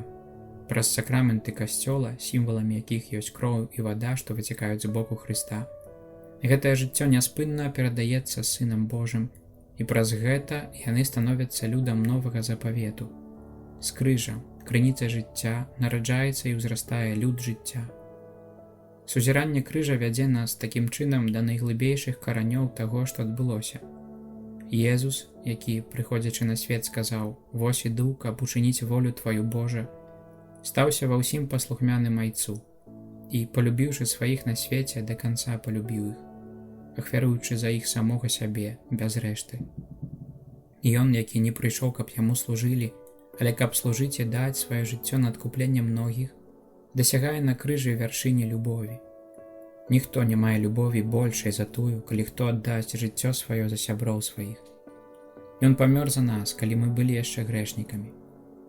Гэтым самым ён абвяшчае, што жыццё дасягае сваёй вяршыні, свайго сэнсу, сваёй паўнаты, калі складаецца як дар. У гэтым месцы нашае разважанне становіцца праслаўленнем і падзякай, і разам з тым схіляе нас наследаваць Езуса і ісці за ім. Таксама і мы пакліканы, каб ахвяраваць сваё жыццё за братоў, рэалізуючы такім чынам сапраўдны сэнс і прызначэнне нашага існавання. Мы здольныя да гэтага, бо Ты, о Пане, даў нам прыклад і перадаў нам моц Твайго духа. Мы здолеем гэта ўчыніць, калі будзем штодня з Табой, і гэтак як Ты, будзем паслухмяна выконваць волю Айца. Таму дазволь, каб мы ўмелі з пакорным і ахвярным сэрцам слухаць кожнае слова, якое выходзіць з вуснаў Божых. Такім чынам навучымся не толькі не забіваць людское жыццё, але і шанаваць яго, любіць і ўмацоўваць. 3 раздзел. Не забівай. Святое Божае права. Калі хочаш асягнуць жыццё, захоўвай запаведзі. Евангелле і запаведзі. І вось нехта, падышоўшы, сказаў яму: «Настаўнік добры, што зрабіць мне добрага, каб мець жыццё вечнае?» Езус адказаў: «Калі хочаш асягнуць жыццё, захоўвай запаведзі». Настаўнік гаворыць пра жыццё вечнае, гэта значыць пра ўдзел у жыцці самога Бога. Шлях да гэтага жыцця вядзе праз захаванне запаведзі «не забівай». Гэта першая з пералічаных Езусам забаронаў дэкалогу, якую Езус прыгадвае юнаку, што запытаўся ў яго, якія запаведзі павінен выконваць. Езус адказаў: «Вось гэтыя: не забівай, не блудзі, не крадзі». Божая запаведзь ніколі нельга аддзяліць ад Божай любові. Яна заўсёды ёсць дарам, які павінен служыць развіццю чалавека і яго радасці. Сама па сабе запаведь з'яўляецца істотным аспектам і неад'емным элементам Евангелля. Больш за тое, яна сама паўстае як Евангелле. Гэта значыць як добрая і радасная навіна. Таксама Евангелле жыцця – гэта вялікі дар Бога і разам з тым адказнае заданне для чалавека. Яно выклікае захапленне і ўдзячнасць вольнай асобы і дамагаецца ад яе, каб прыняла яго, захоўвала і цаніла з жывым пачуццём адказнасці. Даючы чалавеку жыццё, Бог жадае, каб чалавек гэтае жыццё любіў, шанаваў і развіваў. Такім чынам, дар становіцца запаведдзю, а сама запаведь – дарам. Творца хацеў, каб чалавек, жывы вобраз Бога, быў валадаром і панам. Бог учыніў чалавека, піша Рыгор з Нісы, такім чынам, каб ён мог выконваць сваю функцыю валадара зямлі. Чалавек быў створаны на падабенства таго, хто кіруе сусветам. Усё гэта ўказвае, што ад самага пачатку яго натура несла на сабе адбітак валадарскасці. Таксама і чалавек ёсць валадаром, створаны, каб панаваць над светам, ён атрымаў падабенства да валадара сусвету. Чалавек – гэта жывы вобраз, які праз сваю годнасць удзельнічае ў дасканаласці Божага ўзору. Чалавек пакліканы, каб быць плодным і размнажацца, каб чыніць зямлю сабе падданай і панаваць над усімі жывымі істотамі ніжэйшымі за яго. Ён з'яўляецца валадаром і панам не толькі рэчаў, але таксама перадусім самога сябе і ў пэўным сэнсе жыцця, якое было яму дадзена, якое ён можа перадаваць праз справу нараджэння, якую выконвае ў любові і з пашанаю да Божай задумы. Аднак гэтае панаванне не абсалютнае, а службовае, рэальны водбліск адзінага і бясконцага панавання Бога. Таму чалавек павінен выконваць яго з мудрасцю і любоўю, удзельнічаючы ў бязмернай мудрасці і любові Бога. Здзяйсняецца гэта праз паслухмянасць яго святому праву. Паслухмянасць вольная і радасная, крыніцай і падмацункам якой ёсць усведамленне таго, што Божыя запаведзі – гэта дар ласкі, давераны чалавеку толькі і выключна дзеля яго дабра, каб захоўваць яго асабістую годнасць і прывесці яго да шчасця. Чалавек не з'яўляецца абсалютным валадаром і самавольным суддзёй рэчаў, а тым больш жыцця. Ён служыць плану, устаноўленаму творцам, і ў гэтым яго непараўнальная веліч. Жыццё даручаецца чалавеку як скарб, якога нельга змарнаваць, як талент для выкарыстання. Чалавек павінен будзе разлічыцца за яго перад сваім панам. У кожнага запытаюся разліку за жыццё чалавека. Людское жыццё, святое і непарушнае. Людское жыццё святое, бо ад самага пачатку вымагае стваральнай дзейнасці Бога і застаецца назаўсёды ў спецыяльным стасунку з творцам, адзінай сваёй мэты. Сам Бог – гэта пан жыцця ад самага пачатку і ажно да канца. Ніхто ні ў якой сітуацыі не можа браць на сябе права непасрэднага знішчэння бязвіннай людской асобы. Гэтымі словамі інструкцыя Донум Віта выказвае асноўны сэнс Божага аб'яўлення аб святасці і недатыкальнасці чалавечага жыцця. Святое Пісанне сапраўды дае чалавеку запаведь «не забівай» як Божы наказ. Знаходзіцца яна, як я ўжо падкрэсліў, у дэкалогу, у самым сэрцы запавету, заключанага Богам з выбраным народам. Але яна прысутнічала ўжо ў першапачатковым запавеце, які Бог заключыў з чалавецтвам пасля ачышчальнай кары патопам, выкліканай распаўсюджваннем граху і насілля. Бог абвяшчае сябе абсалютным панам жыцця чалавека, створанага на яго вобраз і падабенства. Таму чалавечае жыццё мае святы недатыкальны характар, у якім адлюстроўваецца недатыкальнасць самога створцы. Менавіта таму сам Бог будзе суровым суддзёй кожнага парушэння запаведзі «не забівай», якая складае аснову усялякай грамадскай супольнасці. Гэта ён, Гоэль, абаронца нявіннага. І такім чынам Бог паказвае, што не цешыцца са згубы жывых. Толькі шатан можа ёй цешыцца.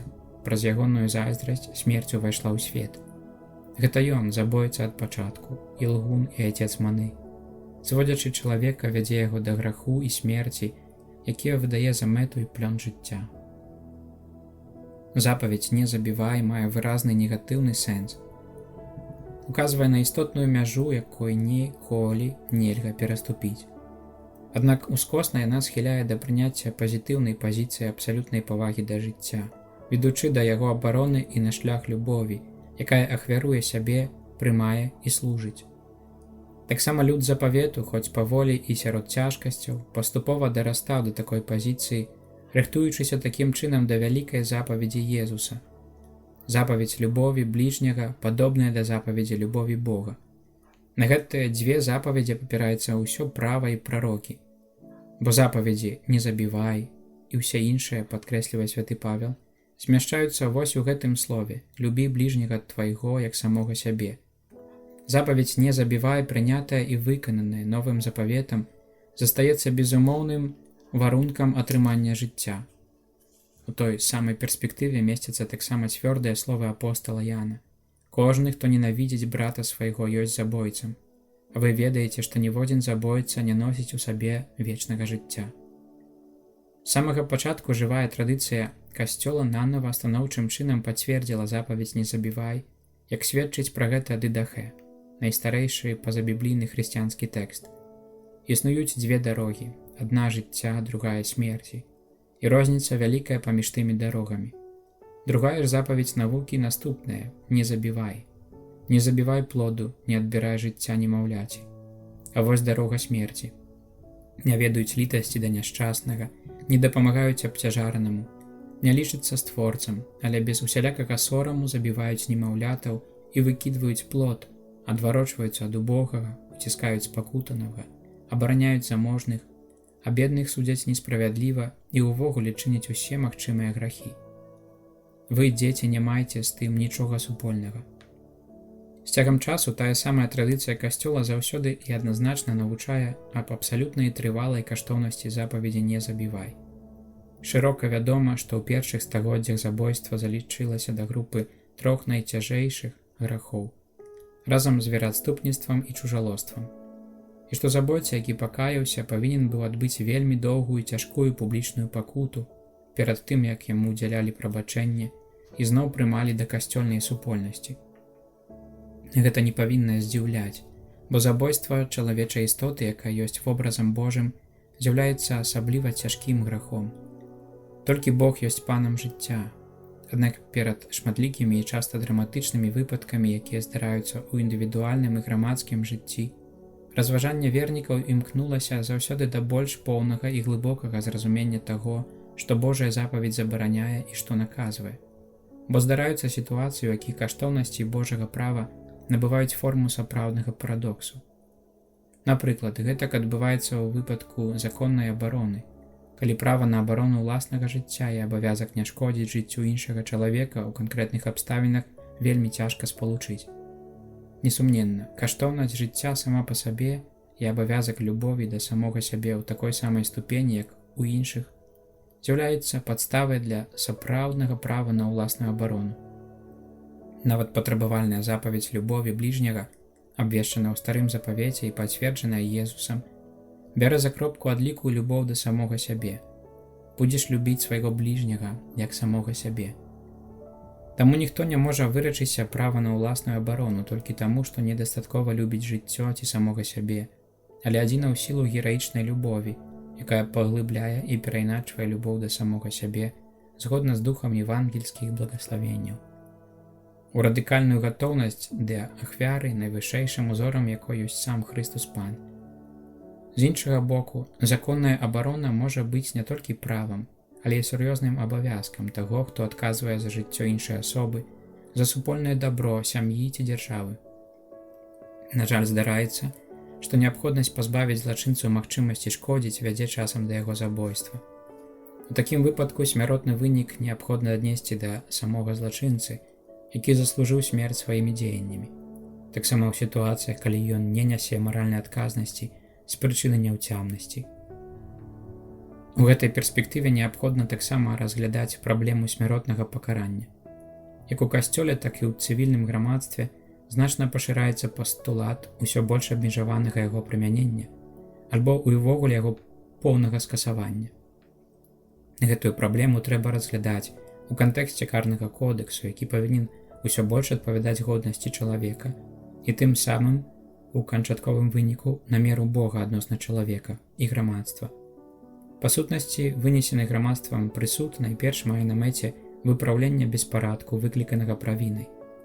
Публічная ўлада павінна супрацьдзейнічаць парушэнню асабістых і грамадскіх правоў, даючы вінаватаму адпаведную яго злачынству кару, як умову вяртання права карыстацца уласнай свабодай. Такім чынам, улада дасягае таксама мэты абароны публічнага парадку і бяспекі людзей, а для самога злачынцы кара становіцца стымулам і дапамогай, каб выправіцца і адкупіць віну. Відавочна, што, каб асягнуць усе гэтыя мэты, памер і якасць кары павінны быць дакладна ўзважаны і ацэнены, і не павінны сягаць найвышэйшай меры, гэта значыць пазбаўлення жыцця злачынцы, па-за выпадкамі абсалютнай яе неабходнасці, то бок, калі няма іншых спосабаў абароны грамадства. Аднак сёння, дзякуючы штораз лепшай арганізацыі пенітэнцыярных установаў, такія выпадкі здараюцца вельмі рэдка, а можа быць і ўвогуле адсутнічаюць. У кожным разе і надалей мае сілу прынцып, выказаны ў новым катэхізісе каталіцкага касцёла. Калі бескроўныя сродкі з'яўляюцца дастатковымі для абароны людскога жыцця перад злачынцамі і для аховы грамадскага ладу і бяспекі людзей, то ўлада павінна ўжываць гэтыя сродкі, бо яны больш адпаведныя канкрэтным умовам агульнага дабра і годнасці людской асобы. Калі такая вялікая ўвага звяртаецца на павагу да кожнага жыцця, нават да жыцця злачынцы і несправядлівага зламысніка, то запаведь не забівае мае абсалютную каштоўнасць у дачыненні да нявіннай асобы, і тым больш тады, калі чалавек гэты слабы і безабаронны, які толькі ў абсалютнай эмоцыі Божай запаведзі знаходзіць радыкальную абарону перад насіллем і самаўпраўствам іншых. Сапраўды, абсалютная недатыкальнасць нявіннага людскога жыцця – гэта маральная праўда, што непасрэдна вынікае з навукі святога Пісання. Нязменна вызнаецца традыцыяй касцёла і адзінадушна абвяшчаецца яго настаўніцтвам. Гэтае адзінадушча ёсць відавочным плёнам звышнатуральнага сэнсу веры, які абуджаецца і ўмацоўваецца Духам Святым і ахоўвае ад памылак Божы люд, калі выяўляе ён сваю паўсюдную згоду ў справах веры і звычаяў. Перад паступовым заніканнем у сумленнях і грамадстве ўсведамлення, што непасрэднае пазбаўленне жыцця любой нявіннай людской істоты, асабліва на пачатку і напрыканцы яе існавання, з'яўляецца абсалютнымі і цяжкімі маральнымі злачынствамі. Настаўніцкі інстытут касцёла ўзмацніў свае выступленні ў абарону святасці і недатыкальнасці людскога жыцця. З папскім настаўніцтвам, якое асабліва часта звярталася да гэтай праблемы, заўсёды спалучалася навучанне біскупаў, заключаныя ў шматлікіх і шырокіх дактрынальных і душпастырскіх дакументах, што абвяшчаюцца як канферэнцыямі епіскапатаў, так і асобнымі біскупамі. Таксама і другі Ватыканскі сабор прысвяціў гэтай справе сціслае, але рашучае і адназначнае выказванне. Таму моцаю хрыстовай улады, нададзенай Пятру і яго наступнікам, у лучнасці з біскупамі каталіцкага касцёла, пацвярджаю, што непасрэднае і наўмыснае забойства нявіннай людской істоты гэта заўсёды глыбока амаральны акт. Гэтая дактрына абапіраецца на тое няпісанае права, якое кожны чалавек, дзякуючы святлу розуму, знаходзіць у сваім сэрцы. Яна пацверджана ў святым Пісанні, перададзена традыцыяй касцёла, а таксама абвяшчаецца звычайным і паўсюдным настаўніцтвам. Свядомае і добраахвотнае рашэнне пазбавіць жыцця нявінную людскую істоту – гэта заўсёды зло з маральнага пункту гледжання і ніколі не можа быць дазволена ні як мэта, ні як сродак для добрай мэты. Бо гэта акт сур'ёзнай непаслухмянасці маральнаму праву, больш за тое, самому Богу як творцы і гаранту жыцця. Гэта акт, які супярэчыць асноўным цнотам справядлівасці і любові.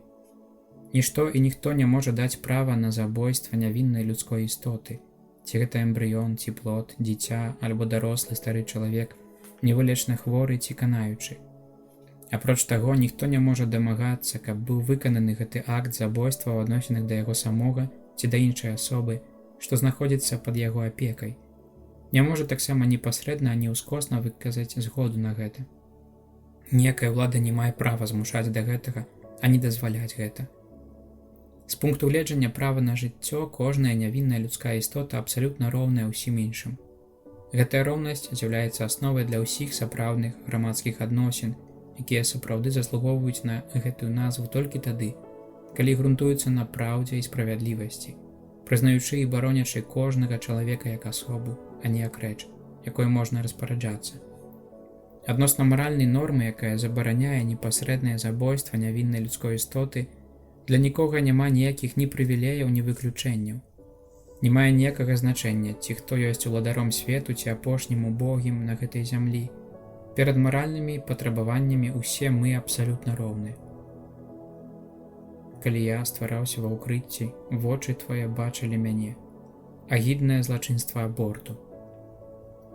З усіх злачынстваў супраць жыцця, якія можа ўчыніць чалавек, аборту характэрныя рысы, што робяць яго злачынства асабліва цяжкое і вартае асуджэння. Другі Ватыканскі сабор акрэслівае яго разам з дзетазабойствам як жахлівае злачынства. Аднак сёння ўсведамленне гэтага зла паступова сціраецца ў сумленні многіх людзей. Прыняцце аборту ментальнасцю, звычаямі і нават правам – гэта яскравы знак надзвычай небяспечнага крызісу маральнасці, якая паступова губляе здольнасць адрозніваць дабро ад зла, нават тады, калі гаворка ідзе пра асноўнае права на жыццё.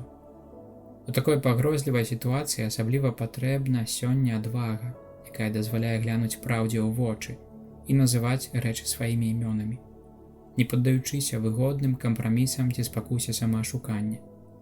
Катэгарычна гучыць у гэтым кантэксце перасцярога прарока: «Бяда тым, хто зло называе дабром, а дабро злом, хто замяняе цемру на святло, а святло на цемру». Менавіта ў выпадку аборту можна сёння спаткацца з двухзначнай тэрміналогіяй, як, напрыклад, перарыванне цяжарнасці, якая імкнецца прыхаваць сапраўдную прыроду аборта і зменшыць яго цяжар у грамадскай свядомасці. Магчыма, ужо сам гэты лінгвістычны феномен з'яўляецца праяўленнем неспакою, які трывожыць сумленне. Аднак ніякае слова не ў стане змяніць рэчаіснасць. Аборт, незалежна ад таго, якім чынам будзе зроблены, гэта свядомае і непасрэднае забойства людской істоты на пачатковай стадыі яе жыцця, што ахоплівае перыяд паміж зачаццем і нараджэннем. Маральны цяжар аборту выяўляецца ва ўсёй праўдзе тады, калі прызнаць, што справа тут ідзе аб забойстве, і асабліва калі задумацца над спецыфічнымі акалічнасцямі, якія яго вызначаюць. Той, каго забіваюць, гэта чалавечая істота на парозе жыцця, а значыць, істота найбольш нявінная, якую толькі можна сабе ўявіць. Яе нельга прызнаць злачынцам, а тым больш злачынцам несправядлівым. Яна да такой ступені слабая і безабаронная, што пазбаўлена нават такой найменшай формы абароны, якой з'яўляецца для нованароджанага немаўляці ягоны умольны крык і плач. Яна цалкам даверана клопату і апецы той, якая носіць яе ва ўлонні. Але часам менавіта яна, маці, прымае рашэнне і дамагаецца забойства гэтай істоты і нават сама яго правакуе. Гэта праўда, што часта аборт для маці драматычнае і балючае перажыванне, бо рашэнне пазбыцца плоду зачацця прымаецца не чыста эгаістычна і для выгоды, але з мэтай уратаваць пэўныя важныя каштоўнасці, такія як уласнае здароўе альбо годны ўзровень жыцця іншых членаў сям'і. Часам узнікае боязь, што нованароджанае дзіця павінна будзе жыць у такіх кепскіх умовах, што лепей для яго, каб не нарадзілася. Аднак усе гэтыя і да іх падобныя матывы, якімі б сур'ёзнымі і драматычнымі яны не былі, ніколі не могуць апраўдаць наўмыснага пазбаўлення жыцця нявіннай людской істоты. Рашэнне аб забойстве яшчэ ненароджанага дзіцяці прымае часта не толькі маці, але і іншыя асобы. Вінаватым у гэтым можа быць найперш бацька дзіцяці, не толькі тады, калі непасрэдна схіляе жанчыну да аборту, але таксама калі ўскосна садзейнічае такому яе рашэнню, пакідаючы яе адну перад праблемамі, звязанымі з цяжарнасцю. Такім чынам сям'я бывае смяротна параненая і зняважаная ў сваёй сутнасці як супольнасць любові і ў сваім пакліканні як святыня жыцця. Нельга таксама абысці маўчаннем прэсінгу, які аказваецца на жанчыну больш шырокім асяроддзем сваякоў і сяброў. Нярэдка гэты націск такі моцны, што жанчына адчувае сябе псіхічна змушанай пагадзіцца на аборт. Несумненна, што ў такім выпадку маральная адказнасць ляжыць асаблівым чынам на тых, хто непасрэдна ці ўскосна прымусіў яе да аборту. Адказныя таксама і медыкі, калі аддаюць на службу смерці свае веды і здольнасці, здабытыя для таго, каб бараніць жыццё. Але адказнасць ускладаецца таксама і на заканадаўцаў, якія падтрымалі і зацвердзілі закон, што дазваляе аборт. А таксама ў той ступені, у якой гэта справа ад іх залежыць, кіраўнікоў медустановаў, дзе робяцца аборты. Агульная і не менш сур'ёзная адказнасць ляжыць таксама і на тых, хто спрычыніўся да распаўсюджвання становішча сексуальнай уседазволенасці і ігнаравання мацярынства, як і на тых, хто павінен быў паклапаціцца, а не зрабіў гэтага, пра дзейсную сямейную і грамадскую палітыку, якая дапамагла б сем'ям, асабліва шматдзетным, альбо тым, што змагаюцца з матэрыяльнымі і выхаваўчымі цяжкасцямі.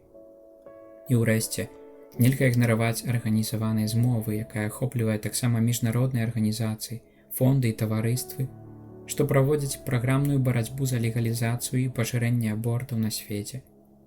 У гэтым сэнсе праблема аборту выходзіць па-за сферу персанальнай адказнасці асобы, а зло ёй учыненае набывае далекасяжнае грамадскае вымярэнне. Аборт – гэта надзвычай цяжкая рана, нанесеная грамадству і яго культуры, тымі, хто павінен быць іх будаўнікамі і абаронцамі. Як я пісаў у лісце да сем'яў, мы знаходзімся тут перад абліччам велізарнай пагрозы не толькі жыццю асобных людзей, але цэлай нашай цывілізацыі. Мы знаходзімся перад абліччам чагосьці, што можна было пакрэсліць як структуру граху, скіраваную супраць яшчэ ненароджанага людскога жыцця. Некаторыя спрабуюць апраўдаць аборт, мяркуючы, што плод зачацця да пэўнай колькасці дзён нельга лічыць за асабовае людское жыццё. На самай жа справе, з моманту апладнення яйцаклеткі распачынаецца жыццё, якое не з'яўляецца жыццём бацькі ці маці, але новай людской істоты, якая самастойна развіваецца. Яна ніколі не станецца чалавекам, калі не ёсць ім з гэтага моманту. Гэту відавочную праўду, як заўсёды прызнавалася, сучасная генетыка пацвярджае каштоўнымі доказамі. Яна паказала, што з першай хвіліны існуе дакладная праграма таго, кім будзе гэтая жывая істота – чалавекам, тым канкрэтным чалавекам, асаблівыя рысы якога цалкам акрэсленыя. З апладнення пачынаецца гісторыя жыцця чалавека, хоць патрэбны час, каб кожная з яго вялікіх патэнцыяльных здольнасцяў цалкам сфармавалася і магла быць выкарыстана.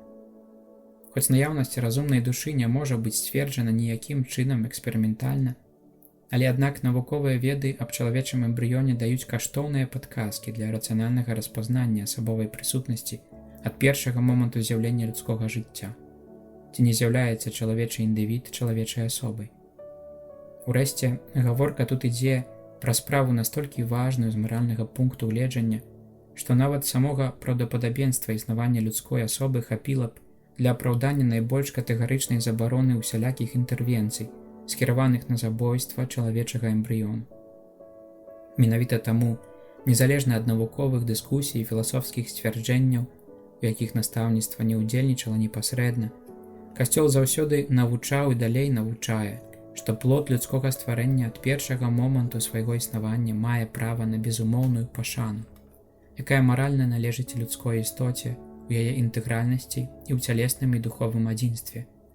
Людская істота павінна мець пашану, і да яе павінны адносіцца як да асобы з моманту яе зачацця. І таму з гэтага самага моманту трэба прызнаць яе правы як асобы, сярод якіх найпершае непарушнае права кожнай нявіннай людской істоты, права на жыццё. Тэксты Святога Пісання, якія ўвогуле не гавораць пра добраахвотны аборт, а значыць не маюць і непасрэднага акрэсленага асуджэння гэтага чыну, выказваюць вялікую павагу да людской істоты ў матчыным улонні, з чаго мы можам зрабіць лагічную выснову, што яна таксама ахоплена Божай запаведдзю «Не забівай». Людское жыццё святое і недатыкальнае ў кожнай хвіліне свайго існавання, таксама і ў пачатковай фазе, што папярэднічае нараджэнню. Чалавек ужо ва ўлонні маці належыць да Бога, бо той, хто ўсё пранікае і ўсё ведае, творыць яго і фармуе сваімі рукамі, бачыць яго, калі ён яшчэ малы, бясформены эмбрыён, і здольны ўбачыць у ім дарослага чалавека, якім ён стане ў будучыні, і дні якога ўжо злічаны, а пакліканне ўжо запісана ў кнізе жыцця. Як сведчаць шматлікія біблійныя тэксты, таксама чалавек, укрыты яшчэ ў матчыным улонні, з'яўляецца цалкам асабовай істотай, да якой звяртаецца міласэрны айцоўскі провід Бога. Хрысціянская традыцыя, як выразна ўказвае дэкларацыя, апублікаваная ў сувязі з гэтай праблемай кангрэгацыі веравучэння, ад пачатку ажно да нашага часу з'яўляецца яснай і адназначнай, акрэсліваючы аборт як асабліва сур'ёзнае маральнае бязладдзе. Ад першага сутыкнення з грэка-рымскім светам, дзе шырока практыкаваліся аборт і дзетазабойства, хрысціянская супольнасць сваім вучэннем і сваімі паводзінамі рашуча супраціўлялася звычаям, прынятым у тагачасным грамадстве, як сведчыць пра гэта цытаванае вышэй Дыдахе. Афінагор, адзін з грэцкіх царкоўных пісьменнікаў, нагадвае, што хрысціяне лічаць забойцамі жанчын, якія карыстаюцца кантрацэптыўнымі сродкамі, бо дзеці, хоць яшчэ ўкрытыя ў матчыным улонні, ужо атуленыя апекай Божага провіду. Тартуліан, лацінскі пісьменнік, сцвярджае: хто не дазваляе чалавеку нарадзіцца, забівае яго заўчасна. Не мае значэння, ці забівае асобу ўжо народжаную, ці правакуе яе смерць у хвіліне родаў. Чалавек з'яўляецца ўжо той, хто мае ім быць. На працягу амаль 2000 існавання касцёла гэтую навуку нязменна абвяшчалі айцы касцёла, пастыры і настаўнікі. Таксама навуковыя і філасафічныя дыскусіі, што датычылі канкрэтнай хвіліны, у якой наступае паяднанне з разумнай душой, ніколі ні ў якой ступені не парушылі маральнага асуджэння аборту. Папскае навучанне апошніх часоў з новай сілай пацвердзіла гэту агульную дактрыну. Асабліва папа Пій XI ў энцыкліцы Касці Коннубіі адкінуў фальшывае апраўданне аборту. Пій XII асудзіў усялякі непасрэдны аборт, гэта значыць кожны акт, скіраваны непасрэдна на забойства яшчэ ненароджанага людскога жыцця, незалежна ад таго, ці забойства з'яўляецца мэтай само па сабе, ці таксама толькі сродкам да мэты.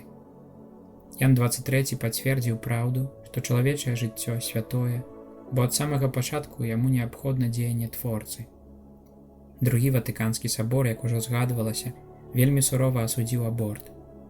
Трэба з найвялікшым клопатам ахоўваць жыццё ад самага яго зачацця. Аборт, як і дзетазабойства, гэта жахлівыя злачынствы.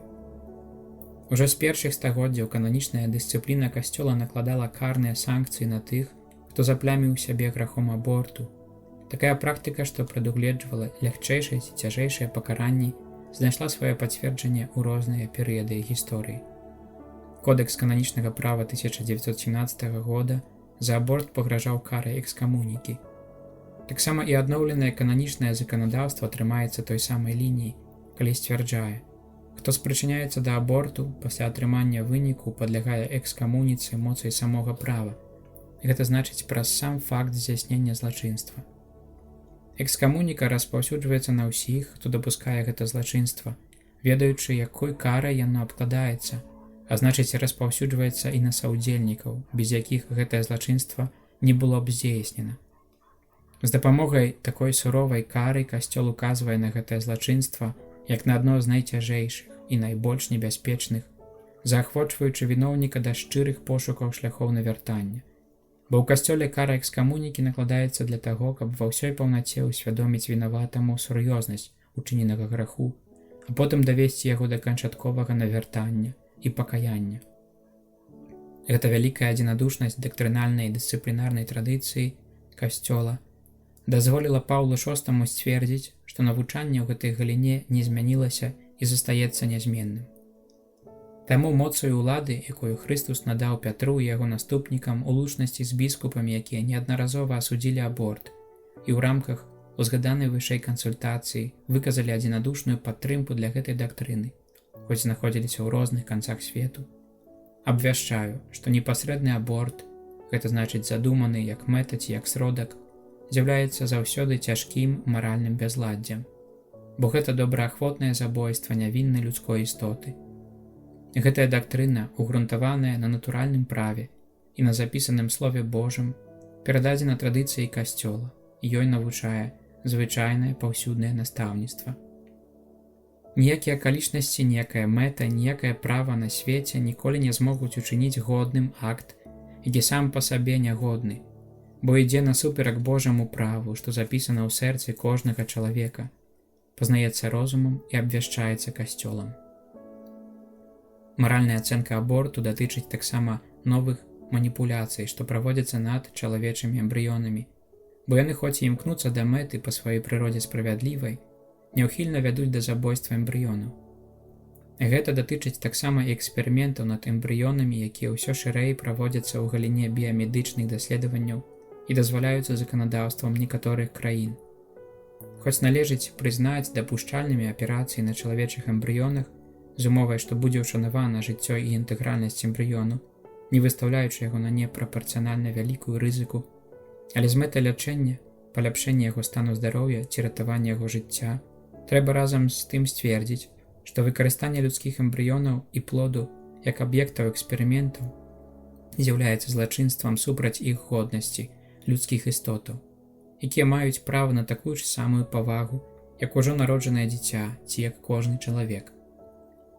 Такога ж самага маральнага асуджэння заслугоўвае і практыка выкарыстання яшчэ жывых чалавечых эмбрыёнаў і плоду, часам выпрадукаваных спецыяльна для гэтай мэты шляхам апладнення ў прабірцы, ці то як біялагічнага матэрыялу для выкарыстання, ці як крыніцы органаў альбо клетак для перасадкі пры лячэнні некаторых захворванняў. На справе забойства нявінных чалавечых істотаў, нават калі яно прыносіць карысць іншым, акт абсалютна недапушчальны. Неабходна звярнуць асаблівую ўвагу на маральную ацэнку дародавых дыягнастычных тэхнік, якія дазваляюць ранняе выкрыццё магчымых анамалій у арганізме яшчэ ненароджанага дзіцяці. Па сутнасці, з увагі на складанасць гэтых тэхнік, іх ацэнка павінна быць больш дакладная і больш акрэсленая. Яны тады маральна годныя, калі не ствараюць празмернай пагрозы для дзіцяці і для маці, калі выкарыстоўваюцца для таго, каб зрабіць магчымым ранняе лячэнне, ці каб дапамагчы спакойна і свядома прыняць нованароджанае дзіця. Аднак, узяўшы пад увагу тое, што магчымасці дародавага лячэння сёння яшчэ даволі абмежаваныя, нярэдка здараецца, што гэтыя тэхнікі служаць эўгенічнай ментальнасці, якая дапускае селектыўны аборт, каб прадухіліць нараджэнне дзяцей, закранутых рознага тыпу анамаліямі. Гэтага тыпу ментальнасць ганебная і ў найвышэйшай ступені заганная, бо прэтэндуе на права вымярэння каштоўнасці людскога жыцця толькі і выключна згодна з крытэрыем нармальнасці і фізічнага здароўя, адкрываючы такім чынам шлях да ўзаконення дзетазабойства і эўтаназіі.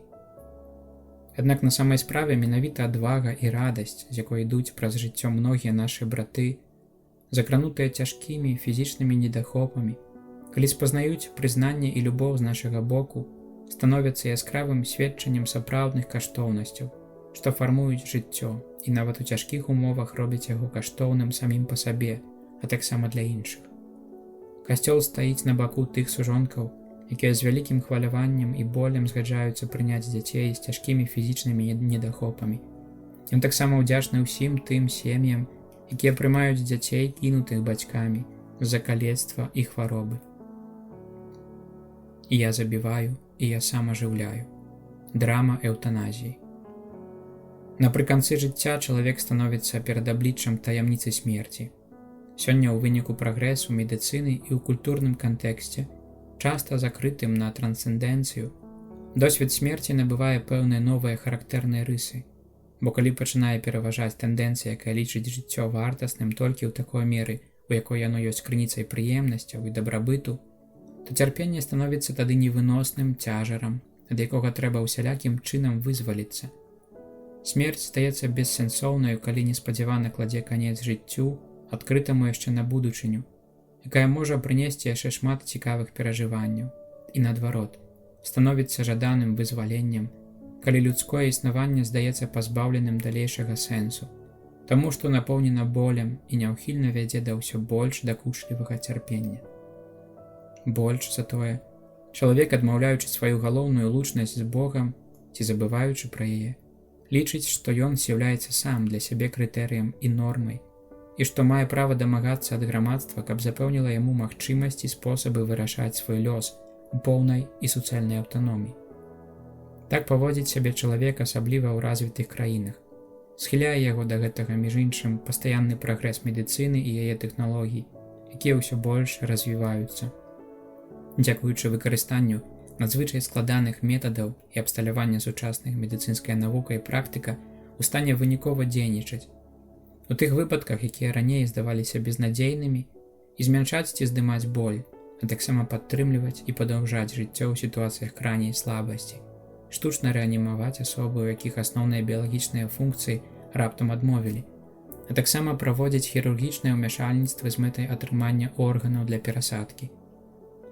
У такім кантэксце з'яўляецца ўсё мацнейшая спакуса эўтаназіі, гэта значыць авалоданню смерці праз правакаванне яе заўчасна і праз лагоднае заканчэнне ўласнага альбо чужога жыцця. На справе тое, што магло б здавацца лагічным і гуманным, пры глыбейшым аналізе аказваецца абсурдным і нялюдскім. Мы становімся тут перад абліччам адной з найбольш трывожных з'яваў культуры смерці, якая пашыраецца менавіта ў грамадствах дабрабыту, для якіх характэрна ментальнасць, скіраваная на прадукцыйнасць працы, паводле якой прысутнасць усё большай колькасці старых і нямоглых людзей здаецца занадта дарагой. Гэтых людзей сем'і і грамадства часта ізалююць, бо кіруюцца амаль выключна крытэрыямі эфектыўнай прадукцыйнасці, паводле якой жыццё незваротна абдзеленае не мае ўжо аніякай карысці. Каб сфармуляваць правільную маральную ацэнку эўтаназіі, трэба яе найперш ясна вызначыць.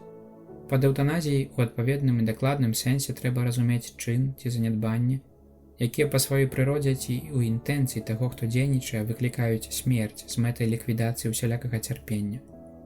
Такім чынам, эўтаназію трэба разглядаць у кантэксце інтэнцый і ўжытых метадаў. Ад эўтаназіі трэба адрозніваць рашэнне адмовіцца ад так званай настойлівай терапіі. Гэта значыць ад пэўнага медыцынскага ўмяшальніцтва, якое перастала быць адэкватным рэальнай сітуацыі хворага, бо ўжо несуразмерныя вынікам, якія можна было б чакаць, ці вельмі цяжкае для самага хворага і для яго сям'і. У такіх выпадках, калі смерць блізкая і няўхільная, можна, згодна з сумленнем, адмовіцца ад працэдураў, якія справакавалі б толькі нядоўгі і балючы працяг жыцця. Аднак не трэба перапыняць нармальнай тэрапіі, патрэбнай хвораму ў такіх выпадках. Зразумела, існуе маральны абавязак лячыцца, але такі абавязак трэба вызначыць у канкрэтных сітуацыях. Трэба правільна ацаніць, ці тыя тэрапеўтычныя сродкі, якія выкарыстоўваюцца, аб'ектыўна прапарцыянальныя для чаканага паляпшэння здароўя. Адмаўленне ад сродкаў надзвычайных і перабольшаных не з'яўляецца раўназначным самазабойству ці эўтаназіі. Хутчэй выяўляе прыняцце стану чалавека перад абліччам смерці. У сучаснай медыцыне ўсё большае значэнне набывае так званая паліятыўная тэрапія, мэтай якой з'яўляецца змяншэнне цярпення на апошняй стадыі хваробы і гарантаванне пацыенту неабходнай яму чалавечай падтрымкі.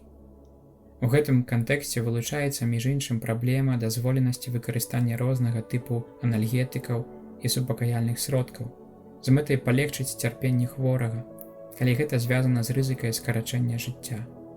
Бо калі можна прызнаць годным пахвалы паводзіны кагосьці, хто дабравольна прымае цярпенне, адмаўляючыся ад абезбольваючай тэрапіі, каб захаваць поўную прытомнасць і свядома ўдзельнічаць, калі гэта веруючы чалавек у пакутах Хрыста, то нельга думаць, што ўсе абавязаны да такіх гераічных паводзінаў. Ужо Пій XII сцвердзіў, што дазволена супакойваць боль з дапамогай наркотыкаў, нават калі ў выніку гэта прыводзіць да абмежавання свядомасці і скарачэння жыцця. Калі не існуе іншых сродкаў, і калі ў дадзеных абставінах гэта не перашкаджае выкананню іншых маральных і рэлігійных абавязкаў. У такім выпадку чалавек не прагне смерці і не імкнецца да яе, хоць з абгрунтаваных прычын дапускаецца рызыка смерці. Ёсць жаданне толькі зменшыць боль, выкарыстоўваючы сродкі, даступныя медыцыне. Аднак нельга пазбаўляць свядомасці паміраючага без сур'ёзных прычын. Перад абліччам блізкай смерці людзі павінны быць у стане выканаць свае маральныя і сямейныя абавязкі, асабліва ж павінны мець магчымасць цалкам свядома падрыхтавацца да сваёй канчатковай сустрэчы з Богам. Правёўшы гэтыя адрозненні, згодна з настаўніцтвам маіх папярэднікаў і ў лучнасці з біскупамі каталіцкага касцёла, пацвярджаю, што эўтаназія – гэта цяжкое парушэнне Божага права, як маральна недапушчальнае дабравольнае забойства людской асобы. Гэта дактрына ўгрунтавана на натуральным праве і на запісаным Божым слове. Яна перададзена традыцыяй касцёла. Ёй навучае звычайнае і паўсюднае настаўніцтва. Практыка эўтаназіі нясе ў сабе, у залежнасці ад абставінаў, зло, уласцівае самагубству альбо забойству. Самагубства заўсёды маральна недапушчальнае ў такой самай ступені, як і забойства. Традыцыя касцёла нязменна яго адпрэчвала як несумненна дрэнны ўчынак. Хоць пэўныя псіхалагічныя, культурныя і грамадскія абумоўленасці могуць схіліць да такога ўчынку, які радыкальна супярэчыць натуральнай схільнасці кожнага чалавека да захавання жыцця, змяншаючы альбо выключаючы суб'ектыўную адказнасць, з аб'ектыўнага пункту гледжання самагубства гэта акт глыбока амаральны, бо азначае адпрэчванне любові да самога сябе і ўхіленне ад абавязку справядлівасці і любові да бліжняга, да розных супольнасцяў, да якіх належыць чалавек, і ўвогуле да грамадства ў цэлым. У сваёй найглыбейшай сутнасці гэта адмаўленне абсалютнай улады Бога над жыццём і смерцю, пра якую так гаворыць у малітве старажытны мудрэц Ізраіля. Ты маеш уладу над жыццём і смерцю, ты ўводзіш у брамы адхлані і ты адтуль выводзіш. Хто падтрымлівае самагубчы намеры іншага чалавека і садзейнічае яго рэалізацыі праз так званае успаможнае самагубства, становіцца супольнікам, а часам нават непасрэдным віноўнікам несправядлівасці, якая ніколі не можа быць апраўдана нават тады, калі выканана па жаданні. Звычайную актуальнасць маюць тут словы святога Аўгустына. Ніколі нельга забіваць іншага чалавека, нават калі б той сам таго жадаў. Нават калі б прасіў аб гэтым і, стоячы на мяжы жыцця і смерці, маліў дапамагчы яму вызваліць душу, якая змагаецца з путамі цела і прагне з іх вырвацца. Нельга нават тады, калі хворы ўжо не ў стане жыць. Таксама ў тым выпадку, калі матывам эўтаназіі не з'яўляецца эгаістычная адмова несці цяжкасці, звязаныя з жыццём цярпячай асобы, эўтаназію тады трэба акрэсліць як фальшывую літасць і нават прызнаць яе трывожным скажэннем. Бо сапраўднае спачуванне схіляе да салідарнасці з чужым болем, а не да забойства асобы, цярпенне якой чалавек не здольны вынесці. Таму ўчынак эўтаназіі здаецца яшчэ большым скажэннем, калі здзяйсняецца тымі, хто, як, напрыклад, родныя хворага, павінен цярпліва і з любоўю апекавацца хворым, альбо таксама тымі, хто, як урачы, па самой прыродзе сваёй прафесіі павінен лячыць хворага, нават на апошніх і найцяжэйшых стадыях хваробы. Эўтаназія становіцца актам яшчэ больш вартым асуджэння, калі набывае форму ўчыненага іншымі забойства чалавека, які ніякім чынам не пажадаў альбо ніколі не даў згоды на яе. Вяршыняй жа самаўпраўства і несправядлівасці з'яўляецца сітуацыя, у якой некаторыя, напрыклад, медыкі ці заканадаўцы, прысвойваюць сабе ўладу вырашаць, хто павінен жыць, а хто памерці. Тут зноў з'яўляецца эдэмская спакуса, стацца як Бог, пазнаць дабро і зло. Але толькі Бог мае ўладу вырашаць наконт жыцця і смерці. Я забіваю, і я сам ажыўляю. Ён ажыццяўляе сваю ўладу, кіруючыся заўсёды выключна замыслам мудрасці і любові. Калі чалавек, аслеплены дурнотаю і эгаізмам, узурпуе сабе гэтую ўладу, няўхільна чыніць з яе прыладу несправядлівасці і смерці. Такім чынам жыццё слабейшага аддаецца ў рукі мацнейшага. У грамадстве знікае пачуццё справядлівасці і парушаецца каля самых асноваў ўзаемны давер, падмурак усялякай сапраўднай сувязі паміж людзьмі. У той жа час зусім іншы шлях любові і сапраўднай літасці, які нам указвае наша супольная чалавечнасць і які вера нашая ў Хрыста Адкупіцеля, памерлага і ўваскрослага, асвятляе святлом новых прынцыпаў. Просьба, якая сыходзіць з сэрца кожнага чалавека ў хвіліну апошняга змагання з цярпеннем і смерцю, асабліва калі ён спазнае спакусу ўпадання ў роспач і як бы самазнішчэнне ў ёй. Гэта найперш просьба аб прысутнасці, салідарнасці і падтрымцы ў гадзіну выпрабавання. Гэта просьба аб дапамозе захаваць надзею, калі ўсе людскія надзеі падводзяць. Як нагадвае нам другі Ватыканскі сабор, таямніца чалавечага лёсу найбольш выяўляецца перад абліччам смерці. Аднак жа чалавек інстынктам свайго сэрца слушна ўспрымае справу, калі скланяецца перад цалкавітым знішчэннем і абсалютным канцом сваёй асобы і адкідвае думку пра гэта. Зародак вечнасці, які ён носіць у сабе і які нельга звесці да адной толькі матэрыі, бунтуецца супраць смерці. Гэтая натуральная гідлівасць да смерці і гэты парастак надзей на несмяротнасць мае сваё абгрунтаванне і спаўненне ў хрысціянскай веры, якая прадказвае і дае ўдзел у перамозе ўваскрослага Хрыста. Гэта перамога таго, хто праз сваю адкупленчую смерць вызваліў чалавека ад смерці, заплаты за грэх, і даў яму духа, як задатак ўваскрашэння і жыцця. Пэўнасць будучыні смяротнасці і надзея на абяцанае ўваскрашэнне праліваюць новае святло на таямніцу цярпення і смерці і напаўняюць веруючага незвычайнаю сілаю, якая дазваляе яму даверыцца Божаму намеру. Апостал Павел выказаў гэтую новую рэчаіснасць у катэгорыях поўнай прыналежнасці да Пана, якая ахоплівае кожны чалавечы стан. Бо ніхто з нас не жыве для сябе, і ніхто не памірае для сябе. Бо калі жывем, для Пана жывем, а калі ж паміраем, для Пана паміраем. Дзеля гэтага, ці жывем, ці паміраем, мы належым да Пана. Памерці для Пана значыць перажываць уласную смерць як найвышэйшы акт паслухмянасці айцу, згаджаючыся прыняць яе ў гадзіну, вызначаную і выбраную тым, хто адзін толькі ведае, калі зямная вандроўка чалавека павінна скончыцца. Жыць для Пана – гэта значыць таксама прызнаць, што цярпенне, хоць само па сабе застаецца злом і выпрабаваннем, заўсёды можа стацца крыніцаю дабра, становіцца ім, калі перажываецца дзеля любові і з любоўю, і калі ёсць удзелам, у сілу незаслужанага дару Божага і дабравольнага выбару чалавека, у цярпеннях самога ўкрыжаванага Хрыста. Такім чынам, хто перажывае сваё цярпенне ў Пану, больш упадабняецца да Яго, глыбей яднаецца з Яго справай адкуплення дзеля дабра Касцёла і чалавецтва. Такі досвед апостала, перажыць які закліканы кожны церпячы чалавек. Цяпер цешуся ў муках маіх для вас і дапаўняю недахоп у целе маім сумаванняў Христовых за Яго цела, якое ёсць Касцёлам. Больш трэба слухацца Бога, чым людзей, грамадзянскае і маральнае права. Як мы ўжо неаднаразова казалі, адной з характэрных з'яваў, што спадарожнічаюць сучасным замахам на людское жыццё, з'яўляецца тэндэнцыя патрабавання іх заканадаўчай легалізацыі. Як бы тут гаворка ішла аб праве, якое дзяржава, прынамсі ў пэўных умовах, абавязана прызнаць сваім грамадзянам. У выніку патрабуецца таксама, каб гэтыя замахі выконваліся пры бясплатнай і бяспечнай дапамозе медыкаў і супрацоўнікаў аховы здароўя. Часта лічыцца, што жыццё яшчэ ненароджанага ці моцна недаразвітага чалавека з'яўляецца адносным дабром. Згодна з прапарцыяналісцкай логікай, ці з чыстым разлікам трэба было б параўнаць яго з іншымі дабротамі і ацаніць у стасунку да іх. Лічыцца таксама, што толькі чалавек, які знаходзіцца ў канкрэтнай сітуацыі, які асабіста ў ёй удзельнічае, можа слушна ацаніць вартасць дабротаў, з якімі мае справу.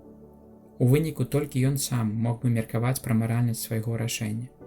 Таму дзяржава, маючы на ўвазе супольную згоду і грамадскую гармонію, павінна была б паважаць гэтае рашэнне, даходзячы нават да дапушчэння аборту і эўтаназіі. У іншых выпадках ізноў лічыцца, што грамадзянскае права не можа патрабаваць ад усіх грамадзян, каб маральны ўзровень іх жыцця быў вышэйшым за той, які яны самі прызнаюць за адпаведны. Таму закон заўсёды павінен выяўляць меркаванне і волю большасці грамадзян і прызнаваць за імі, прынамсі ў пэўных крайніх выпадках, права на аборт і эўтаназію. Урэшце, ў такіх выпадках аргументуецца, увядзенне забароны і пакарання за аборт і эўтаназіі няўхільна прывялі б да павелічэння нелегальных практык, а тыя выходзілі б з-пад абавязковага грамадскага кантролю і выконваліся б без належнага медыцынскага забеспячэння.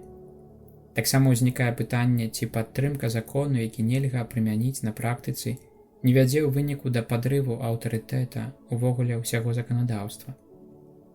Урэшце, паводле найбольш радыкальных думак, сучаснае і плюралістычнае грамадства павінна пакідаць за кожнай асобай поўную аўтаномію распараджацца сваім жыццём, а таксама і жыццём таго, хто яшчэ не нарадзіўся. Таму гэта не справа закону рабіць выбар паміж рознымі маральнымі поглядамі, а тым больш яно не павінна імкнуцца навязаць адну асаблівую думку не на карысць іншых. У кожным выпадку ў сучаснай дэмакратычнай культуры шырока распаўсюдзіўся погляд, паводле якога прававы парадак грамадства павінен абмяжоўвацца да ўмацавання і прысвойвання сабе перакананняў большасці. І ў выніку павінен быць пабудаваны выключна на тым, што большасць грамадзян прымяняе і прызнае маральным. Калі ж увогуле лічыцца, што супольная і аб'ектыўная праўда на самай справе недаступная, то пашана да свабоды грамадзян, якія ў дэмакратычнай сістэме лічацца сапраўды суверэннымі, абавязваў бы на заканадаўчым узроўні прызнаваць аўтаномію сумлення асобы, Гэта значыць, што выпрацоўваючы нормы, неабходныя для супольнага грамадскага жыцця, трэба было б кіравацца выключна воляй большасці, якой бы яна ні была. Такім чынам, кожны палітык у сваёй дзейнасці павінен быў бы выразна аддзяліць сферу асабістага сумлення ад сферы публічнай актыўнасці. У выніку можна ўбачыць дзве тэндэнцыі, на першы погляд дыяметральна супрацьлеглыя. З аднаго боку, асобныя людзі змагаюцца за права поўнай аўтаноміі маральнага выбару і жадаюць ад дзяржавы, каб яна не прымала ніякіх канкрэтнай этычнай канцэпцый і не навязвала яе іншым. Але каб абмежавалася да гарантавання кожнаму як мага большай прасторы свабоды, адзіным вонкавым абмежаваннем якой быў бы прынцып непарушнасці прасторы аўтаноміі, на якой мае права кожны іншы грамадзянін. З другога боку, лічыцца, што павага да свабоды выбару іншых вымагае, каб у выкананні грамадскіх і прафесійных функцый ніхто не кіраваўся б уласнымі перакананнямі, але кожны імкнуўся б спаўняць усе пажаданні грамадзян, прызнаныя і гарантаваныя заканадаўчымі статутамі, прымаючы як адзіны маральны крытэрый у выкананні сваіх функцый тое, што было акрэслена ў гэтых статутах. Такім чынам, адказнасць асобы перадаецца грамадзянскаму праву, што азначае адмаўленне ад уласнага сумлення, прынамсі ў сферы публічнай дзейнасці. Супольнай асновай усіх гэтых тэндэнцый з'яўляецца этычны рэлятывізм, які характарызуе значную частку сучаснай культуры. Можна сустрэцца з поглядам, што гэты рэлятывізм умова дэмакратыі, бо нібы толькі ён здольны гарантаваць талерантнасць, узаемапавагу паміж людзьмі і прызнанне рашэнняў большасці ў той час, калі маральныя нормы, што лічацца аб'ектыўнымі і абавязковымі, вялі б да аўтарытарызму і неталерантнасці. Але менавіта праблематыка павагі да жыцця дазваляе ўбачыць, якія двухзначнасці і супярэчнасці, а ўслед за імі і страшныя практычныя вынікі крыюцца за гэтым поглядам. Гэта праўда, што гісторыя ведае выпадкі злачынстваў, здзейсненых у імя праўды. Але да такіх жа злачынных учынкаў і радыкальнага ўціску свабоды даходзіла і надалей даходзіць пад уплывам этычнага рэлятывізму. Калі парламентарная альбо сацыяльная большасць прызнае, што забойства яшчэ ненароджанага людскога жыцця дапускаецца законам, хоць бы нават і пад пэўнымі варункамі, то ці не прымае тым самым тыранскага рашэння ў адносінах да найслабейшай і найбольш безабароннай людской істоты. Агульнае сумленне справядліва скланаецца злачынстваў супраць чалавека, якія сталіся такім сумным досведам нашага стагоддзя. Дык ці ж тыя злачынствы перасталі б быць злачынствамі, калі б іх не здзейснілі пазбаўленыя сумлення дыктатары, але калі б ім надала правамоцнасць згода большасці. На справе дэмакратыі нельга пераацэньваць, робячы з яе намесніцу маральнасці ці цудоўны сродак супраць амаральнасці. У прынцыпе, яна з'яўляецца парадкам і як такая сродкам да мэты, але не самой мэтаю. Маральны характар дэмакратыі не выяўляецца самачынна, але залежыць ад яе згоднасці з маральным правам, якому яна павінна быць падпарадкавана. Гэтаксама як кожная іншая дзейнасць чалавека. Таму яна залежыць ад маральнасці, мэты, да якой імкнецца, і сродкаў, якімі карыстаецца. Калі вартасць дэмакратыі сёння паўсюль прызнаная, то трэба бачыць у гэтым станоўчы знак часу, што таксама неаднаразова сцвярджала настаўніцтва касцёла. Але вартасць дэмакратыі нараджаецца або занікае разам з вартасцямі, якія яна выяўляе і падтрымлівае. Да галоўных і абавязковых каштоўнасцяў несумненна належыць годнасць кожнай людской асобы, павага да яе недатыкальных і непазбыўных правоў, а таксама прызнанне супольнага дабра мэтаю і крытэрыям, што кіруюць палітычным жыццём. Асновай гэтых каштоўнасцяў не можа быць часовая і зменлівая большасць грамадскай думкі, але выключна прызнанне аб'ектыўнага маральнага права, якое, як натуральнае права, ўпісанае ў сэрца чалавека, ёсць нарматыўным пунктам суадноснасці, таксама і для грамадзянскага права. Калі б у выніку трагічнага зацямнення агульнага сумлення скептыцызм падверг бы сумненню нават фундаментальныя прынцыпы маральнага права, то гэта пахіснула б падмуркі самога дэмакратычнага ладу, так што стаўся б ён толькі механізмам эмпірычнага рэгулявання розных і супрацьлеглых інтарэсаў. Нехта мог бы падумаць, што і такая функцыя дэмакратыі пры недахопе нечага лепшага мае сваю вартасць, бо служыць захаванню грамадскага спакою. Нават прызнаючы элемент праўды ў такой ацэнцы, цяжка не заўважыць, што без укаранення ў аб'ектыўнай маральнасці нават дэмакратыя не можа гарантаваць трывалага спакою. Тым больш, што спакой, калі яго меры не ёсць такія вартасці, як годнасць кожнага чалавека і салідарнасць усіх людзей, нярэдка з'яўляецца толькі ўяўным. У сістэмах улады, ўгрунтаваных на прынцыпе ўдзелу, рэгуляванне інтарэсаў адбываецца часта на карысць мацнейшых, бо яны здольныя больш эфектыўна кіраваць не толькі механізмамі ўлады, але і працэсам фармавання грамадскай думкі. У такой сітуацыі дэмакратыя лёгка становіцца пустым гукам. Такім чынам, клапоцячыся пра будучыню грамадства і развіццё здаровай дэмакратыі, трэба неадкладна нанава адкрыць існаванне людскіх і маральных каштоўнасцяў, што належаць да самой сутнасці і прыроды чалавека, якія вынікаюць з праўды пра чалавека, а таксама выяўляюць і ахоўваюць годнасць асобы, а значыць тыя каштоўнасці, якія ніякі індывід, ніякая большасць, ніякая дзяржава не могуць тварыць, змяняць альбо нішчыць, але якія павінны прызнаваць, шанаваць і ўмацоўваць.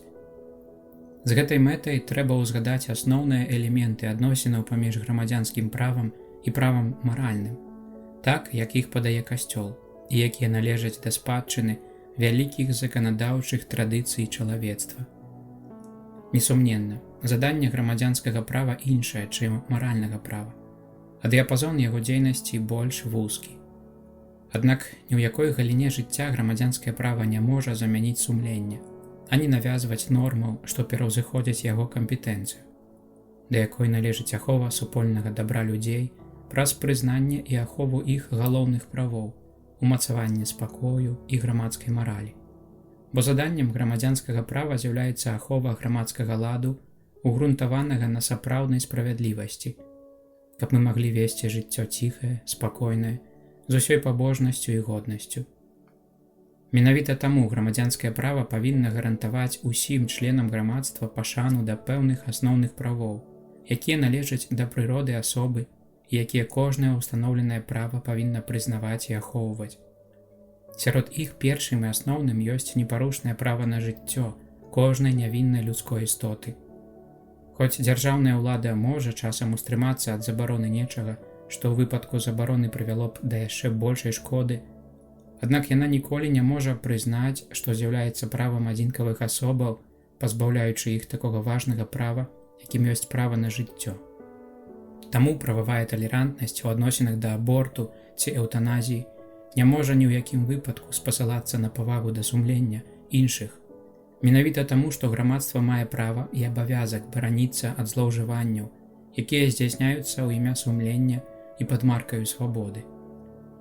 У энцыкліцы Pacem in Terris Ян 23 пісаў з гэтай нагоды: «Сёння падкрэсліваецца, што сапраўднае дабро грунтуецца найперш на павазе да правоў і абавязкаў людской асобы.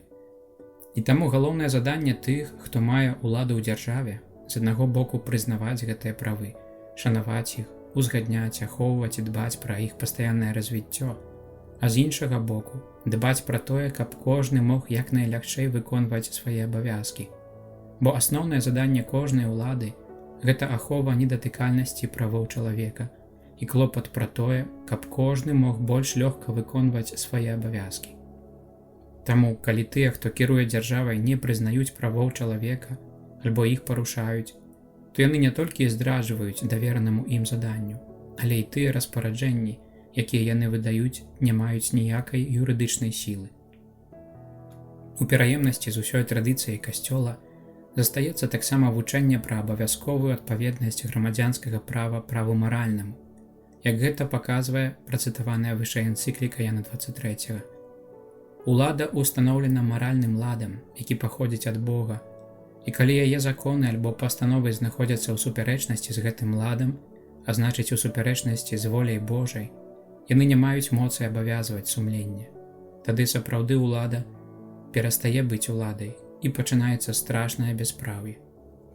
Так адназначна навучае святы Тамаш Аквінскі, які між іншым піша: «Людское права ёсць правам у той меры, у якой оно згоднае з праўдзівым розумам, і тым самым вынікае з права вечнага. Калі ж нейкае права супярэчыць розуму, яно называецца злачынным, аднак у такім выпадку яно перастае быць правам і становіцца хутчэй актам насілля. А ў іншым месцы: Кожнае права, устаноўленае людзьмі, настолькі мае моц права, наколькі вынікае з права натуральнага. Калі ж у нейкім выпадку супярэчыць натуральнаму праву, то ўжо не ёсць правам, але скажэннем. Гэтае вось навучанне адносіцца перадусім і непасрэдна да людскога заканадаўства, якое не прызнае асноўнага і першаснага права кожнага чалавека на жыццё. Такім чынам, пастановы, якія дапускаюць непасрэднае забойства нявінных людскіх істот праз аборт і эўтаназію, знаходзяцца ў поўнай і непапраўнай супярэчнасці з непарушным правам на жыццё, уласцівым усім людзям, і тым самым пярэчаць роўнасці ўсіх перад законам. Можна было б запярэчыць, што гэта не датычыць эўтаназіі, бо яна здзяйсняецца па цалкам свядомым жаданні зацікаўленага. Аднак дзяржава, якая б прызнавала такое жаданне правамоцным і дазволіла б яго выканаць, санкцыянавала б свайго роду форму самазабойства. Забойства насуперак асноўным прынцыпам, якія забараняюць распараджацца жыццём і наказваюць ахоўваць кожнае нявіннае жыццё. Такім чынам змяншаецца павага да жыцця і адкрываецца шлях паводзінам, якія нішчаць давер у грамадскіх стасунках. Законы, якія дапускаюць і аблягчаюць аборт і эўтаназію, радыкальна супярэчаць не толькі дабру асобы, але таксама і супольнаму дабру.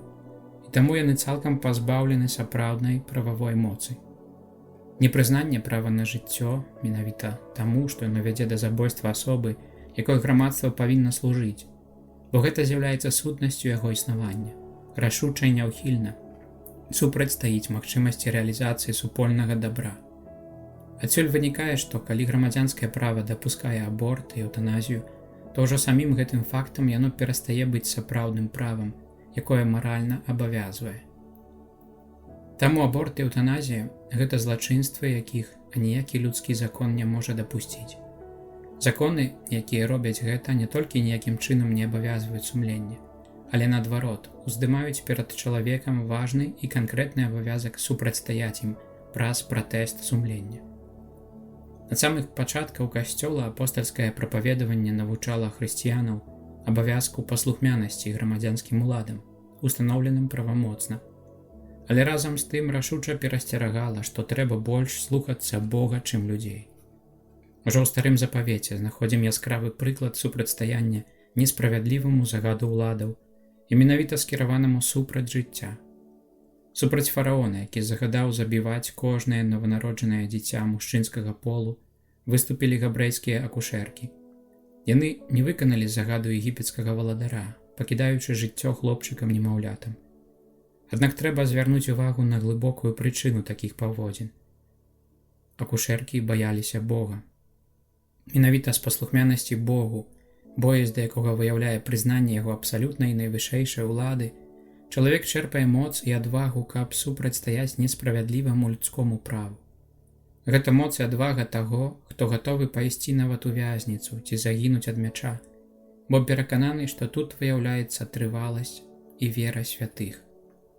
Такім чынам, у выпадку сутнасна несправядлівага права, якім ёсць права, што дазваляе аборт і эўтаназію, ніколі нельга дастасоўвацца да яго, ані ўдзельнічаць у фармаванні грамадскай думкі, прыхільнай такому праву, ані таксама падтрымліваць яго пры галасаванні. Асаблівая праблема сумлення магла б узнікнуць у выпадку, калі галасаваннем у парламенце павінна была б быць прынята права больш рэстрыктыўнае, гэта значыць такое, якое абмяжоўвала б лічбу легальных абортаў, якое з'яўлялася б альтэрнатывай праву больш пермісійнаму, ужо дзейнаму альбо пастаўленаму на галасаванне. Такія выпадкі нярэдкія, бо можна заўважыць, што ў той час, калі ў некаторых частках свету надалей праводзяцца кампаніі за ўвядзенне законаў, што дазваляюць аборт, і іх часта падтрымліваюць магутныя міжнародныя арганізацыі, то ў іншых краінах, асабліва ў тых, якія перажылі ўжо горкія наступствы такога пермісіўнага заканадаўства, з'яўляецца ўсё больш прыкметаў новага пераацэнсавання справы. У пададзенай тут сітуацыі, калі не было б магчымасці адхіліць альбо цалкам скасаваць закон аб аборце, парламентарый, асабістая абсалютнай нязгода якога з абортам была падназначнай і вядомай усім, паступіў бы слушна, аддаючы сваю падтрымку прапановам, мэтай якіх ёсць абмежаванне шкоднасці такога закону, і якія імкнуцца такім чынам да змяншэння яго адмоўных вынікаў на ўзроўні культуры і грамадскай маралі. Так паводзячы сябе, чалавек не саўдзельнічае недазволеным чынам у зацвярджэнні несправядлівага права, а хутчэй робіць слушную і годную спробу абмежаваць яго шкодныя аспекты. Увядзенне несправядлівых законаў вельмі часта ставіць справядлівых людзей перад цяжкімі маральнымі праблемамі сумлення, якія датычаць пытання супрацоўніцтва і тым, якія вынікаюць з абавязку абараніць уласнае права на адмову ўдзельнічаць у справах маральна нядобрых. Рашэнне, якое трэба прымаць у такіх выпадках, не раз бывае балючым і вымагае адмаўлення ад дасягнутага прафесійнага становішча альбо ад абгрунтаваных спадзяванняў, звязаных з будучай кар'ерай. У іншых выпадках можа здарыцца, што выкананне пэўнай дзейнасці па сваёй прыродзе нейтральнай альбо ўвогуле пазітыўнай, прадугледжанай глобальна несправядлівым заканадаўствам, дазваляе ратаваць людское жыццё, якое знаходзіцца пад пагрозай. Аднак з іншага боку, можна слушна асцерагацца, што гатоўнасць да выканання такой дзейнасці не толькі выкліча спакусу і спрычыніцца да паслаблення неабходнага супрацьстаяння замахам на жыццё, але незаўважна прывядзе да ўсё больш распаўсюджанай паддачы пермісіўнай логіцы. Каб растлумачыць гэтую цяжкую маральную праблему, неабходна ўзгадаць агульныя прынцыпы, што датычаць саўдзельніцтва ў нядобрых учынках. Рашучы загад сумлення забараняе хрысціянам, гэтак жа, як і ўсім людзям добрай волі, фармальна саўдзельнічаць у практыках, якія былі, што праўда, дапушчаныя дзяржаўным заканадаўствам, але пярэчаць Божаму праву. З маральнага пункту гледжання ніколі нельга фармальна саўдзельнічаць у чыненні зла. Такі саўдзел мае месца тады, калі здзейснены ўчынак ці то па сваёй прыродзе, ці то з увагі на пэўны кантэкст абставінаў, якія яго фармуюць, мае характар непасрэднага ўдзелу ў дзеяннях, скіраваных супраць нявіннага людскога жыцця, альбо таксама падтрымлівае амаральную інтэнцыю галоўнага выканаўцы. Такога саўдзелу ніколі нельга апраўдаць, ані спасылаючыся на прынцып павагі да свабоды іншага чалавека, ані таксама выкарыстоўваючы той факт, што грамадзянскае права яго прадугледжвае і наказвае. Бо за ўчынкі, зробленыя кожным асабіста, існуе маральная адказнасць, якой ніхто не можа пазбегнуць, і за якую кожны будзе суджаны самім Богам.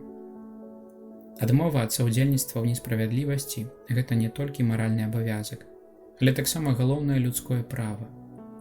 Калі б гэтага не было, чалавек быў бы вымушаны рабіць учынкі па сваёй сутнасці несумяшчальныя з яго годнасцю, і такім чынам яго свабода, сапраўдныя сэнс і мэты, якой заснаваны на імкненні да праўды і дабра, была б радыкальна парушана. Таму гаворка тут ідзе пра асноўнае права, якое менавіта з гэтай прычыны павінна быць прадугледжана дзяржаўным заканадаўствам і ім ахоўвацца. Гэта азначае, што дактары, медыцынскі персанал, а таксама асобы, якія кіруюць установамі аховы здароўя, клінікамі, лячэбнымі асяродкамі, павінны мець гарантаваную магчымасць адмовы ад удзелу ў планаванні, падрыхтоўцы і выкананні дзеянняў, скіраваных супраць жыцця. Хто спасылаецца на пратэст сумлення, павінен быць абаронены не толькі ад карных санкцый, але ад любога тыпу адмоўных наступстваў, прававых, дысцыплінарных, матэрыяльных ці прафесійных. Будзеш любіць свайго бліжняга, як сябе самога, умацоўвае жыццё. Божыя запаведзі ўказваюць нам жыццёвы шлях. Негатыўныя маральныя загады, гэта значыць тыя, якія прызнаюць выбар акрэсленага чыну за маральна недапушчальны, маюць для чалавечай свабоды абсалютную каштоўнасць. Яны абавязваюць заўсёды і ў любых абставінах, без ніякіх выключэнняў. Яны ўказваюць, што выбар пэўных паводзінаў радыкальна супярэчыць любові да Бога і годнасці асобы, створанай на яго вобраз. Таму такога выбару нельга апраўдаць ніякім добрым намерам, а не добрым вынікам.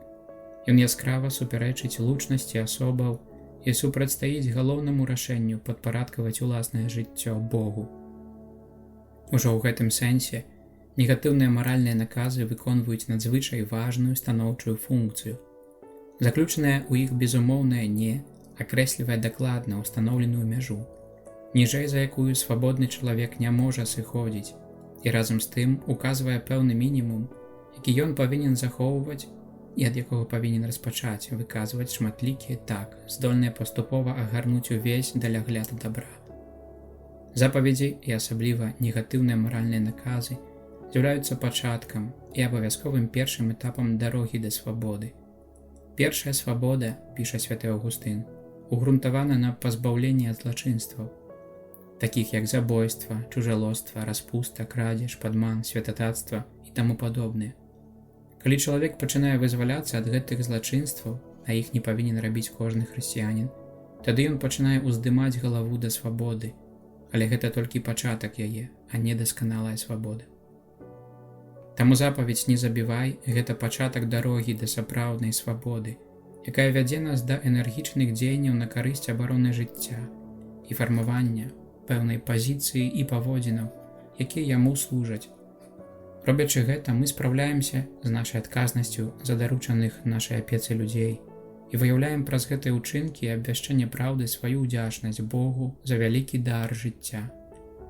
Творца даручыў жыццё чалавеку, яго клопату не дзеля таго, каб ён ім самавольна распараджаўся, але каб мудра яго бярог і служыў яму верна і з любоўю.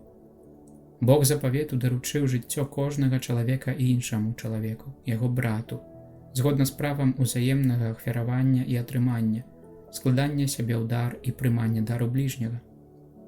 Калі надышла поўня часу, Сын Божы, уцелаўляючыся і аддаючы жыццё за чалавека, указаў, якія вышыні і глыбіні можа асягнуць гэтае права ўзаемнасці.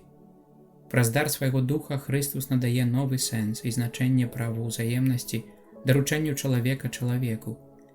Дух, спраўца лучнасці ў любові, творыць паміж людзьмі новае братэрства і салідарнасць, сапраўдны водбліск таямніцы ўзаемнага ахвяравання і прымання, сапраўднай найсвяцейшай Тройцы.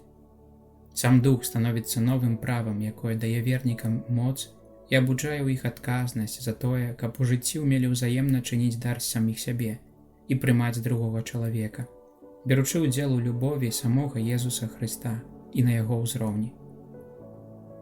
Гэта новае права ажыўляе і фармуе таксама запаведь «Не забівай». Такім чынам, для хрысціяніна гэтая запаведь заключае ў сабе найвышэйшы наказ пашаны, любові і падтрымкі жыцця кожнага брата, адпаведна патрабаванням і вымярэнням любові, якую Бог аказаў у Езусе Хрысце. Ён даў за нас жыццё сваё, мы таксама павінны даваць жыццё сваё за братоў. Запаведь «Не забівай» таксама ў сваім найбольш пазітыўным сэнсе, як наказ пашаны, любові і ўмацавання жыцця, гэта абавязак кожнага чалавека, бо яна гучыць у сумленні кожнага чалавека як несціханае рэха першаснага запавету Бога, Творцы з чалавекам.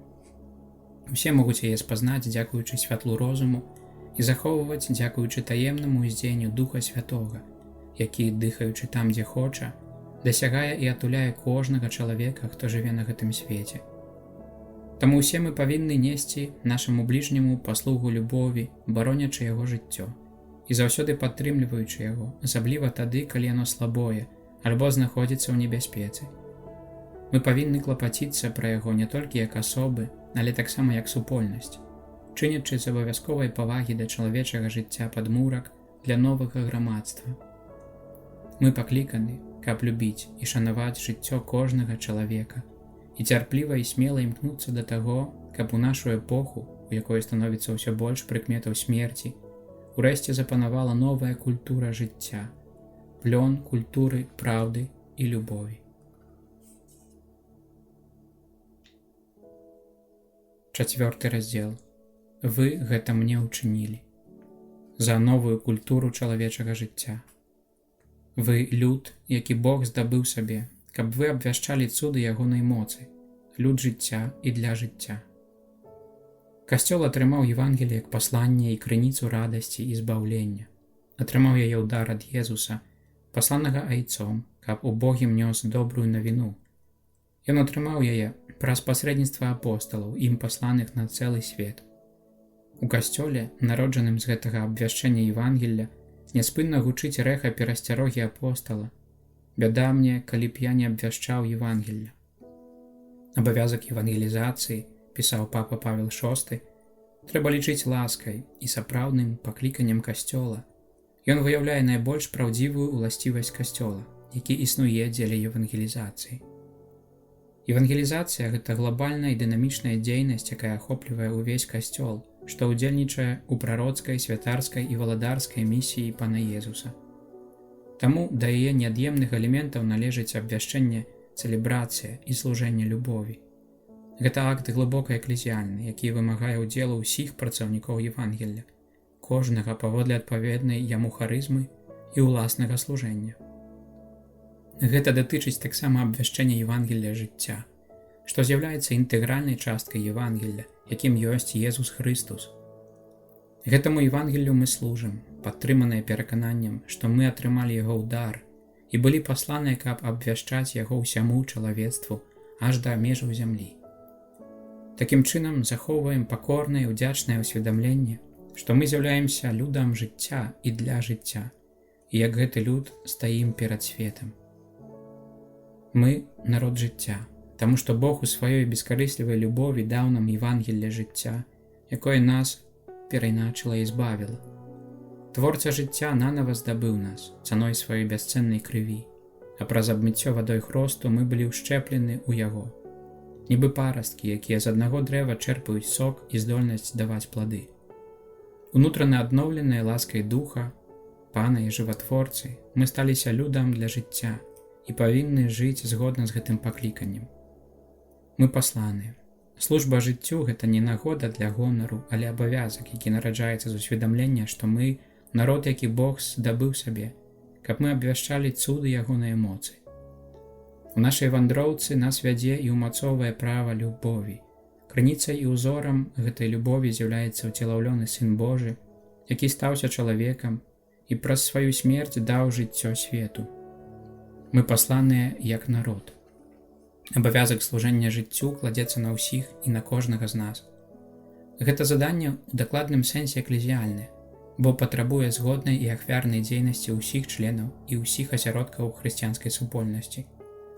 Аднак супольны характар гэтага задання не пазбаўляе і не памяншае адказнасці асобы, да якой скіраваны наказ Хрыста, каб сталася бліжнім кожнаму чалавеку. Ідзі і чыні тое ж. Усе разам мы адчуваем гэты абавязак абвяшчэння Евангелля жыцця, цэлебрацыі яго ў літургіі і ў цэлым жыцці, а таксама служэнне яму праз розныя ініцыятывы і праз пасрэдніцтва структур, якія павінны быць для яго падтрымкай і прыладай папулярызацыі. Аб тым, што мы бачылі і чулі, абвяшчаем вам. Абвяшчаць Евангелле жыцця. Аб тым, што было ад пачатку, што мы чулі, што мы бачылі сваімі вачыма, што мы разглядалі і да чаго датыкаліся рукі нашыя, аб слове жыцця. Абвяшчаем вам, каб вы мелі лучнасць з намі. Езус – нашае адзінае Евангелле. Не можам ні гаварыць, ні сведчыць ні аб чым іншым. Менавіта абвяшчэнне Езуса – гэта абвяшчэнне жыцця, бо Ён – слова жыцця. У ім жыццё аб'явілася. Больш за тое, Ён сам ёсць жыццём вечным, якое было ў айцу, а нам было аб'яўлена. Тое самае жыццё, дзякуючы дару духа, было дадзена чалавеку. Скіраванае да поўні жыцця, гэта значыць да жыцця вечнага, таксама і зямное жыццё кожнага чалавека набывае свой поўны сэнс. Асвечанае гэтым Евангеллем жыцця, мы адчуваем патрэбу абвяшчаць яго і сведчыць пра яго незвычайную навіну, бо яно атаясамліваецца з Езусам, які прыносіць усялякую навіну, і перамагае старое, што паходзіць ад граху і вядзе да смерці. Гэта Евангелле перазыходзіць усе чаканні чалавека і аб'яўляе, на якія цудоўныя вяршыні ўзносіцца сілай ласкі і годнасць асобы. Святы Рыгор з Ніссы так гаворыць пра яе. Чалавек, які нічым не адрозніваецца ад іншых стварэнняў, які ёсць прахам, зеллем і марнасцю, калі будзе ўсыноўлены Богам сусвету, станецца членам сям'і тае істоты, хараства і велічы якой ніхто не можа пабачыць, пачуць, зразумець.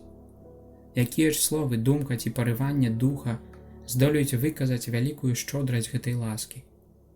Чалавек пераўзыходзіць уласную прыроду, з смяротнага становіцца несмяротным, са знішчальнага незнішчальным, з прамінальнага вечным, з чалавека перайначваецца ў Бога. Удзячнасць і радасць з бязмежнай годнасці чалавека наказвае нам дзяліцца з усімі гэтым пасланнем. Аб тым, што мы бачылі і чулі, абвяшчаем вам, каб вы мелі лучнасць з намі. Трэба дайсці з Евангеллем жыцця да сэрца кожнага чалавека і ўвесці яго ў самыя глыбіні людскога грамадства. Трэба найперш абвяшчаць найбольш істотны сэнс гэтага Евангелля.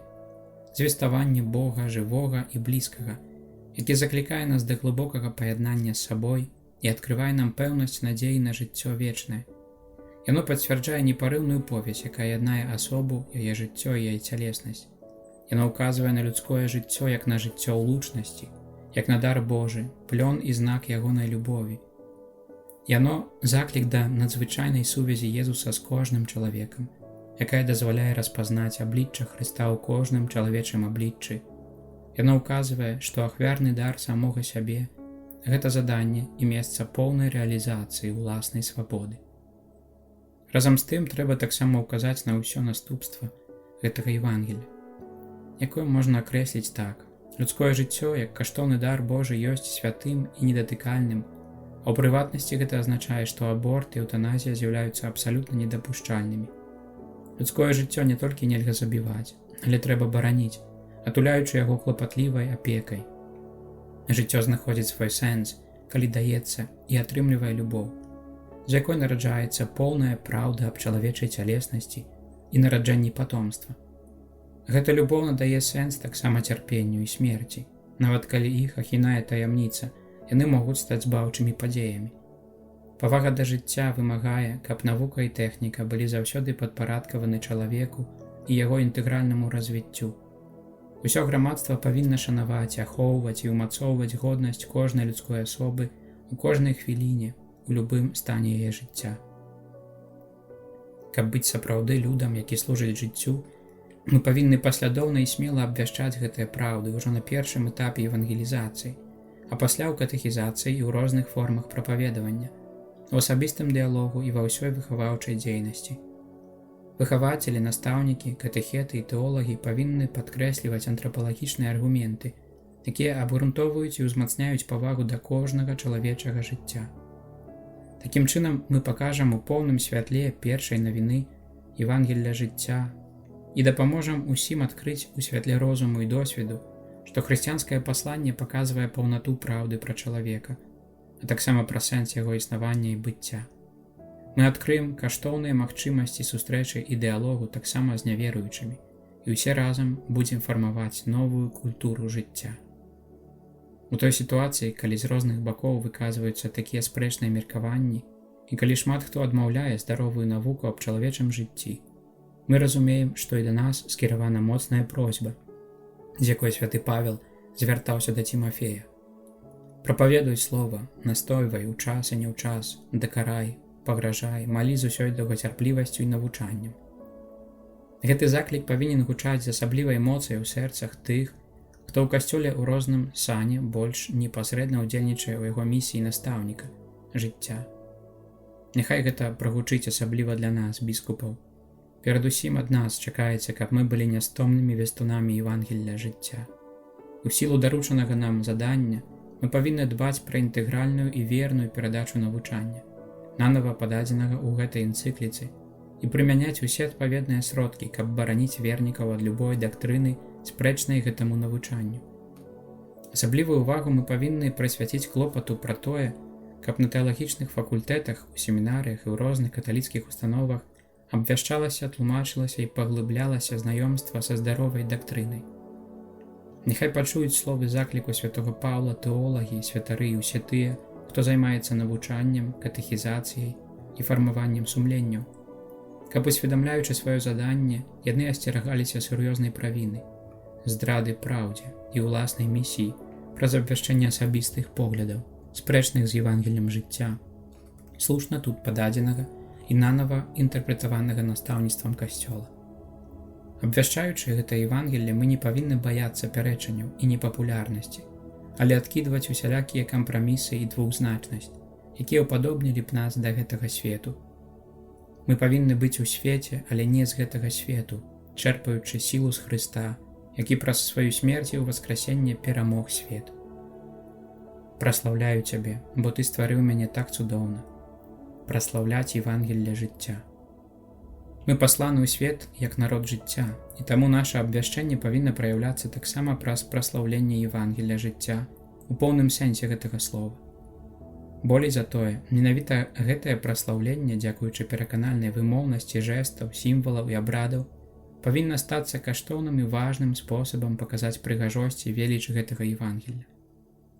З гэтай мэтай трэба найперш выхоўваць у саміх сабе і ў іншых паставу сузірання. Яна нараджаецца з верай у Бога жыцця, які стварыў кожнага чалавека і цудоўна сфармаваў яго. Гэта пастава таго, хто бачыць жыццё ва ўсёй яго глыбіні, хто заўважае яго бескарыслівасць і прыгажосць і прымае яго як заклік да свабоды і адказнасці. Гэта пастава таго, хто не спрабуе падпарадкаваць сабе рэчаіснасць, але прымае яе як дар, адкрываючы ў кожнай рэчы адлюстраванне творцы, а ў кожнай асобе яго жывы вобраз. Хто захоўвае такую паставу, не паддаецца роспачы, калі бачыць чалавека хворага, церпячага, адкінутага, альбо на парозе смерці. Усе гэтыя сітуацыі ён прымае як заклік да пошуку сэнсу, і менавіта ў такіх абставінах адкрываецца, каб на твары кожнай асобы заўважыць запрашэнне да сустрэчы, да дыялогу, да салідарнасці. Ужо час, каб мы ўсе прынялі такую паставу і нанава навучыліся з рэлігійным захапленнем паважаць і шанаваць кожнага чалавека, як нам наказваў папа Павел VI ў адным са сваіх пасланняў на Божае нараджэнне. Новы адкуплены люд, які прыняў такую паставу сузірання, не можа выказаць гэта іначай, як толькі праз гімны радасці, хвалы і падзякі за бясцэнны дар жыцця, за таямніцу паклікання кожнага чалавека, да ўдзелу ў Хрысце, ў жыцці, ласкі і да вечнага існавання ў лучнасці з Богам, творцам і айцом. Праслаўляць Евангелле жыцця – гэта значыць аддаваць хвалу Богу жыцця, Богу, які дае жыццё. Мы павінны праслаўляць жыццё вечнае, ад якога паходзіць кожнае іншае жыццё. Ад яго атрымлівае жыццё згодна са сваёй мерай кожная істота, якая нейкім чынам мае ўдзел у жыцці. Гэта Божае жыццё, якое знаходзіцца панад усялякім іншым жыццём, ажыўляе і захоўвае жыццё. Кожнае жыццё і кожны жыццёвы працэс паходзяць ад гэтага жыцця, якое пераўзыходзіць усялякае жыццё і усялякую аснову жыцця. Гэта яму душы абавязаны сваёй несмяротнасцю. Гэтаксама, як дзякуючы яму жывуць усе жывёлы і расліны, у якіх водгук жыцця слабейшы. Людзям, як істотам складзеным з духа і матэрыі, жыццё дае жыццё. Калі потым надыходзіць час, каб яго пакінуць, тады жыццё моцай сваёй велізарнай любові да чалавека перамяняе нас і кліча да сябе. І не толькі. Яно абяцае давесці нас з целам і душой да жыцця дасканалага, да несмяротнасці. Недастаткова сказаць, што гэтае жыццё жыве. Яно ёсць пачаткам жыцця, прычынай і адзінай крыніцаю жыцця. Кожная жывая істота павінна сузіраць і выхваляць яго. З гэтага жыцця б'е жыццё. Мы таксама ўслед за псальмістам у штодзённай малітве асабістай і супольнай хвалім і благаслаўляем Бога нашага Айца, які сфармаваў нас у мацярынскім улонні, ужо тады бачыў нас і палюбіў. І перапоўненыя вялізнай радасцю, голасна ўсклікаем: «Дзякую табе, што ты стварыў мяне, так цудоўна. Дзівосныя справы твае, і ты добра ведаеш душу маю». Сапраўды, гэта смяротнае жыццё, нягледзячы на ўсе яго цяжкасці, неспазнаныя таямніцы, цярпенні і няўхільнае прамінанне, ёсць чымсьці надзвычай прыгожым, заўсёды новым і захапляльным цудам, падзеяй годная таго, каб апяваць яго з радасцю і праслаўленнем. Болей за тое, чалавек і яго жыццё аб'яўляюцца нам не толькі як адзін з найдзівоснейшых цудаў стварэння. Бог абдарыў чалавека амаль боскай годнасцю. У кожным дзіцяці, якое нараджаецца, і ў кожным чалавеку, які жыве альбо памірае, мы бачым вобраз Божай хвалы. Гэтую хвалу праслаўляем у кожным чалавеку, знаку Бога жывога, іконе Езуса Хрыста. Мы пакліканы, каб выяўляць захапленне і ўдзячнасць за жыццё, атрыманае ў дар, і каб прымаць з радасцю і пераказваць Евангелле жыцця не толькі ў асабістай і супольнай малітве, але перадусім праз цэлебрацыю літургічнага году. Тут трэба асабліва нагадаць пра сакраменты, гэтыя дзейсныя знакі прысутнасці і збаўчай дзейнасці Хрыста Пана у хрысціянскім жыцці. Яны даюць людзям удзел у боскім жыцці, гарантуюць ім патрэбную духоўную энергію, каб маглі рэалізаваць поўны і сапраўдны сэнс жыцця, цярпення і смерці.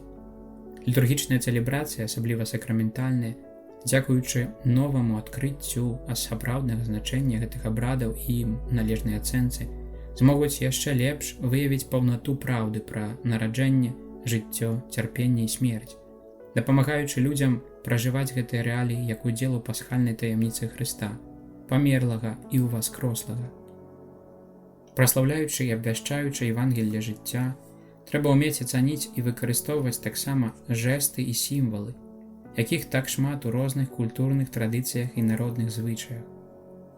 Гэта праявы і формы ўзаемаразумення людзей, якія ў розных краінах і культурах выказваюць праз іх пасрэдніцтва радасць, калі нараджаецца новае жыццё, пашану і волю да абароны кожнага чалавечага існавання, клопат пра таго, хто церпіць і патрабуе нашай дапамогі, блізкасць да старога і канаючага чалавека, спачуванне ў жалобе і жаданне несмяротнасці. У гэтым кантэксце прапаную, узяўшы пад увагу пастановы кардыналаў, сабраных на кансісторыі 1991 года, каб штогод у кожнай краіне адзначаўся дзень жыцця. Гэтак, як ужо дзе-нідзе адбываецца па ініцыятыве некаторых біскупскіх канферэнцый. Трэба, каб гэты дзень быў падрыхтаваны і адзначаўся пры актыўным удзеле ўсіх вернікаў мясцовага касцёла.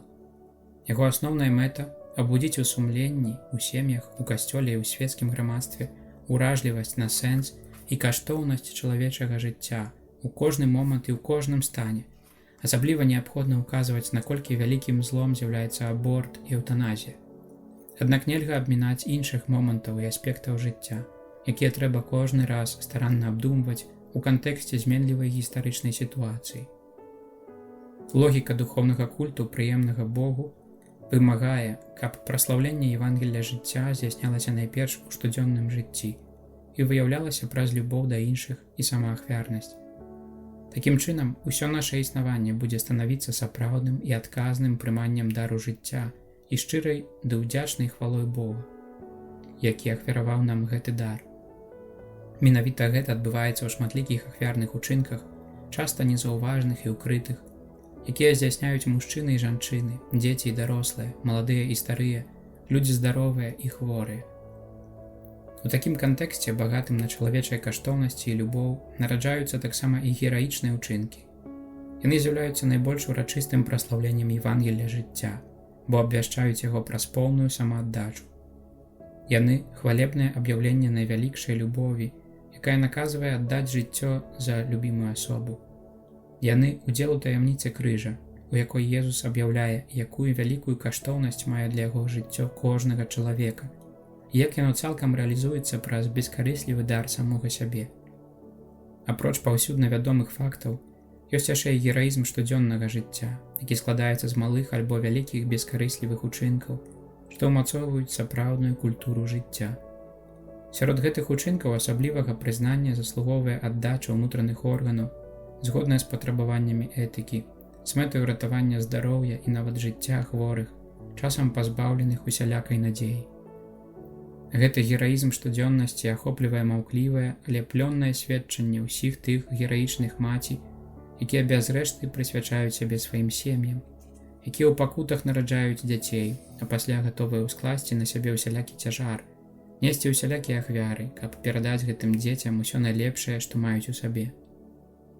Выконваючы ў жыцці сваю місію, не заўсёды гэтыя гераічныя маці знаходзяць падтрымку ў сваім асяроддзі, зусім наадварот. Мадэлі цывілізацыі, якія часта ствараюцца і прапагандуюцца сродкамі масавай інфармацыі, не спрыяюць мацярынству. У імя прагрэсу і сучаснасці вернасць, цнатлівасць, самаахвярнасць паддаюцца як састарэлыя каштоўнасці. Але менавіта імі вылучаліся і надалей вылучаюцца шматлікія хрысціянскія маці і нарачоныя. Дзякуем вам, гераічныя маці, за вашу непераможную любоў. Дзякуем вам за ваш гераічны давер Богу і яго любові. Дзякуем вам за ахвяраванне свайго жыцця. Хрыстус у пасхальнай таямніцы аддае вам гэты дар, які вы яму ахвяравалі, бо толькі ён мае моц аддаць жыццё, якое вы прынеслі яму ахвяру. Што за карысць, браты мае, калі хто кажа, што ён мае веру, ды ўчынкаў не мае, служыць Евангеллю жыцця. Абарона і наданне большага значэння людскому жыццю – гэта праяўленне ўдзелу ў валадарскай місіі Хрыста. І таму яны павінны мець характар паслугі любові, якая выяўляецца праз асабістае сведчанне, праз розныя формы дабрачыннасці, грамадскай дзейнасці і палітычнай актыўнасці. І гэта асабліва патрэбна ў сучасны момант, калі культура смерці так агрэсіўна атакуе культуру жыцця і часта здаецца, што перамагае яе. Аднак перадусім гэта патрэба, народжаная з веры, якая дзейнічае праз любоў. Як нам нагадвае пра гэта пасланне святога Якуба, што за карысць, браты мае, калі хто кажа, што ён мае веру, ды ўчынкаў не мае. Ці можа гэтая вера збавіць яго? Калі брат ці сястра распранутыя і не маюць штодзённага хлеба, а нехта з вас скажа ім: ідзіце ў супакой, грэйцеся, карміцеся, але не дасць ім патрэбнага для цела, што за карысць? Гэтак і вера, калі не мае ўчынкаў, сама па сабе мёртвая. У паслузе любові нас павінна ажыўляць і адрозніваць пэўная пазіцыя. Мы павінны паклапаціцца пра бліжняга як пра асобу, якую Бог даверыў нашай адказнасці. Як вучні Хрыста мы пакліканы станавіцца бліжнімі кожнаму чалавеку, прысвячаючы асаблівую увагу убогім, самотным, церпячым. Менавіта праз дапамогу, аказаную чалавеку галоднаму, прагнучаму, чужому, распранутаму, хвораму, вязню, а таксама яшчэ ненароджанаму дзіцяці альбо старому, закранутаму цярпеннем ці блізкаму да смерці, нам дадзена служыць Езусу, які сам сказаў: «Усё, што вы зрабілі для аднаго з братоў маіх найменшых, мне вы зрабілі». Таму мы павінны пагадзіцца, што да нас скіраваны заклік і асуджэнне заўсёды актуальных словаў святога Яна Залатавуснага. Хочаш ушанаваць цела Хрыста? Не пагарджай ім, калі ўбачыш яго ўзгалелым. Не ўшаноўвай яго ў святыні ў шаўках, як саміце, каб пасля пагарджаць ім за брамай, дзе пакутуюць холад і галеча. Служэнне любові дзеля жыцця павінна ахапіць усё і ўсіх. Яно не можа дапусціць ані аднабаковасці, ані дыскрымінацыі, бо чалавечае жыццё святое і непарушнае на кожным сваім этапе і ў кожным стане. Гэта непадзельнае дабро, таму трэба паклапаціцца пра ўсё жыццё і пра жыццё ўсіх. Больш за тое, трэба асягнуць яшчэ глыбей да самых вытокаў жыцця і любові. Менавіта так глыбокая любоў да кожнага чалавека дала пачатак надзвычай багатай гісторыі дабрачыннай дзейнасці, якая развівалася праз стагоддзі і дзякуючы якой у жыцці касцёла і грамадства з'явіліся шматлікія структуры, што служаць жыццю. Яны выклікаюць здзіўленне ў кожнага назіральніка, пазбаўленага прадузятасці. Кожная хрысціянская супольнасць, пранікнутая заўсёды жывым пачуццём адказнасці, павінна пісаць наступныя старонкі гэтай гісторыі праз разнастайную душпастарскую і грамадскую дзейнасць. У гэтым духу неабходна далікатна і дзейсна спадарожнічаць жыццю, што прыходзіць на свет, атуляючы асаблівай апекай тых маці, якія не баяцца нарадзіць дзіця і выхаваць яго нават без удзелу бацькі. Падобны клопат трэба праявіць пра жыццё церпячых і самотных людзей, асабліва на яго апошнім этапе. Усё гэта стварае неабходнасць цярплівай і адважнай выхаваўчай працы, якая заахвоціла б усіх і кожнага ўзяць на ўласныя плечы цяжар іншых, вымагае пастаяннага клопату аб пакліканнях да служэння, асабліва сярод моладзі, наказвае браць на сябе рэалізацыю канкрэтных праектаў і ініцыятываў, трывалых і натхнёных евангелічным духам. Існуюць шматлікія метады гэтай працы, якія трэба прымяняць кампетэнтна і вельмі актыўна. Зачатаму жыццю служаць асяродкі па пашырэнні натуральных метадаў рэгулявання плотнасці. Іх неабходна развіваць, бо яны эфектыўна дапамагаюць прымяняць прынцыпы адказнага бацькоўства і мацярынства, дзякуючы якім кожная асоба, пачынаючы з дзіцяці, была б прызнаная і паважаная з увагі на сваю асабістую вартасць. А крытэрыем кожнага рашэння з'яўляецца бескарыслівы дар сябе іншым людзям. Таксама і супрацоўнікі сямейных і сужэнскіх кансультацый, якія выконваюць уласцівую ім місію кансультацый і прафілактыкі, кіруючыся антрапалагічнай канцэпцыяй, сугучнай з хрысціянскім бачаннем асобы, сужэнства і фізіялогіі, аказваюць вялікую паслугу ўсім сем'ям, дапамагаючы ім нанава адкрыць сэнс жыцця і кахання, падтрымліваючы іх і спадарожнічаючы ім у іх місіі санктуарыяў жыцця. Новаму жыццю служаць таксама асяродкі дапамогі жыццю і дамы альбо асяродкі апекі над жыццём. Дзякуючы іх дзейнасці шматлікія маці-адзіночкі і сямейныя пары, якія знаходзяцца ў цяжкім становішчы, вяртаюць пачуццё сэнсу і матывацыі, а таксама знаходзяць патрэбную дапамогу і падтрымку ў пераадоленні праблемаў і страху, звязаных з прыняццем пачатага ці нованароджанага жыцця. Для пераадолення розных жыццёвых цяжкасцяў паталогіі, хваробаў і ігнаравання грамадствам, існуюць таксама іншыя метады дзейнасці, такія як тэрапеўтычныя супольнасці для наркаманаў, асяродкі апекі над непаўналетнімі ці псіхічна хворымі, асяродкі лячэння і апекі для хворых на СНІД, таварыствы дапамогі ўсім інвалідам. Гэтыя метады – прыклад таго, на што здольная хрысціянская любоў, каб кожнаму вярнуць надзею і стварыць канкрэтныя магчымасці для жыцця.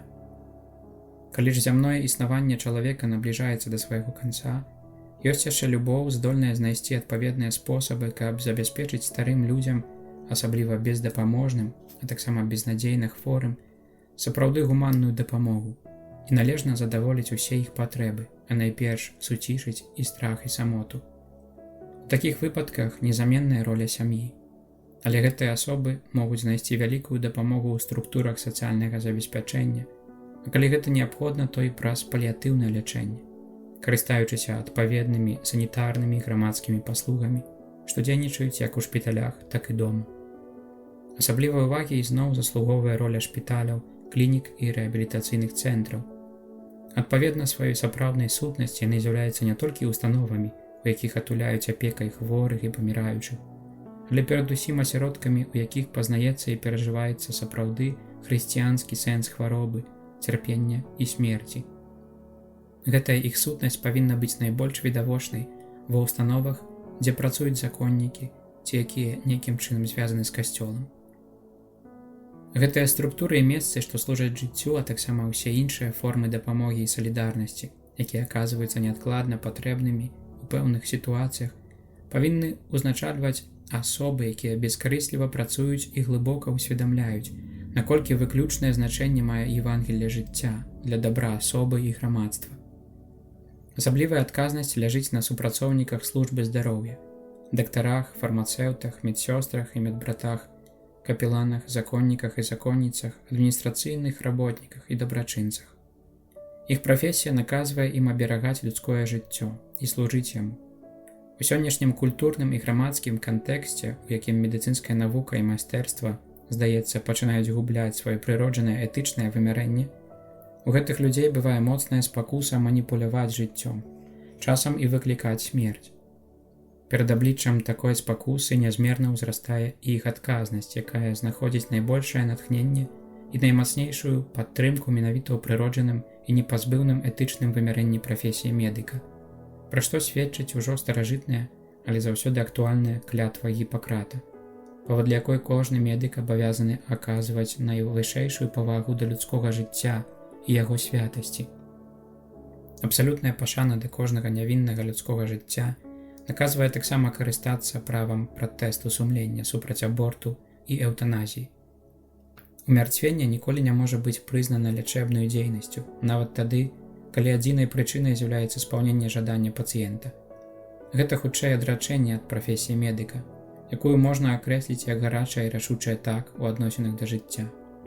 Таксама і ў галіне біямедычных даследаванняў, якая захапляе і прадказвае новыя вялікія адкрыцці на карысць дабра чалавецтва, трэба заўсёды пазбягаць эксперыментаў, доследаў і практыкі, якія, ігнаруючы непарушную годнасць людской істоты, перастаюць служыць чалавеку і хоць як быццам яму дапамагаюць на самай справе, скіраванай супраць яго. Асаблівую ролю пакліканы адыграць заангажаваныя асобы і добраахвотнікі. Яны змогуць шмат зрабіць на карысць жыцця, калі здолеюць паяднаць прафесійную кваліфікацыю з великадушнай і бескарыслівай любоўю.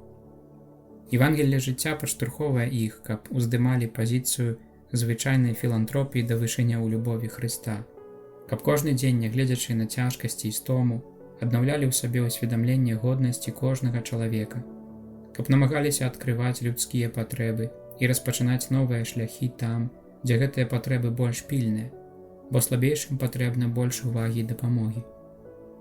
Паслядоўны рэалізм любові наказвае служыць Евангеллю жыцця таксама і праз розныя формы грамадскай дзейнасці і палітычнай актыўнасці, заснаваны на абвяшчэнні і абароне каштоўнасцяў жыцця ў нашых усё больш складаных і плюралістычных грамадствах. Асобы, сем'і і групы, супольнасці адказныя хоць у рознай ступені за гэту грамадскую дзейнасць і за рэалізацыю мерапрыемства ў галіне культуры, гаспадаркі, палітыкі і заканадаўства, якія, кіруючыся павагай да ўсіх, і логікай дэмакратычнага суіснавання спрычыняюцца да пабудовы грамадства, заснаванага на прызнанні і ахове годнасці кожнай асобы, а таксама на абароне і папулярызацыі жыцця ўсіх людзей. Гэта заданне, якое найперш складаецца на адказных за грамадскія справы. Пакліканыя на службу чалавеку і супольнаму дабру, яны абавязаны смела выступаць у абарону жыцця, асабліва ў сферы прававога заканадаўства.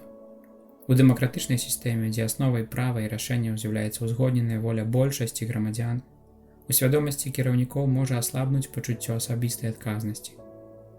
Аднак ніхто не можа ад яе ўхіліцца, асабліва калі адказвае за важныя заканадаўчыя ці выканаўчыя функцыі, якія абавязваюць яго адказваць перад Богам, перад уласным сумленнем і перад усім грамадствам за магчымыя рашэнні, якія пярэчаць агульнаму і сапраўднаму супольнаму дабру. Хоць права і не з'яўляецца адзінай прыладай абароны людскога жыцця, яно адыгрывае вельмі значную, а часам вызначальную ролю у працэсе выхавання пэўнай ментальнасці і звычаяў. Паўтараю яшчэ раз, што закон, які парушае натуральнае права на жыццё нявіннага чалавека, несправядлівы і як такі не можа мець прававой сілы. Таму рашуча паўтараю мой заклік да ўсіх палітыкаў, каб не ўводзілі законаў, якія не прызнаюць годнасці асобы і тым самым падрываюць асновы супольнага грамадскага жыцця. Касцёл ведае, што ў кантэксце плюралістычных дэмакратый, у якіх суіснуюць моцныя культурныя плыні розных арыентацый, цяжка забяспечыць жыццю дзейсную прававую абарону. Аднак ён перакананы, што голас маральнай праўды гучыць у глыбіні кожнага сумлення, і таму заахвочвае палітыкаў, перадусім хрысціянскіх, каб не паддаваліся роспачы і прымалі рашэнні, якія, улічваючы канкрэтныя магчымасці, вялі б да вяртання нармальнага грамадскага ладу праз прызнанне і папулярызацыю каштоўнасці жыцця. У гэтым кантэксце трэба падкрэсліць, што недастаткова скасаваць амаральныя законы. Неабходна выключыць прычыны, якія спрыяюць замахам на жыццё, найперш праз гарантыю патрэбнай дапамогі сям'і і мацярынству. Сямейная палітыка павінна стацца апорай і рухавіком усялякай сацыяльнай палітыкі. Таму неабходна займацца грамадскай і заканадаўчай дзейнасцю, здольнай забяспечыць умовы сапраўднай свабоды ў прыняцці рашэнняў, якія датычаць бацькоўства і мацярынства. Неабходна таксама абапірацца на новыя палітычныя прынцыпы ў сферы працы, развіцця урбаністыкі, жыллёвага будаўніцтва і бытавых паслугаў, так, каб было магчыма спалучыць рытмы працы з рытмам сямейнага жыцця, а таксама гарантаваць рэальную апеку дзецям і старым. Важным кірункам палітыкі на карысць жыцця сёння з'яўляецца дэмаграфічная праблема. Грамадскія ўлады, зразумела, абавязаны ўплываць на арыентацыю дэмаграфіі і насельніцтва, але гэтая дзейнасць павінна прадугледжваць і паважаць першасную і безумоўную адказнасць сужонкаў і сем'яў. Яно не павінна выкарыстоўваць метадаў, якія супярэчаць годнасці асобы і асноўнаму праву кожнай нявіннай людской істоты на жыццё. Таму маральна недапушчальная такая палітыка рэгуляцыі нараджэнняў, якая заахвочвае або ўвогуле змушае прымяняць кантрацэпцыю ці рабіць стэрылізацыю і аборты. Каб вырашыць дэмаграфічную праблему, неабходна ісці з усімі іншымі шляхамі. Урады і розныя міжнародныя установы павінны перадусім імкнуцца да стварэння эканамічных, сацыяльных, медыцынскіх, санітарных і культурных умоваў, якія дазволілі б сужонкам прымаць рашэнні аб прадаўжэнні роду з поўнай свабодай і сапраўднай адказнасцю. Павінны таксама рабіць намаганні, каб вырабляць больш сродкаў і больш справядліва дзяліць багацце, даючы ўсім аднолькавую магчымасць карыстацца створаным багаццем. Трэба шукаць рашэнняў у сусветным маштабе, ствараючы сапраўдную эканоміку супольнасці і супольнага ўдзелу ў багаццях, як у міжнародным маштабе, так і ў маштабе краіны. Гэта адзіны шлях, які паважае годнасць асобы і сям'і, і разам з тым аўтэнтычную культуру спадчыны народаў. Таму служэнню Евангелля жыцця гэта справа шырокая і складаная. Усё больш выразна мы бачым, што яна стварае каштоўныя магчымасці канкрэтнага супрацоўніцтва з братамі іншых веравызнанняў, згодна з лініяй дзейснага экуменізму, да якога моцна заахвочваў нас Другі Ватыканскі сабор. Гэта галіна паўстае перад намі таксама, як ахвяраваная нам Божым провідам прастора для дыялогу і супрацоўніцтва з вызнаўцамі іншых рэлігій і з усімі людзьмі добрай волі. Абарона і папулярызацыя жыцця не могуць быць нечай манаполіяй, але заданнем і адказнасцю ўсіх людзей, Выклік, перад якім мы становімся на парозе трэцяга тысячагоддзя, цяжкі. Толькі згоднае супрацоўніцтва ўсіх, хто верыць у каштоўнасць жыцця, дазволіць пазбегнуць паражэння цывілізацыі і яго незвяротных вынікаў. Вось сыны ёсць дарам Пана, а плод улоння ўзнагародай. Сям'я як святыня жыцця. Ва ўлонні люду жыцця і для жыцця найважнейшая адказнасць ляжыць на сям'і. Адказнасць гэта вынікае з самой прыроды сям'і, як супольнасці жыцця і любові, што абапіраецца на сужэнстве, і з яе місіяй захавання, аб'яўлення і перадачы любові.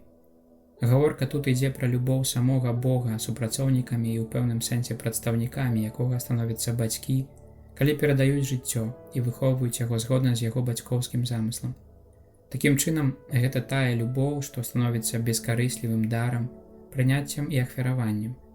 У сям'і кожны сустракаецца са згодаю, павагаю і пашанаю, бо з'яўляецца асобай.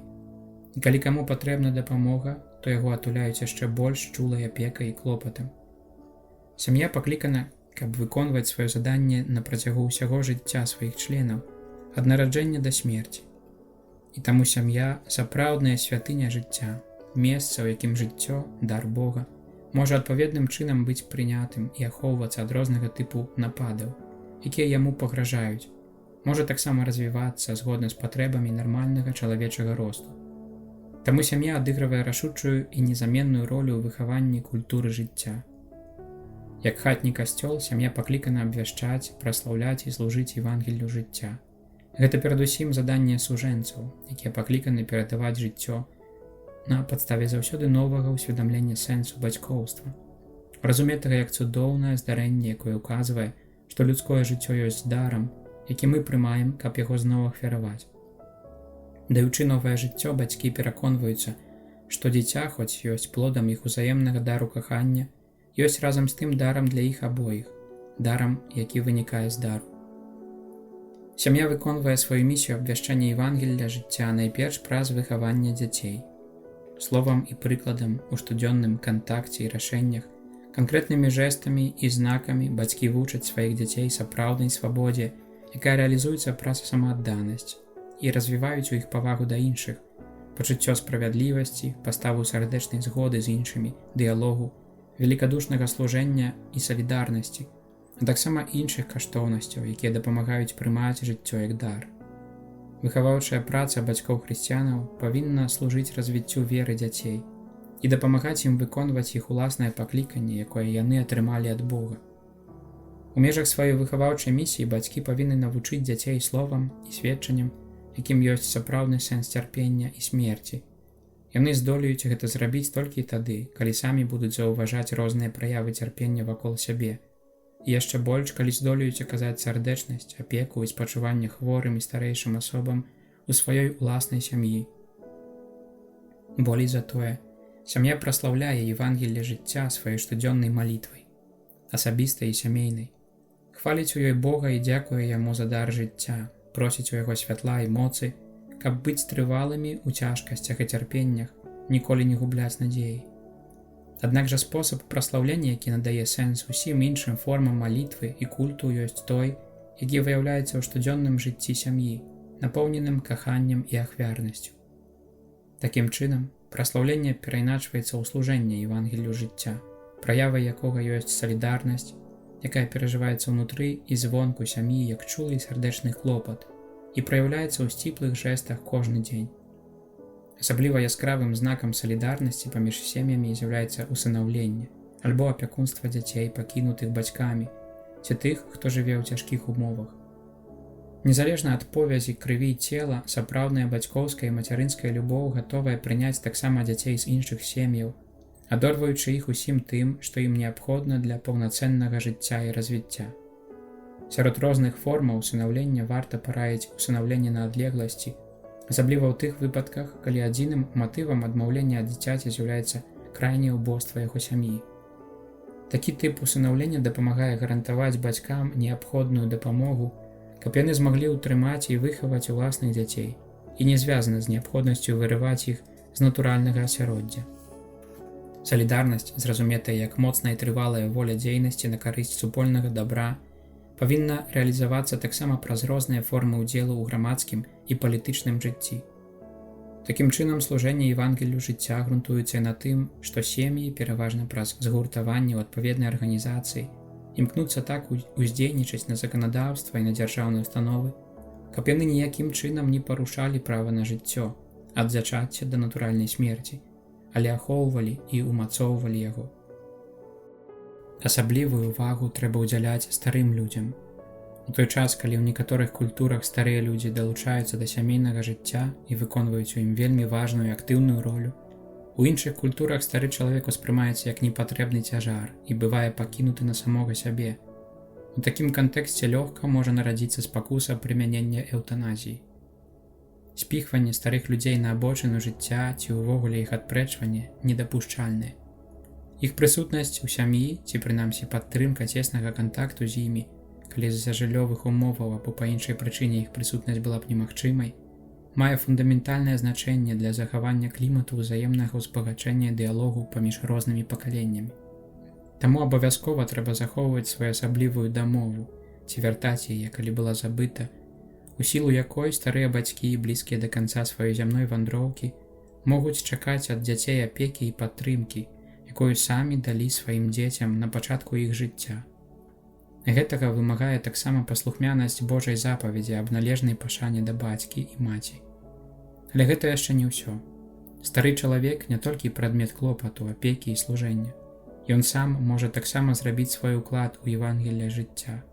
Можа і павінен выкарыстаць свой багаты досвед, які здабыў на працягу свайго доўгага жыцця, каб перадаваць мудрасць, сведчыць пра надзею і любоў. Хоць праўда, што будучыня чалавецтва залежыць ад сям'і, але трэба прызнаць, што ў сённяшніх сацыяльных, эканамічных і культурных умовах задача сям'і на службе жыццю часта нашмат цяжэйшая і больш клопатная. Каб сям'я змагла выканаць сваё пакліканне быць святыняй жыцця і ячэйкай грамадства, якое любіць і прымае жыццё, неабходна абавязкова і тэрмінова забяспечыць ёй дапамогу і падтрымку. Грамадства і дзяржава павінны аказаць ёй усю неабходную дапамогу, у тым ліку і матэрыяльную, каб сем'і маглі вырашаць свае праблемы па-людску. Са свайго боку, касцёл павінен нястомна развіваць душпастырства сем'яў, здольнае натхніць кожную сям'ю на адкрыццё і перажыванне з радасцю і адвагай місіі, вызначанай ёй Евангеллем жыцця. Паступайце ж, як дзеці святла. Неабходнасць глыбокага аднаўлення культуры. Паступайце ж, як дзеці святла. Выпрабоўвайце, што мілае Богу, не бярыце ўдзелу ў бясплённых дзеяннях цемры. У сучасным грамадскім кантэксце, пазначаным драматычным змаганнем культуры жыцця з культурай смерці, неабходна выпрацаваць у сабе моцнае крытычнае пачуццё, якое дазволіла б распазнаваць сапраўдныя каштоўнасці і патрэбы. Патрэбна ўсеагульная мабілізацыя сумлення і супольны этычны высілак, каб задзейнічаць вялікую стратэгію абароны жыцця. Усе разам мы павінны будаваць новую культуру жыцця. Новую – гэта значыць здольную ўзнімаць і вырашаць існуючыя сёння і невядомыя раней праблемы, звязаныя з людскім жыццём. Новую – гэта значыць больш рашучую і дзейсна прынятую ўсімі хрысціянамі. Новую – гэта значыць здольную абудзіць да сур'ёзнай і смелай культурнай канфрантацыі. Тэрміновая патрэба гэтай адновы культуры вынікае з гістарычнай сітуацыі, у якой мы сёння жывем, але перадусім гэтая патрэба ўкаранёная ў самой евангелізацыйнай місіі Касцёла. Бо Евангелле імкнецца да перамянення знутры і аднаўлення чалавецтва. Яно як рошчына, што квасіць усё цеста, і таму павінна пранікаць усе культуры і ажыўляць іх знутры, каб яны выяўлялі ўсю праўду пра чалавека і яго жыццё. Трэба распачаць з аднаўлення культуры жыцця ўнутры саміх хрысціянскіх супольнасцяў. Вельмі часта вернікі, нават тыя, што актыўна ўдзельнічаюць у касцёльным жыцці, паддаюцца тэндэнцыі адарваць хрысціянскую веру ад яе маральных патрабаванняў, што датычыць жыцця. А гэта вядзе да маральнага суб'ектывізму і да пэўных недапушчальных паводзінаў. Таму мы павінны з усёй адкрытасцю і адвагай задацца пытаннем, якая культура жыцця пануе сёння сярод асобных хрысціянаў, сем'яў, супольнасцяў у нашых дыяцэзіях. І таксама ясна і рашуча мы павінны акрэсліць дзеянні, якія мусім распачаць, каб служыць жыццю ў святле поўнай праўды аб ім. Адначасова мы павінны развіваць сур'ёзны і глыбокі дыялог з усімі, таксама і з няверуючымі, на тэму асноўных праблемаў людскога жыцця і весці яго ў асяроддзі творчай інтэлігенцыі ў розных прафесійных асяродках і там, дзе мы жывем і працуем. Першым і галоўным крокам у кірунку гэтага аднаўлення культуры ёсць фармаванне і павышэнне ўражлівасці сумлення у стасунку да бязмежнай і непарушнай каштоўнасці кожнага чалавечага жыцця. Найбольш важная справа – нанава адкрыць непарыўную сувязь паміж жыццём і свабодай. Гэта непадзельныя каштоўнасці. Парушэнне адной з іх няўхільна вядзе да парушэння другой. Няма сапраўднай свабоды там, дзе не прымаюць і не любяць жыцця. Паўната жыцця магчымая толькі на свабодзе. Абедзве гэтыя рэчаіснасці маюць таксама адзін супольны аспект, прыроджаны і адметны, які іх непарыўна яднае – пакліканне да любові. Гэтая любоў, што ўспрымаецца як бескарыслівы дар сябе, з'яўляецца сапраўдным сэнсам жыцця і свабоды чалавека. Такое ж важнае значэнне для фармавання сумлення мае новае адкрыццё канстытутыўнай повязі, якая яднае свабоду з праўдай. Як я ўжо неаднаразова сцвярджаў, адрыў свабоды ад аб'ектыўнай праўды робіць немагчымым угрунтаванне правоў чалавека на важкім рацыянальным падмурку і стварае сітуацыю, пры якой у грамадстве можа запанаваць анархічнае свавольства асобных людзей альбо забоючы таталітарызм улады. Таму неабходна, каб чалавек прызнаў свае першасныя і неад'емныя ўмовы стварэння, якія атрымлівае ад Бога існаванне і жыццё як дар, і заданне. Толькі прымаючы гэту прыроджаную залежнасць свайго быцця, чалавек можа цалкам рэалізаваць сваё жыццё і свабоду, а разам з тым глыбока шанаваць жыццё і свабоду кожнай іншай істоты. Тут перадусім адкрываецца, што стрыжнем кожнай культуры ёсць пазіцыя чалавека, якую ён займае перад абліччам найвялікшай таямніцы Бога. Калі ён выракаецца Бога і жыве так, быццам Бога няма, альбо не шануе яго запаведзяў, вельмі проста і хутка адракаецца таксама ад чалавека, ці пагарджае годнасцю чалавечай асобы і недатыкальнасцю яе жыцця. З фармаваннем сумлення цесна паяднана таксама і выхаваўчая праца, якая дапамагае чалавеку становіцца ўсё больш чалавекам, уводзіць яго глыбей у праўду, фармуе ў ім усё большую павагу да жыцця і рыхтуе да больш адпаведных міжасабовых зносінаў. Асабліва неабходна прывіваць павагу да жыцця як каштоўнасці, пачынаючы з самых яго пачаткаў. Памылкова думаць, што можна пабудаваць сапраўдную культуру людскога жыцця, не дапамагаючы маладым разумець і перажываць сваю сексуальнасць, каханне і жыццё ў адпаведнасці з іх сапраўдным значэннем і ў іх цеснай узаемазалежнасці. Сексуальнасць – гэта багацце кожнага чалавека, якое выяўляе сваё глыбокае значэнне, ведучы асобу да самаадданасці ў каханні. Баналізацыя сексуальнасці – адна з галоўных прычынаў, з якой пачынаецца пагарда да жыцця, якое нараджаецца. Толькі сапраўднае каханне ўмее берагчы жыццё.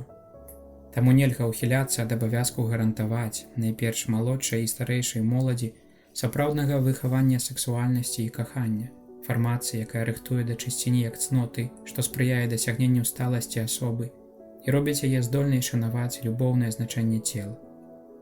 Справа выхавання да жыцця ахоплівае фармацыю сужэнцаў для адказнага бацькоўства. Яна вымагае, згодна са сваім сапраўдным значэннем, каб сужонкі былі паслухмяныя Божаму закліку і дзейнічалі як верныя выразнікі ягонага намеру. Гэта магчыма тады, калі яны велікадушна вырашаюць адкрыць сям'ю на новае жыццё і захоўваць пазіцыю служэнню жыццю нават тады, калі па сур'ёзнай прычыне і ў адпаведнасці з маральным правам вырашаюць на нейкі час пазбягаць новых народзінаў. Маральнае права абавязвае іх у кожным выпадку панаваць над інстынктыўнымі схільнасцямі і страсцямі і паважаць біялагічныя законы, упісаныя ў іх асобы. Менавіта такая павага дае права, у духу служэння адказнаму бацькоўству, выкарыстоўваць натуральныя метады рэгуляцыі плоднасці. Яны ўсё больш дакладныя з навуковага пункту гледжання і ствараюць канкрэтныя магчымасці прымаць рашэнні, адпаведныя маральным каштоўнасцям. Добрасумленная ацэнка вынікаў, дасягнутых у гэтай галіне, павінна вызваліць ад прадузятасцяў, дагэтуль вельмі распаўсюджаных, і пераканаць сужонкаў і медыкаў у неабходнасці адпаведнай фармацыі ў гэтай сферы. Касцёл удзячны тым, хто коштам асабістых ахвяраў, часта непрызнаных займаецца пошукамі і пашырэннем такога тыпу метадаў, клапоцячыся тым самым пра выхаванне каштоўнасцяў, якія складаюць іх аснову. У выхаваўчай працы нельга таксама абыходзіцца без рэфлексіі над цярпеннем і смерцю, бо ў штодзённым жыцці кожны чалавек іх перажывае, а таму дарэмна і нават памылкова іх замоўчваць ці не надаваць ім належнай увагі. Трэба хутчэй дапамагчы кожнаму зразумець іх глыбокую таямніцу, укрытую ў гэтай канкрэтнай і цяжкой рэчаіснасці. Боль і цярпенне таксама маюць сэнс, калі перажываюцца ў цеснай сувязі з любоўю, якую чалавек атрымлівае і ахвяруе. У гэтай перспектыве я хацеў, каб штогод адзначаўся сусветны дзень хворага, каб падкрэсліць збаўчы характар ахвяры цярпення, якое, калі перажываецца разам з Хрыстом, належыць да самой сутнасці адкуплення. Зрэшты, нават смерць – гэта штосьці зусім іншае, чым досвед безнадзейнасці. Гэта брама існавання, чыненая ў вечнасць, а для тых, хто перажывае яе ў Хрысце, гэта ўдзел у ягонай таямніцы смерці і з мёртвых паўстання.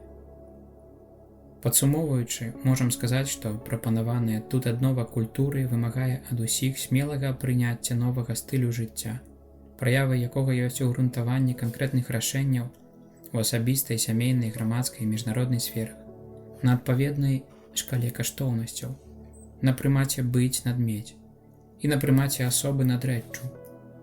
Гэты адноўлены стыль жыцця вымагае таксама змены сваёй пазіцыі, з абыякавасці на зацікаўленасць іншым чалавекам, з адмаўлення ад яго на прыняцце яго асобы.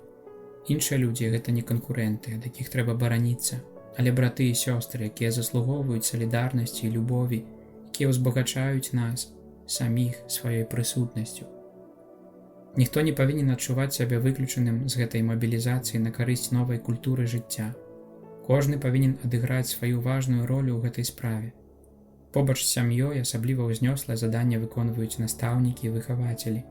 У вялікай ступені ад іх залежыць, ці зможа моладзь, выхаваная ў сапраўднай свабодзе, захаваць у сабе і пашыраць вакол сябе сапраўдныя ідэалы жыцця і фармаваць у сабе паставу павагі і служэння кожнай асобе ў сям'і і грамадстве. Таксама інтэлігенцыя можа шмат зрабіць для пабудовы новай культуры людскога жыцця. Асаблівае заданне мае каталіцкая інтэлігенцыя, пакліканая да актыўнай прысутнасці ў культурных і творчых асяродках, у школах і універсітэтах, у даследчых навуковых і тэхнічных асяродках, у артыстычных і гуманітарных колах. Чэрпаючы энергію для думак і дзейнасці з чыстай крыніцы Евангелля, яны павінны ўдзельнічаць у служэнні новай культуры жыцця праз сваё здзяйсненне, сур'ёзныя абгрунтаваныя, якія заслугоўваюць усеагульнай павагі і зацікаўленасці.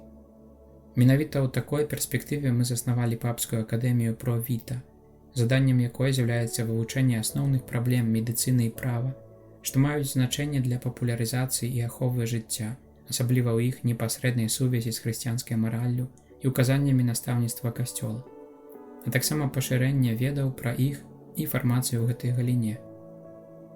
Асаблівы ўклад тут павінны ўнесці таксама універсітэты, асабліва каталіцкія, а таксама асяродкі, інстытуты і спецыяльныя камісіі па біяэтыцы. Вялікая сур'ёзная адказнасць ляжыць на супрацоўніках сродкаў масавай інфармацыі. Яны павінны клапаціцца пра тое, каб інфармацыя, якая перадаецца такім дзейсным чынам, служыла культуры жыцця. Таму яны павінны паказваць узнёслыя і высакародныя прыклады жыцця і прысвячаць больш увагі пазітыўным, а часам і ўвогуле гераічным сведчанням людской любові. З вялікай павагай гаварыць аб вартасці сексуальнасці і кахання, не акцэнтуючыся на тым, што прыніжае чалавечую годнасць. Інтэрпрэтуючы рэчаіснасць, яны павінны пазбягаць падкрэслівання таго, што можа абуджаць або сілкаваць пачуццё пагарды і абыякавасці ў адносінах да жыцця, або схіляць да адмаўлення ад яго. Скрупулёзна прытрымліваючыся прынцыпаў праўды, яны павінны яднаць у адно цэлае свабоду інфармацыі, павагу да кожнай асобы і глыбокае пачуццё чалавечнасці. У справе фармавання новай культуры спрыяльнай жыццю выключную, а можа і вызначальную ролю у сферы думкі і дзейнасці маюць жанчыны. Яны павінны стаць ініцыятарам новага фемінізму, які не паддаецца спакусе следаваць мадэлі маскулінізму, але ўмее распазнаваць і выяўляць сапраўды жаночы геній ва ўсіх праявах грамадскага жыцця і дзейнічае на карысць перамогі любога тыпу дыскрымінацыі, насілля і эксплуатацыі. Прыгадваючы словы заключнага паслання другога Ватыканскага сабору, і я звяртаюся да жанчын з неадкладным заклікам: паяднайце людзей з жыццём. Вы пакліканы, каб сведчыць пра сапраўдную любоў. Гэты дар сябе і гэта прыняцце іншага чалавека, якія адбываюцца асаблівым чынам у сужэнскай супольнасці, але якія павінны стаць сутнасцю кожнай іншай сувязі паміж асобамі. Досвед мацярынства абвастрае ў вас уражлівасць на бліжняга, але разам з тым ускладае на вас выключнае заданне. Мацярынства заключае ў сабе асаблівыя адносіны з таямніцай жыцця, якое выспявае ва ўлонні жанчыны. Гэты адзіны спосаб адносінаў з новым чалавекам стварае ў сваю чаргу такія адносіны да чалавека, не толькі да ўласнага дзіцяці, але і да чалавека ўвогуле, якія глыбока пазначаюць усю асобу жанчыны. Бо маці прымае і носіць у сабе іншага чалавека, дазваляе яму расці і дае яму месца ў сваім улонні, шануючы яго ў ягонай адрознасці. Дзякуючы гэтаму, жанчына разумее і вучыць іншых, што людскія адносіны сапраўдныя, калі адкрываюцца на прыняцці іншай асобы, прынятай і любімай з увагі на яе годнасць, якую ёй надае сам факт быцця асобай, а не нейкія іншыя чыннікі, як, напрыклад, прыдатнасць, сіла, розум, прыгажосць, здароўе. Такі найважнейшы ўклад, якога касцёл і чалавецтва чакаюць ад жанчын. Ён з'яўляецца неад'емнай перадумовай сапраўднай адновы культуры. Асаблівую ўвагу прагну прысвяціць вам, жанчыны, якія пагадзіліся на аборт. Касцёл ведае, як шмат прычын магло паўплываць на вашае рашэнне і не сумняваецца, што ў многіх выпадках гэта рашэнне было балючым, можа, нават і драматычным. Напэўна, рана ў вашых сэрцах яшчэ не загаілася, бо па сутнасці тое, што сталася, было і ёсць глыбока нягодным. Аднак не паддавайцеся роспачы, не губляйце надзеі. Імкніцеся хутчэй зразумець гэты досвед і зінтэрпрэтаваць яго ў праўдзе. З пакорай і даверам адкрыйцеся, калі яшчэ не зрабілі гэтага, на пакаянне. Айцец усялякай міласэрнасці чакае вас, каб ахвяраваць вам сваё прабачэнне і спакой у сакраменце паяднання. Вы адкрыеце, што яшчэ нічога не страчана, і заўсёды зможаце папрасіць прабачэнне таксама ў свайго дзіцяці, яно цяпер жыве ў Богу. Падтрыманыя парадай і дапамогай зычлівых да вас і кампетэнтных асобаў здолееце ўчыніць сваё балючае сведчанне адным з найбольш яскравых аргументаў у абарону ўсеагульнага права на жыццё. Ваша адданасць справе жыцця можа ўвянчацца народзінамі новых людскіх істотаў і пацвердзіцца прыняццем і клопатам пра тых, каму найбольш патрэбна ваша блізкасць.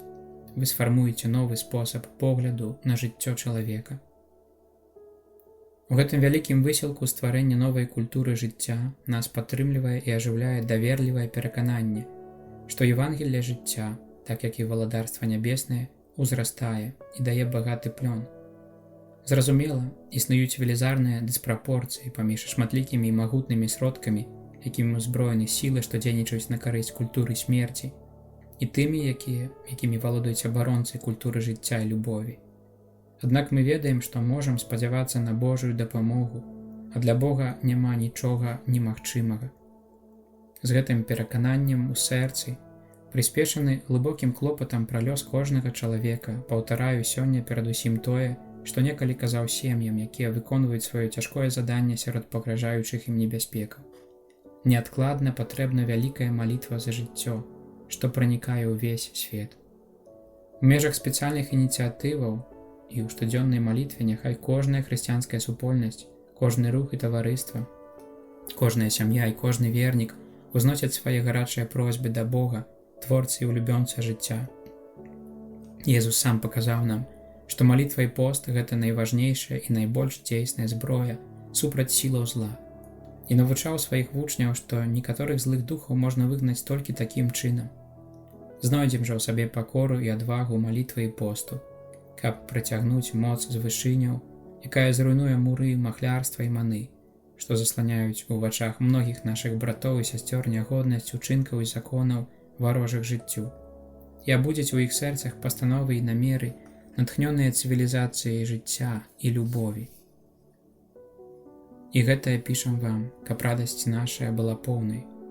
Евангелле жыцця прызначана для ўсёй людской супольнасці. І гэта пішам вам, каб радасць наша была поўнай.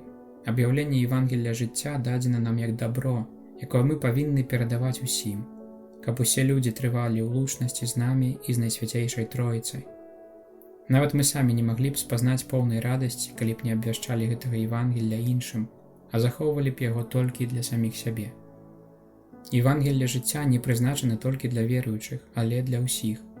Справа жыцця і яго абароны і папулярызацыі – гэта не выключная прэрагатыва хрысціянаў. Хоць яна і чэрпае сваё нязвыклае святло і моц з веры, належыць кожнаму людскому сумленню, якое імкнецца да праўды, якому неабыякавы лёс чалавецтва. Жыццё, несумненна, мае ў сабе штосьці святое і рэлігійнае, але гэты ягоны аспект не датычыць толькі веруючых. Бо гаворка ідзе пра каштоўнасць, якую кожная людская істота можа зразумець таксама і ў святле розуму, і таму, несумненна, яна адносіцца да ўсіх. Таму нашай дзейнасці, якой мы займаемся як люд жыцця і для жыцця, патрэбна правільнае зразуменне і прыхільнае прыняцце.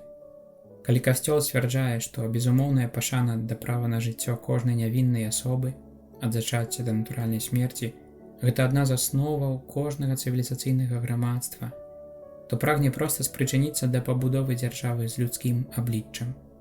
Дзяржавы, якая прызнае сваім асноўным абавязкам абарону фундаментальных правоў чалавека, асабліва чалавека слабейшага.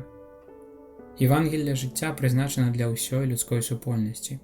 Дзейнічаць на карысць жыцця, гэта значыць спрычыняцца да адновы грамадства праз пабудову супольнага дабра, бо нельга будаваць супольнае дабро, калі не прызнаецца і не бароніцца права на жыццё, на якое абапіраецца, з якога вынікаюць усе іншыя непазбыўныя правы чалавека.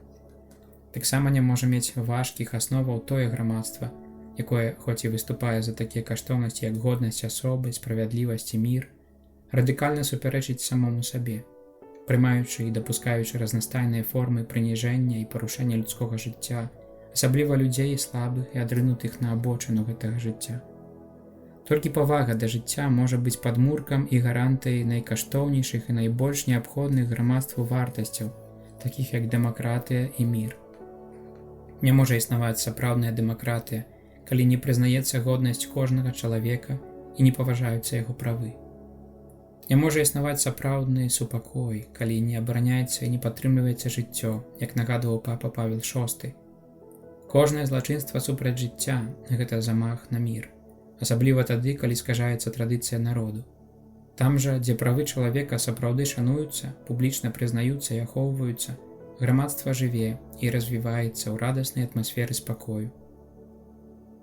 Люд жыцця цешыцца з таго, што можа дзяліцца сваёй місіяй з многімі іншымі.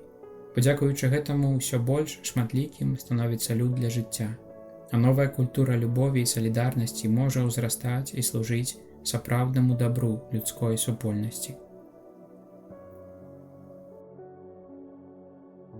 Заканчэнне. Напрыканцы гэтай энцыклікі скіроўваем наш позірк на Езуса, на дзіцятка, народжанае для нас, каб сузіраць у ім жыццё, якое аб'явілася. У таямніцы гэтага нараджэння Бог сустракаецца з чалавекам і распачынаецца вандроўка Сына Божага па зямлі. Вандроўка, увянчаннем якой будзе дар жыцця, складзены на крыжы. Праз сваю смерць ён пераможа смерць і станецца для ўсяго чалавецтва пачаткам новага жыцця. Тая, што прыняла жыццё ў імя ўсіх і на карысць усіх, была Марыя, Панна Маці. Таму яна вельмі цесна і асабіста звязана з Евангеллем жыцця. Згода Марыі, выказаная ў момант звеставання, і яе мацярынства знаходзяцца каля самой крыніцы таямніцы жыцця, якое Хрыстус прынёс людзям. Праз яе згоду прыняць слова, якое сталася целам, і апеку над яго жыццём, жыццё чалавека вызвалілася ад прысуду канчатковай і вечнай смерці. Таму Марыя – гэта маці ўсіх, хто адраджаецца для жыцця, гэтак як і Касцёл, узорам якога яна з'яўляецца. Яна маці таго жыцця, з якога ўсе жывуць. Нарадзіўшы жыццё, нібыта адрадзіла тых, хто тым жыццём павінны жыць. Узіраючыся ў мацярынства Марыі, Касцёл адкрывае сэнс уласнага мацярынства і спосаб, якім яно павінна выяўляцца. Разам з тым, мацярынскі досвед Касцёла адкрывае найглыбейшую перспектыву, у якой можна зразумець досвед Марыі, як непараўнальнага ўзору прыняцця жыцця і апекі над ім. І знак вялікі паказаўся на небе, жанчына, апранутая ў сонца, мацярынства Марыі і Касцёла. Узаемасувязь паміж таямніцай касцёла і Марыі выразна выяўляецца ў вялікім знаку, апісаным у апакаліпсісе. І знак вялікі паказаўся на небе, жанчына, апранутая ў сонца, і месяц пад нагамі ў яе, і на галаве яе вянок з 12 зорак. У гэтым знаку касцёл бачыць вобраз уласнай таямніцы. Хоць заглыблены ў гісторыю, ён усведамляе, што пераўзыходзіць яе, бо з'яўляецца на зямлі парасткам і пачаткам Божага валадарства. Поўнае і ўзорнае выкананне гэтай таямніцы касцёл знаходзіць у Марыі. Гэта яна, тая жанчына, поўная хвалы, у якой задума Божая змагла здзейсніцца найбольш дасканалым чынам. Жанчына, апранутая ў сонца, чытаем у кнізе апакаліпсіса, была цяжарная. Касцёл цалкам усведамляе, што носіць у сабе збаўцу свету, Хрыста Пана, і што пакліканы, каб даваць яго свету, адраджаючы людзей да Божага жыцця. Аднак ён не можа забываць, што гэта яго місія сталася магчымай дзякуючы мацярынству Марыі, якая зачала і выдала на свет таго, хто ёсць Богам з Бога, Богам сапраўдным ад Бога сапраўднага. Марыя сапраўды ёсць маці Божай, Теотокос, мацярынства якой надае найвышэйшую годнасць пакліканню да мацярынства, наданага Богам жыццю кожнай жанчыны. Тым самым Марыя становіцца ўзорам для касцёла, пакліканага быць новай Евай, маці веруючых, маці ўсіх жывых.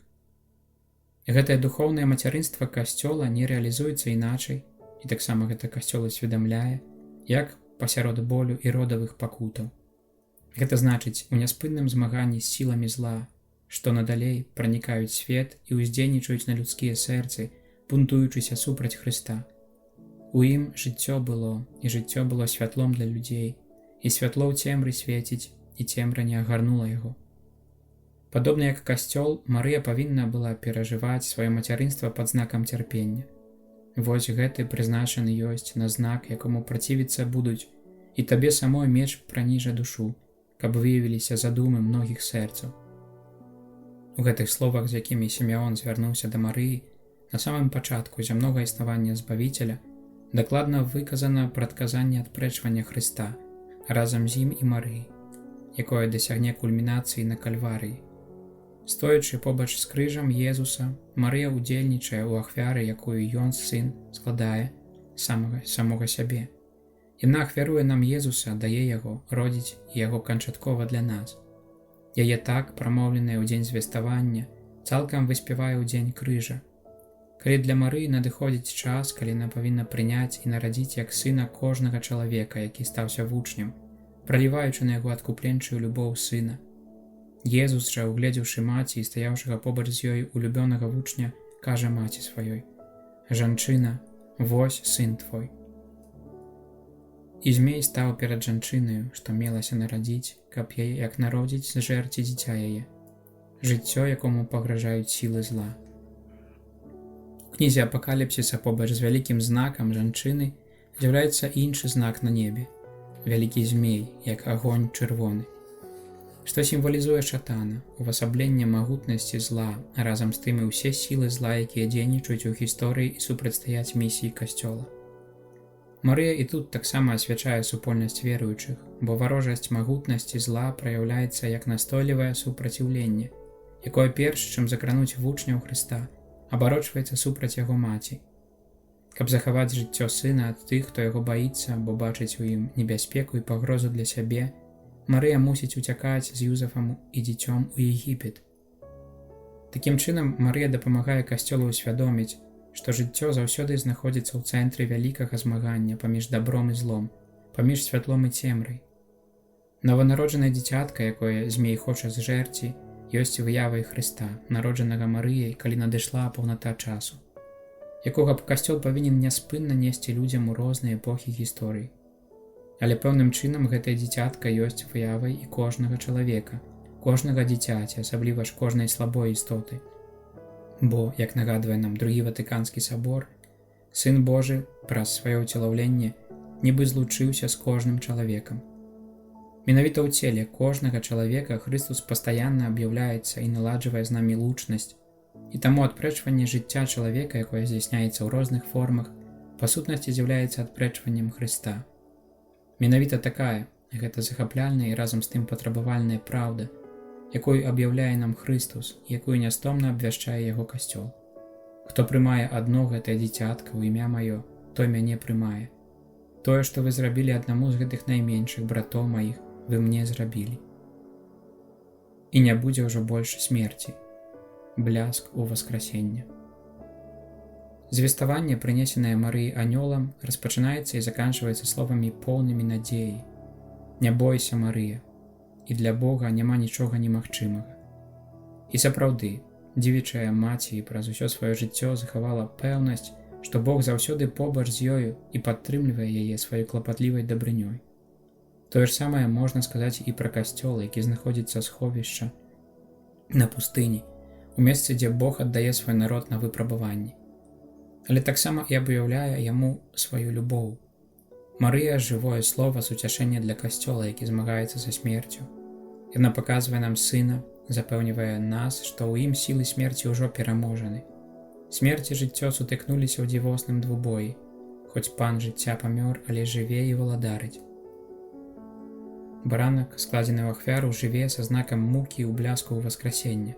Толькі ён адзін пануе над усімі падзеямі гісторыі, ламае яе пячаткі і сцвярджае у часе і па-за часам уладу жыцця над смерцю. У Новым Єрусалеме, гэта значыць у новым свеце, да якога кіруецца гісторыя чалавецтва, смерці ўжо не будзе. Ані жалобы, ані крыку, ані цяжкасці не будзе, бо першыя рэчы прамінулі.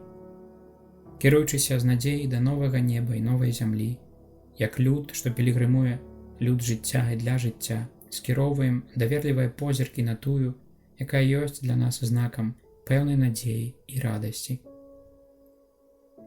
О Марыя, заранка новага свету, маці жывых, табе давяраем справу жыцця. Узглянь, маці, на бязмежнае мора, дзетак, якім не дазваляюць прыйсці на свет, на убогіх, што змагаюцца з цяжкасцямі жыцця, на мужчын і жанчын, ахвяраў нялюдскага гвалту, на старых і хворых, забітых праз абыякавасць альбо фальшывую літасць. Учыні, каб усе веруючыя у твайго сына здолелі адкрыта і з любоўю абвяшчаць людзям нашай эпохі Евангелле жыцця. Вымалі ім ласку прыняць яго, як заўсёды новы дар, як радасць праслаўлення яго з удзячнасцю праз усё жыццё, а таксама адвагу дзейснага і трывалага сведчання пра яго, каб мы маглі будаваць разам з усімі людзьмі добрай волі цывілізацыю праўды і любові на хвалу Бога Творцы, які любіць жыццё. У Рыме у святога Пятра у дзень 25 сакавіка 1995 года ва ўрачыстасць звеставання панскага на 17-м годзе майго пантыфікату. Ян Павел II, папа.